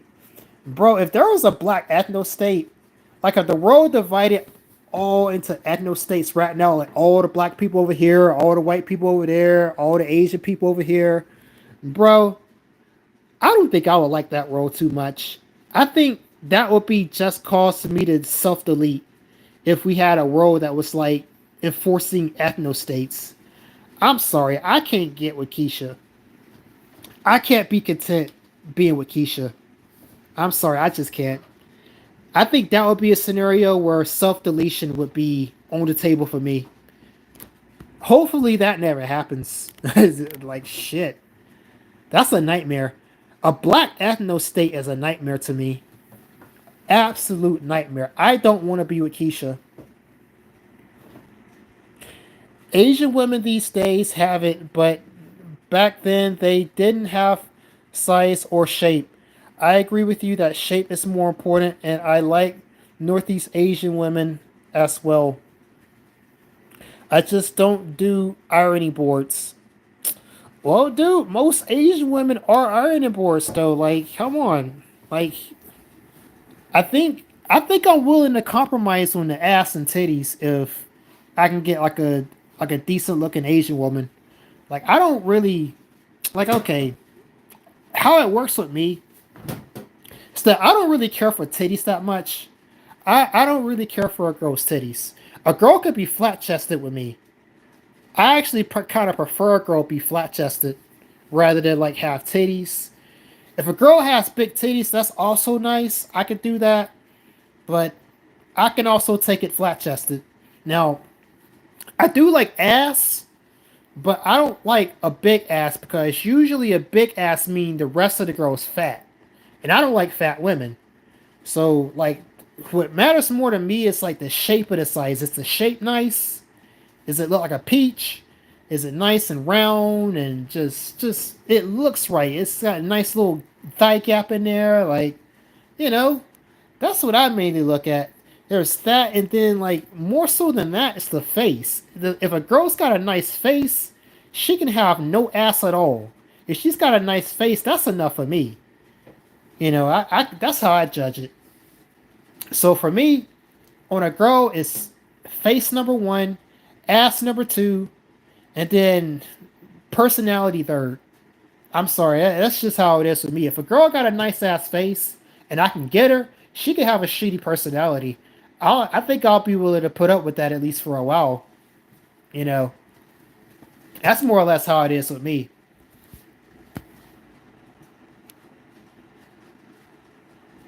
Mm,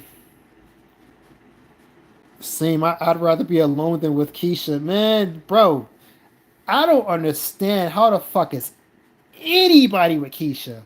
Like, bro, any black dude that's with Keisha, I'm automatically suspicious of black men that are with Keisha. I'm sorry. There's no way that situation is functional unless you yourself are a certain way. So I'm immediately suspicious of black men that are with Keisha. I'm sorry. If you're a black dude and you not dating out, I'm suspicious of you. Just straight up. But anyways, I disagree. Northeast Asian women aren't ironing boards. I mean, they kind of are. They kind of are. But I've also seen that not be the case too. Japanese women surprisingly do got some booty, by the way. That's one interesting little factoid about them. But back in the 80s, they were. These days, they have feminine curves, just not to an extreme. Yeah, yeah, they're not. They're eating more than just rice these days. Let's just say that. Every Asian woman I have been with has something there and decent to pretty faces. That's the main appeal to Asian women is the face. That's why I like that's a big reason why I like Asian women. Mostly because of the face, but also because like they do tend to have better personalities than every other type of woman in my experience too. So, or maybe I should even say they have better personalities. They're just more shy, I guess. So they're not as upfront and they're more polite. I don't know. It's hard to explain my preferences since we have differing baselines. I don't even like talking about it aside from Chinese, Japanese, Korean women are peak appeal. Yeah, I feel the same way. Although Chinese or Korean women less so. I'm less into Korean women. I don't really see the appeal with Korean women this much. I mean they do look good, but when you look at Asian women so much, I can kind of actually tell the difference between like Chinese, Japanese, and Korean. Like a lot of people would try to say, oh, they can't tell the difference between these groups. I can actually look at them and tell the difference with me. So like I know what I'm looking at a Chinese woman versus a Korean woman, or a Korean woman versus like a Japanese woman. I know the difference. And since I know the difference, I do have a preference between them. And every single time I would say Japanese is the peak. They just are. Okay, now Chinese are a close second in my opinion. But some of them be looking ugly as fuck too at the same time. So there's a bit more going on with the Chinese women and the Korean women. I don't know. They just look too. I don't know how to describe it. Like they definitely fucking cute, but for some reason I don't get down with the Korean women as much as I do the Chinese or Japanese. But yeah. And naturally, I hate when they chop their faces. Some get implants and even BBLs, but I like the natural beauty. Yep, yep. I guess that's the reason why I don't like the Korean women because I know a lot of them get plastic surgery. So I guess that is what it is. I like the natural way that Asian women look, but these Korean women they be going out and getting plastic surgery. So I guess that's the reason why I don't like them as much. Same. I'm not into any aspect of Korean culture aside from women. If I had access to martial arts and Korean barbecue, Chinese and Japanese culture would keep my interest though. Yeah, Chinese and Japanese do have an interesting culture. The Chinese, their culture is a bit more grimy though. Like I'm a bit more wary about Chinese culture. Like I've seen some shit with them, but even with them, their culture's pretty interesting in some places too. Especially if you go back to their more historical culture. But to me, Sichuan girls are peak, but Japanese have less variation in their bell curve of attractiveness, if you know what I mean. Yeah, that's true. That's true. Although there is some pretty big variance in Japanese girls, like because there's this one Japanese girl I was talking to. She was like this real plain Jane looking Japanese girl. She wasn't like she didn't look like the really cute ones. So she wasn't like that good looking, but she was still Japanese and like that alone was enough for me to like really want to get with her. I don't know. There's some plain Jane looking Japanese girls and there's a few ugly ones too, you know. But most of them had that certain look, that certain baseline look. Yes, Korean women aren't it. Korean women, the issue with Korean women too is the personality mainly, because like the feminist movement in Korea is like Korea is I think the only place outside of the West that's got like a more toxic feminist movement going on than the West does. Like the women in Korea are more feminist than like American women, for instance. I've heard, so like the personality really kills it with the Korean women for the most part, I think. And I haven't really interacted or mingled with a Korean woman before either. Haven't really before. I don't think I'd want to, from what I've heard. But yeah. And there's also the plastic surgery thing. I like the natural beauty of Asian women. I don't like it when they do plastic surgery to themselves. So yeah.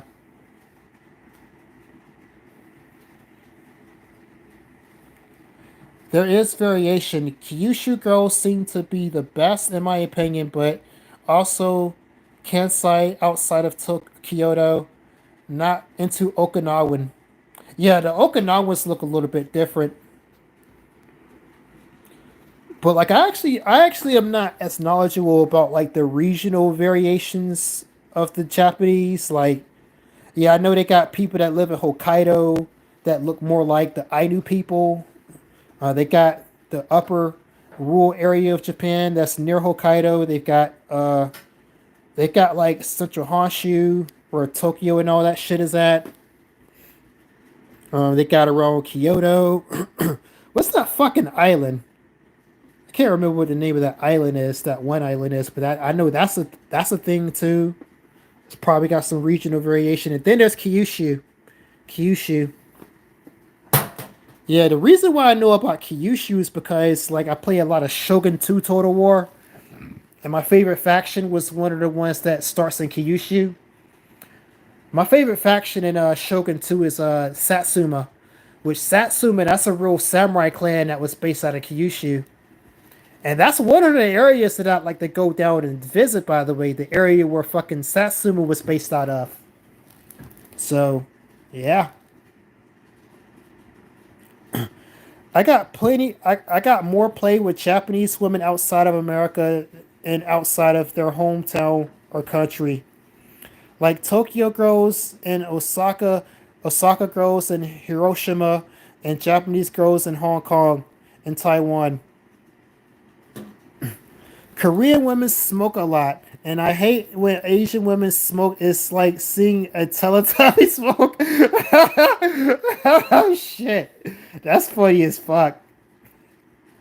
Yeah, that's true though. A lot of Asian women, a lot of people don't think of this, but yeah, a lot of Asian women actually smoke. I don't like that shit either.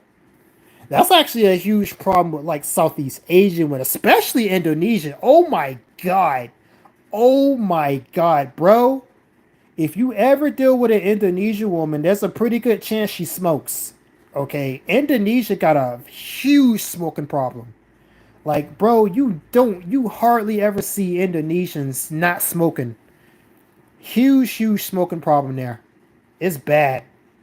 But yeah. Asian women in general, they got a little bit of a smoking thing going on. And I ain't into that shit. But yeah. But especially in Indonesia. Like Indonesia got a huge smoking problem. There's less variation in Japan and China. In China, each province is almost like its own subculture. Yeah, that's true. I noticed a lot of smoking in Japan. Had a date with a cute girl who ran an English school. I wonder how my life would be have been had I not encountered that racist pizzeria guy. Racist pizzeria guy? What the fuck happened there? Yeah, I do know. Like, there's a good bit of smoking going on in Japan too. Actually, like people don't think about this, but yeah, that is a thing.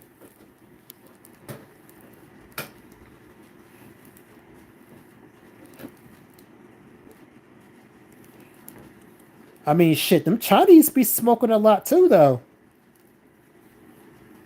I mean, smoking is more of a thing across Asia than you would think it is.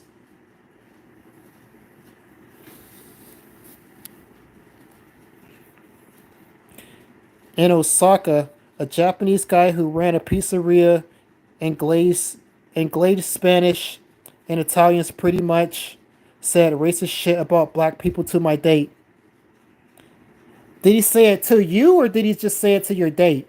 Would this dude try to like break you up from your girl or something? Or you just try to? I mean, that's obviously a dick move to like say shit like that to your girl. Obviously, you probably should have started clowning that dude. You probably should have started clowning on him, like snap back at him.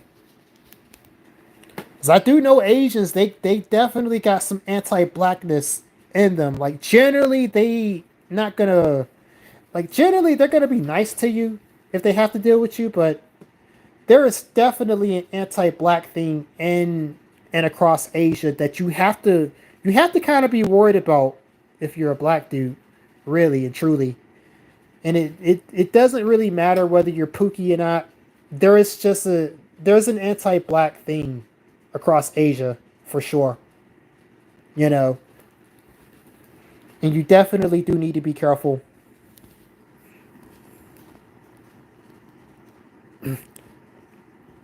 This was the perfect Japanese girl to me too. Decent face, amazing body, ran her own business, was chill, liked black culture, but not a hardcore rap enthusiast. Bro, honestly, it sounds like you found exactly the type of thing I needed to happen to me. Have a Japanese girl that's like kind of into black culture, like 90s black culture, especially. Bro, literally, that would be like my dream girl, pretty much.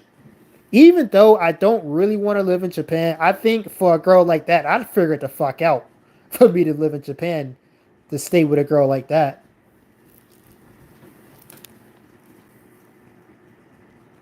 My command of the Japanese language was not so good at the time, and I was a turbo nerd. This was when I was 19. Damn, dude, you got to be over there young. A lot of people, a lot of these guys that are traveling these days are like older. They're like above 30. So getting to go and experience this type of thing as a young man while your brain is still malleable, man, that is an invaluable experience, to be honest. If I had to say anything to a young guy, I would tell them you need to find a way to travel while you're like 19 or something like this. You know, being able to experience like these other cultures while you're young, while your brain is still malleable. I think that is one of the most OP experiences you can have in your life. And life is all about experiences too, by the way. And you're able to have better experiences while you're young. Like I wish like hell I was able to travel to any degree while I was young. Cause I'm only getting to do this now, like starting in my late 20s and early 30s. You know, my brain is nowhere near as malleable as it used to be, so I'm not really absorbing these experiences as much as I could have, you know? And I hate that. It's tragic, but whatever. I'd certainly tell a young guy to try and get these experiences while they're still young. Definitely don't listen to your boomer parents about, oh, you need to wait, you need to get an education. No, fuck that. No, if you can do it, go fucking do it right now as a young man. Anyways, that experience right there ruined my mentality towards Japanese people and a lot of dating in general as a black man. And the whole reason why I went to his restaurant in the first place is because pizza was my favorite food at the time, and he was playing old school black music like Motown and stuff. That's crazy. This motherfucker is sitting up there playing black music, and he's sitting up being racist towards black people. What? Yeah, you do see a lot of that with Asian people too, by the way. Because some Asian people, they will use like some black music, but they be sitting there being racist towards black people. I don't like that shit. That's a bit hypocritical. I would absolutely call an Asian person out on that shit if I ever saw it. Absolutely, I would.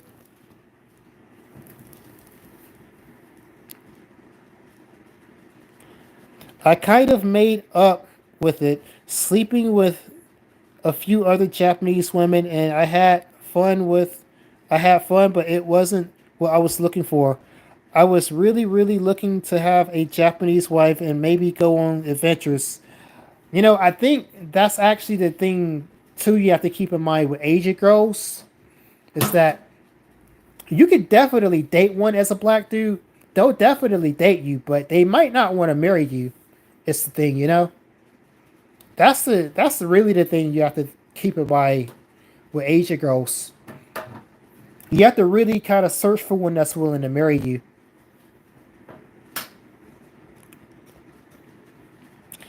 And in my mind, I think it may have been a layup because I probably could have taught English at her school had we become an item.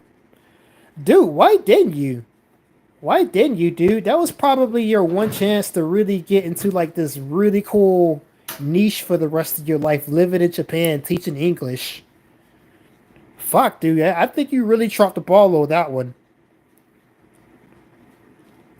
I don't know a lot of Pookies and Ray Rays are going over there now too, and they are in their 20s. The blacks used to be very chill in Japan, other than some military. Every black in Japan has a little nerd in them. You know, a lot of black dudes, low key, are very like most of us grew up watching Dragon Ball Z and like other animes that came on the TV. You know, so a lot of black dudes. There's a lot of nerd ass black dudes that are really into Japanese culture off of this shit. That's the truth.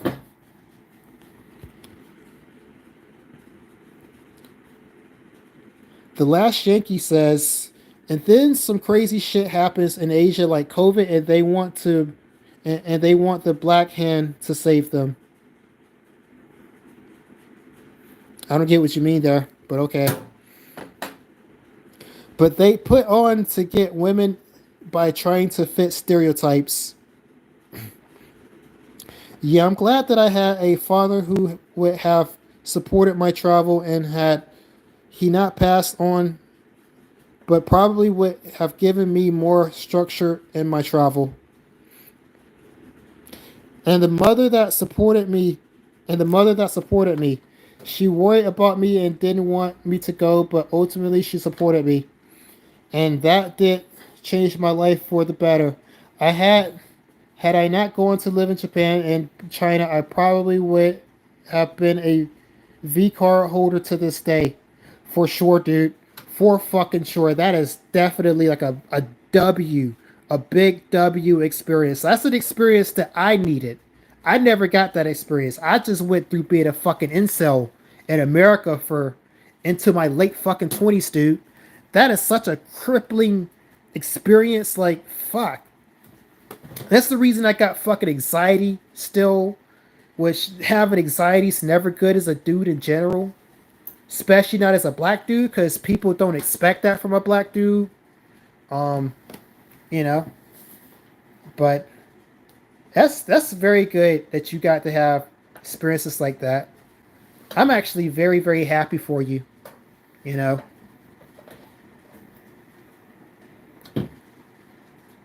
I bet if Jamil the King had experiences like that, Jamil would still somehow find it in him to be an asshole though. So I hope Jamil never goes to Japan. And if he does go to Japan, I hope he just gets STDs.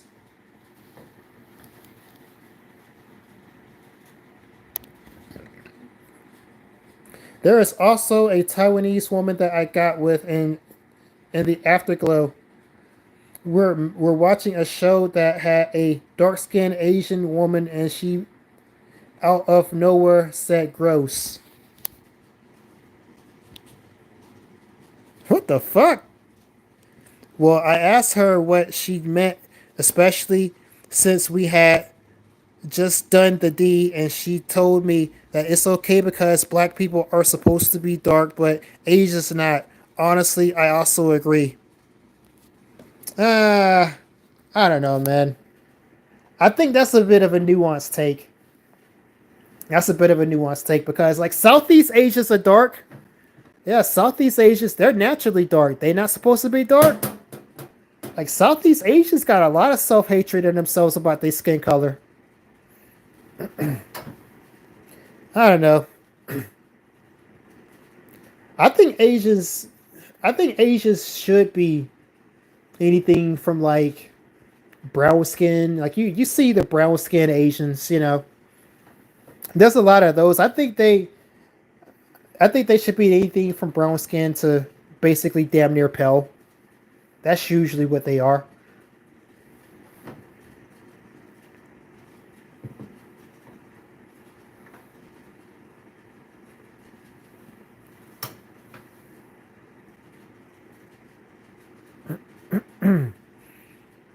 Yeah, do be careful with Asians though. If you're a black dude, I made a video talking about this, but if you're a black dude, do be careful with Asians because sometimes they might come out and say some shit that they really shouldn't be saying to you. And it'll be very racially insensitive. And you're gonna have to know how to respond to something like that. Like I don't respond the right way if that happens to me, but you gotta kind of expect that to come at some point, you know?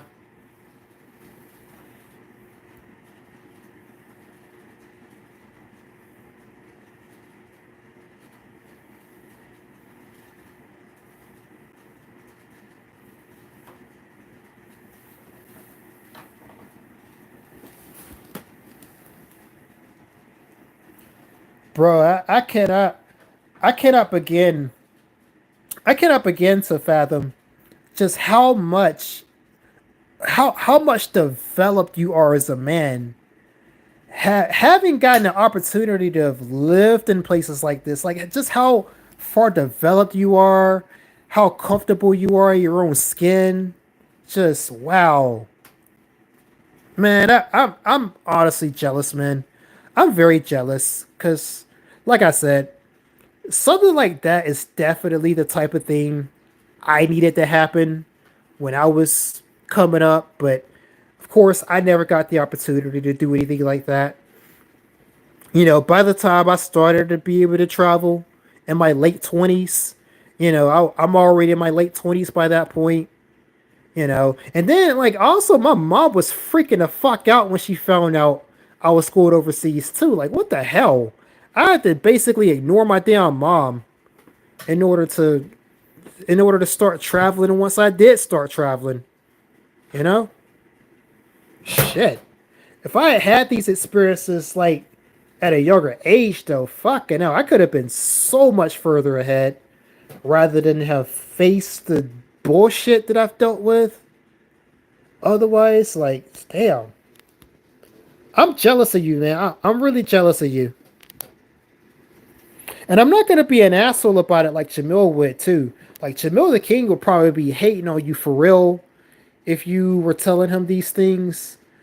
No, I'm not gonna. I'm not an asshole. I'm not gonna be spiteful towards you because you had these experiences and I didn't. But that's what Jamil would do. But no, I'm jealous of you, but I'm jealous of you in a good way. I'm jealous of you in a good way. You know?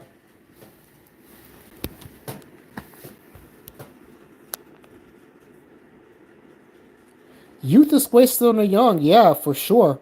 I have experiences that, but wish we had safe games. IRL. A safe game IRL. Yeah, dude. Yeah, dude. That honestly, there's a ton of things you could just look back on and be like, fuck, why was I so stupid? If I just did this differently, it could have changed my whole life around. You know, I've got quite a few of those. Most people do. If you had like a save game IRL, man, I don't think anybody would ever go to their deathbed with any regrets ever again. If you could like pull a save game in real life, yeah, that is true.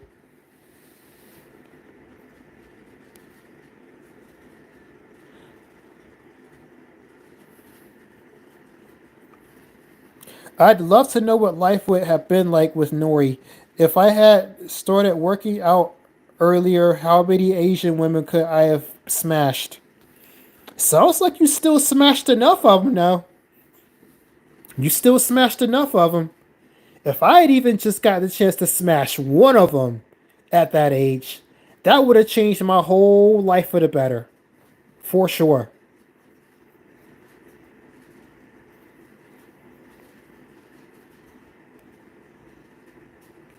Don't be jealous though. There are pros and cons to traveling early. I missed out on becoming a millionaire because I was in China. Well, to be honest with you, dude, to be honest with you, dude, yeah, I'm doing good financially, but I'm not a millionaire. You know, like I could see a way, I could see a possibility of a way to becoming a millionaire if that's what I really wanted to do. Personally, though, I don't think I need to become a millionaire. You don't need to become a millionaire necessarily. Just think about it. Like $1 million, that's a lot of money. That's a lot of money. You don't need that much money to be comfortable. But if I really wanted to become a millionaire, I could do it.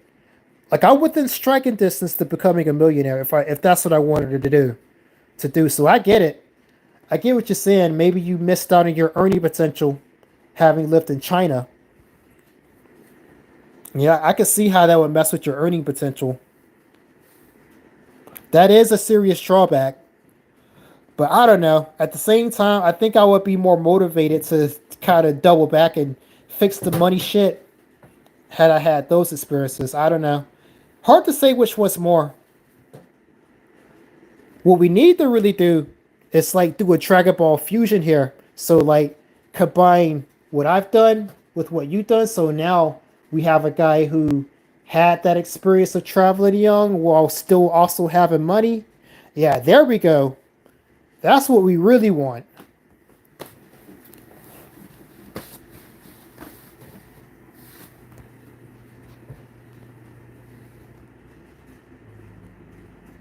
I likely would have blown it if in my youth. I likely would have blown it though in my youth. Would have tried to use to impress women. Dude, I never tried to impress women. I think that's another advantage about me that allowed me to be able to build up money. So that I never had it in my head that I was even going to be able to impress women in the first place because like the way Keisha always treated me kind of already told me that there's nothing I would be able to do to impress them anyway, so I just never tried. Which is definitely a big help if you want to save money. Oh shit. Your mom was freaking out because she probably neophobic. My mom it was the same. My mom didn't want to go overseas. I could have been to Japan, Korea, Germany, and Italy. What's neophobic mean? I have to look that up. Neophobic. I mean, maybe shit. I know definitely my mom was freaking the fuck out when she found out I was going overseas. I'm in the same boat, but I still work for a living. Remote today, though. A million is a lot, but not a lot. Especially since my job pays for my insurance and stuff. Yeah, lol. That would probably be the most viable contender in East Asia. Just throw away the Nerico experience, though, because that messed me up. Yeah, women do mess you up too. Honestly, like I've had. If you watch my old videos, I talked about how this fucking Japanese girl named Amber fucked me up through fucking Total War of all things. Like, yeah, I would have been better off not having that experience than what it did to me. Like, Asian people even rolled out the red carpet to me at times, but I was super paranoid about anti blackism and white worship. Yep, yep, true. Asian people will roll out the red carpet for you, even if you're black. Sometimes I've seen that happen. I've had Asian people roll out the red carpet for me before. There are honestly some very friendly people at times, but you can't let it fool you too because you know the Asian people they can also be just upfront nice to you and just really they don't like you behind the scenes too. You have to be wary of that, and I don't know. It's like a balancing act. Yeah, you can't be too paranoid, but at the same time you do got to be careful with them. But yeah, I've absolutely had Asian people roll out the red carpet for me before, so I know what you mean.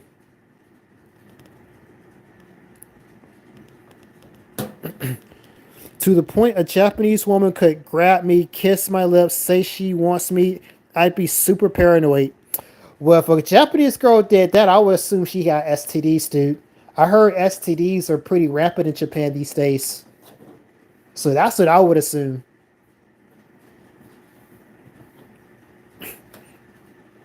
Part of it is also because I wasn't used to being desired at all, to be honest. I have a lady that I call my Chinese aunt. When I stay at her hotel, she took me out to dinner every night, introduced me to girls. Damn, dude. Fuck. Bro, that is a big W. You got a Chinese aunt. Shit. Bro, that is a big W. I wish I had a Chinese aunt. Yeah, the one time I dealt with a Chinese girl, her fucking parents made her stop talking to me. And I don't think it was because like I was black. I don't think they cared that I was black. It was just like a lot of Chinese parents actually have this boomer mentality. Or like if you don't have like a traditional job or like some high status position in a company or something like this, they automatically think you're a failure. So like this Chinese girl's parents made her stop talking to me because I didn't have a job or I didn't have like a respectable job according to them, even though like I had like a good amount of money and I could definitely afford to be with their daughter and all that. Nah, they were like, nah, screw him. Don't talk to him because he doesn't have like a like a high status job, or he has a low status job. He's a truck driver. You know, that's definitely a thing with Chinese people for sure. And then there's also the possibility you run into like anti-blackism too. Not to discredit that.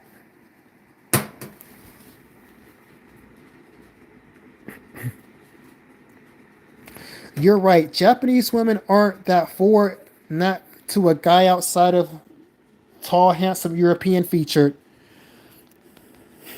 Chinese girls, on the other hand, some were hot to trot.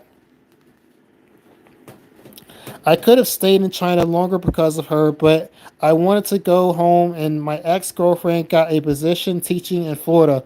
We broke up soon after, and I regretted not staying in China. Damn, dude, that's brutal. I'm glad that I was able to spend more time with my mom, though. Nah, to be honest with you, man, like my mom's a good person and all that, but I think maybe I've spent a little bit too much time around my mom because my mom doesn't understand that, I'm a man now and I desire to have a woman in my life, and my mom doesn't quite understand that about me. And also, my mom never tried to match me up with nobody, never tried to pair me up with nobody, just never even thought about it, dude. Like, so, I'd say I've spent too much time around my mom who doesn't get it, and that's not a good thing. So,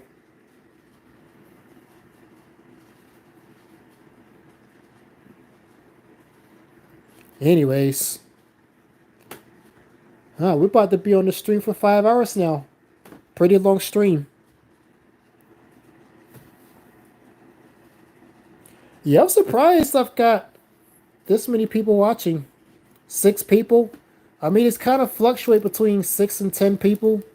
Had like 13, 14 up, 13, 14 people up there at one point.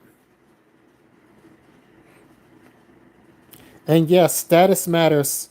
I made more money moonlighting as a janitor than working in my first tech support job, but because of image, she didn't like that. Yep, bro, honestly, yeah, the whole status thing can really fuck you over in some ways. Like, you would think people would be a little bit more pragmatic and care about, okay, how much money does he actually have? But no, no. People don't care about money as much as status in many cases. So, me being a truck driver, like, driving trucks makes a good amount of money in America. And I got the money. That's how I got the money in the first place. Driving trucks, but oh no, you're a truck driver. You're a truck driver. That's low status. So you can't talk to our daughter because you're a truck driver. You know? That shit stings, man. I liked it, that girl too. I was so mad about that.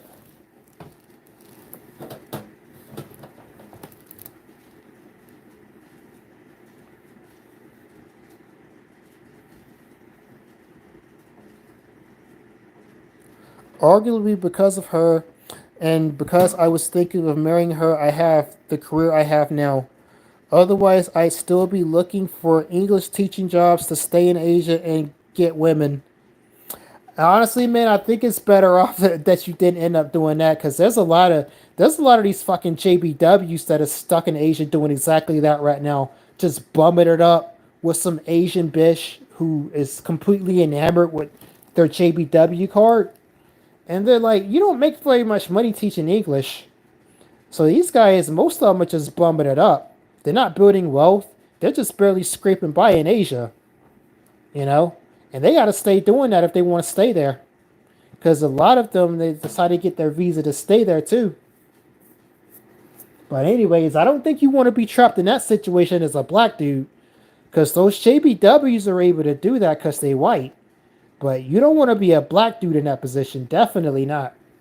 You want to have something a little bit more stable if you're a black dude. Honest to God, truth.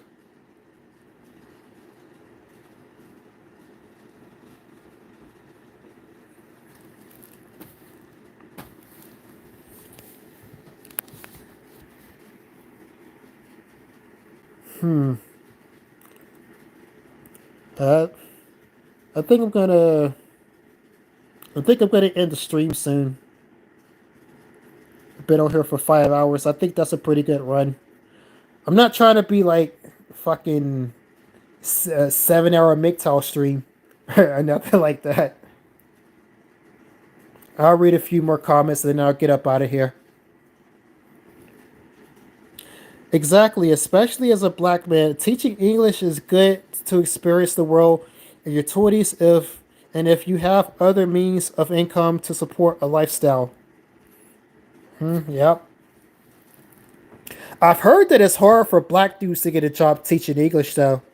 That's actually like an anti-blackism thing for black dudes. It's harder for you to get a job teaching English. Like shit, it's easier for like Slav dudes to get a job teaching English just because they're white than it is for a black dude to get a job teaching English. So that's why I was saying you don't want to be in Asia try to get English teaching jobs as a black dude.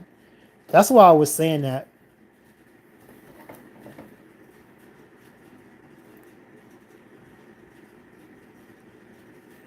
Yeah, I bet. Being a JBW makes life easier in Asia, but it by no means makes it easier and not complicated. A lot of these white dudes got a ton of shit to complain about living in Asia, dude. A lot of them do.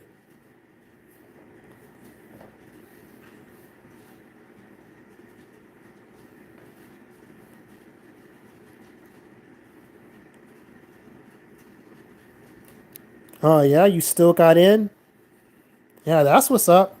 I've seen videos online of like black dudes complaining about not being able to get teaching jobs in Asia, you know. So I don't know. Maybe you lucked out in that regard. I don't know. I've definitely seen some videos going around about that though. They hire Slavs and Africans because they can pay them less. I honestly, man, I don't know if they are aware of the difference between like a Slav and like a regular white person. Because like Slavs, like yeah, they're technically white, but they're technically not white. They're not what you think of when you say white. You know, they're a bit different. So I kind of don't think those Asians are aware of what the difference is between like a Slav and a regular white person. I kind of don't think they're aware.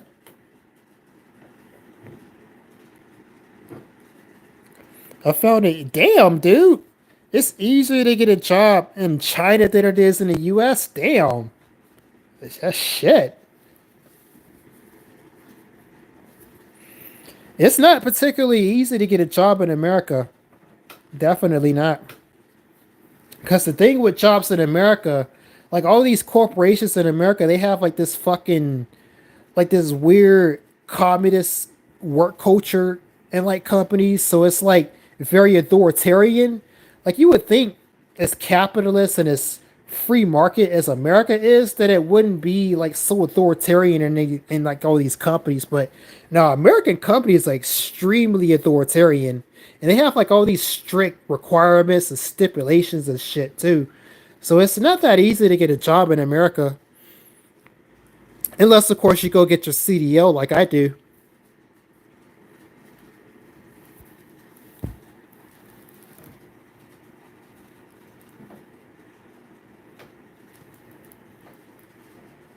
Now, honestly, I ain't looking for a career.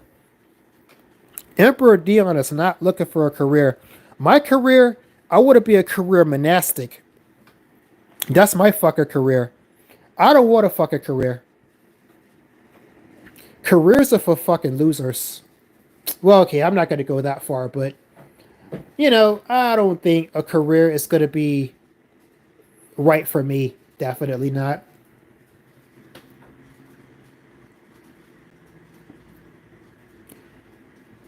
Darius Thurman. Yes, I'm still on, dude. Yes, I'm still on. I ain't got no job. I got the time to sit here and yap all day. My bills are paid. My I got money. I ain't got to be nowhere. I don't have to be on nobody's job. Although that might be changing here in a little bit, though. since I got a call back from one of these trucking companies.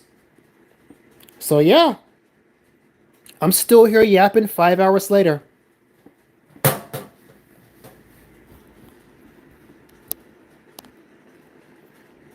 But I work with many black Americans and Canadians. I think things might have gone back to being hard though because of the falling image of the black race. Yep, that's funny. The mid to late 2010s were good for me in terms of finding employment in China and making side money teaching online. It's harder now though. Yeah, I would imagine it's harder now, especially since the CCP is kind of cracking down on foreigners being there in general. So I've heard like the CCP was a lot more hands off prior to like Xi Jinping getting up in there. But now that he's up in there, like yeah, it's China's a bit of an annoying place to be in. What do you think of the base Pluto? He recommends tech feels like cloud. Honestly, man, honestly, I've been meaning to say this about Pluto before, but I don't. I kind of don't want to upset Pluto because he is a friend of mine. I do talk to the guy. Like I talk to him occasionally on Discord. I don't really want to upset Pluto, and I know he watches my streams sometimes, so he watches my videos sometimes. But I think Pluto was kind of blowing smoke up y'all asses a little bit. I do think Pluto is blowing smoke up y'all's asses to an extent. Like he's a bit more optimistic about what your options are than I would be. You know, like he sells like the whole cloud thing and getting into the tech field thing and getting a remote job and going overseas. He sells that with a bit too optimistic of a lens, in my opinion. Like he talks about it as if it's a magic bullet. I don't think it's a magic bullet. Really, there are no magic bullet solutions for most guys, in my opinion. So I would say base Pluto. He says some good shit generally, but he might be blowing smoke up your ass a bit. That's what I'd say about him. And I'm supposed to be coming on his stream next week too. He said he wanted to get me on his stream next week. So I'm waiting to see if he's actually gonna do that. He's often said things to me and didn't do it. I don't hold a grudge about him. I don't hold a grudge to him because of it. But that's just kind of something about him that I'm aware of. He will base Pluto will say some things to you and not follow through on it. That's just kind of what he does. I don't take it personally, but if you ever deal with him on a personal level, just know, yeah. But anyways,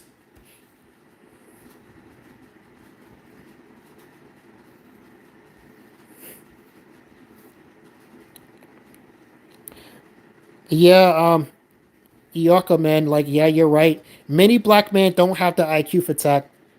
You know what? I've also wanted to say that too. I feel like a lot of black dudes ain't got the IQ for that shit. Like, can you imagine fucking Jamil the King getting into tech? Man, Jamil too stupid to get into tech.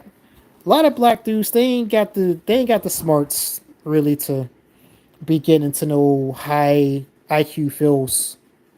They just don't. I'm sorry to say. It's the truth, man. That IQ thing, that lower IQ thing, it is true. There's only a few black dudes that really actually got IQ comparable to like the average white IQ. That is true. I might be one of them. I might have a lower IQ myself. I don't know. The last time I took an IQ test, I think yeah, my IQ. The last time I took an IQ test, my IQ was like 116 or something like that, which I think that's average. So a lot of black dudes ain't got the IQ to be getting into tech. And Base Pluto sells this type of thing as like a magic bullet, mainly to black dudes. I'm sorry to say, Base Pluto might be blowing smoke up your ass a little bit.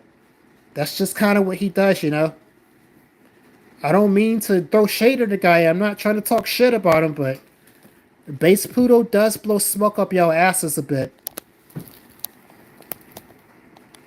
Not to say that he doesn't say valuable shit, though. He does.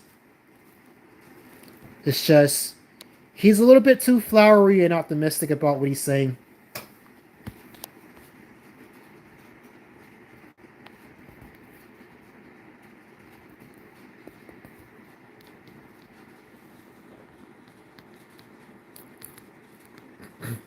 Help desk is mostly customer service and tech, which you can easily be trained on. It's average for college educated, low for STEM work, but a few points. But with Gen AI and softer skill jobs in tech, wouldn't be bad, but you need to be adaptable. Many women working in tech are lower IQ for the tech role these days. They have I'm a woman charisma and other tools and things to boast to them. Black men who are tempered can probably do okay in low tier tech while it's not taken by bots.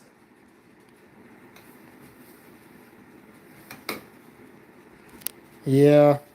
Yeah, women get by on the woman card way, way more than people realize. This is what I was saying earlier about how these motherfuckers are here talking about black fatigue, but nobody's talking about female fatigue. That's the fatigue you should really have out here. Women are doing way, way more than what Pookie's doing. Like, fuck Pookie. Pookie out there killing.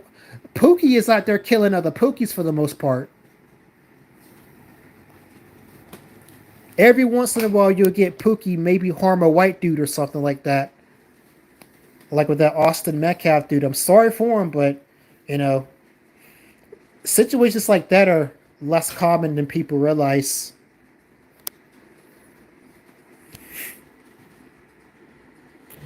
Anyways, guys, we're at the 5 hour mark here. I think I'm gonna go ahead and shut the stream down. Nice chit chat, nice little yap session I had here. Just sat here for 5 hours yapping. It's pretty nice, but I'm gonna go do other shit now. I'm gonna go put in this application, maybe get this job, go out here and make this money right quick so I can get my ass back overseas and stay there hopefully. So nice chit chat, guys. I'll see you guys later. It's been Emperor Dion, just on the stream yapping, mainly about Asian girls. You know, I think I've proven quite clearly I probably like Asian girls more than Jimbo the King does. So with that being said, I'll see you guys later. And how do I end this stream? Because it's been a while since I've done this. There we go.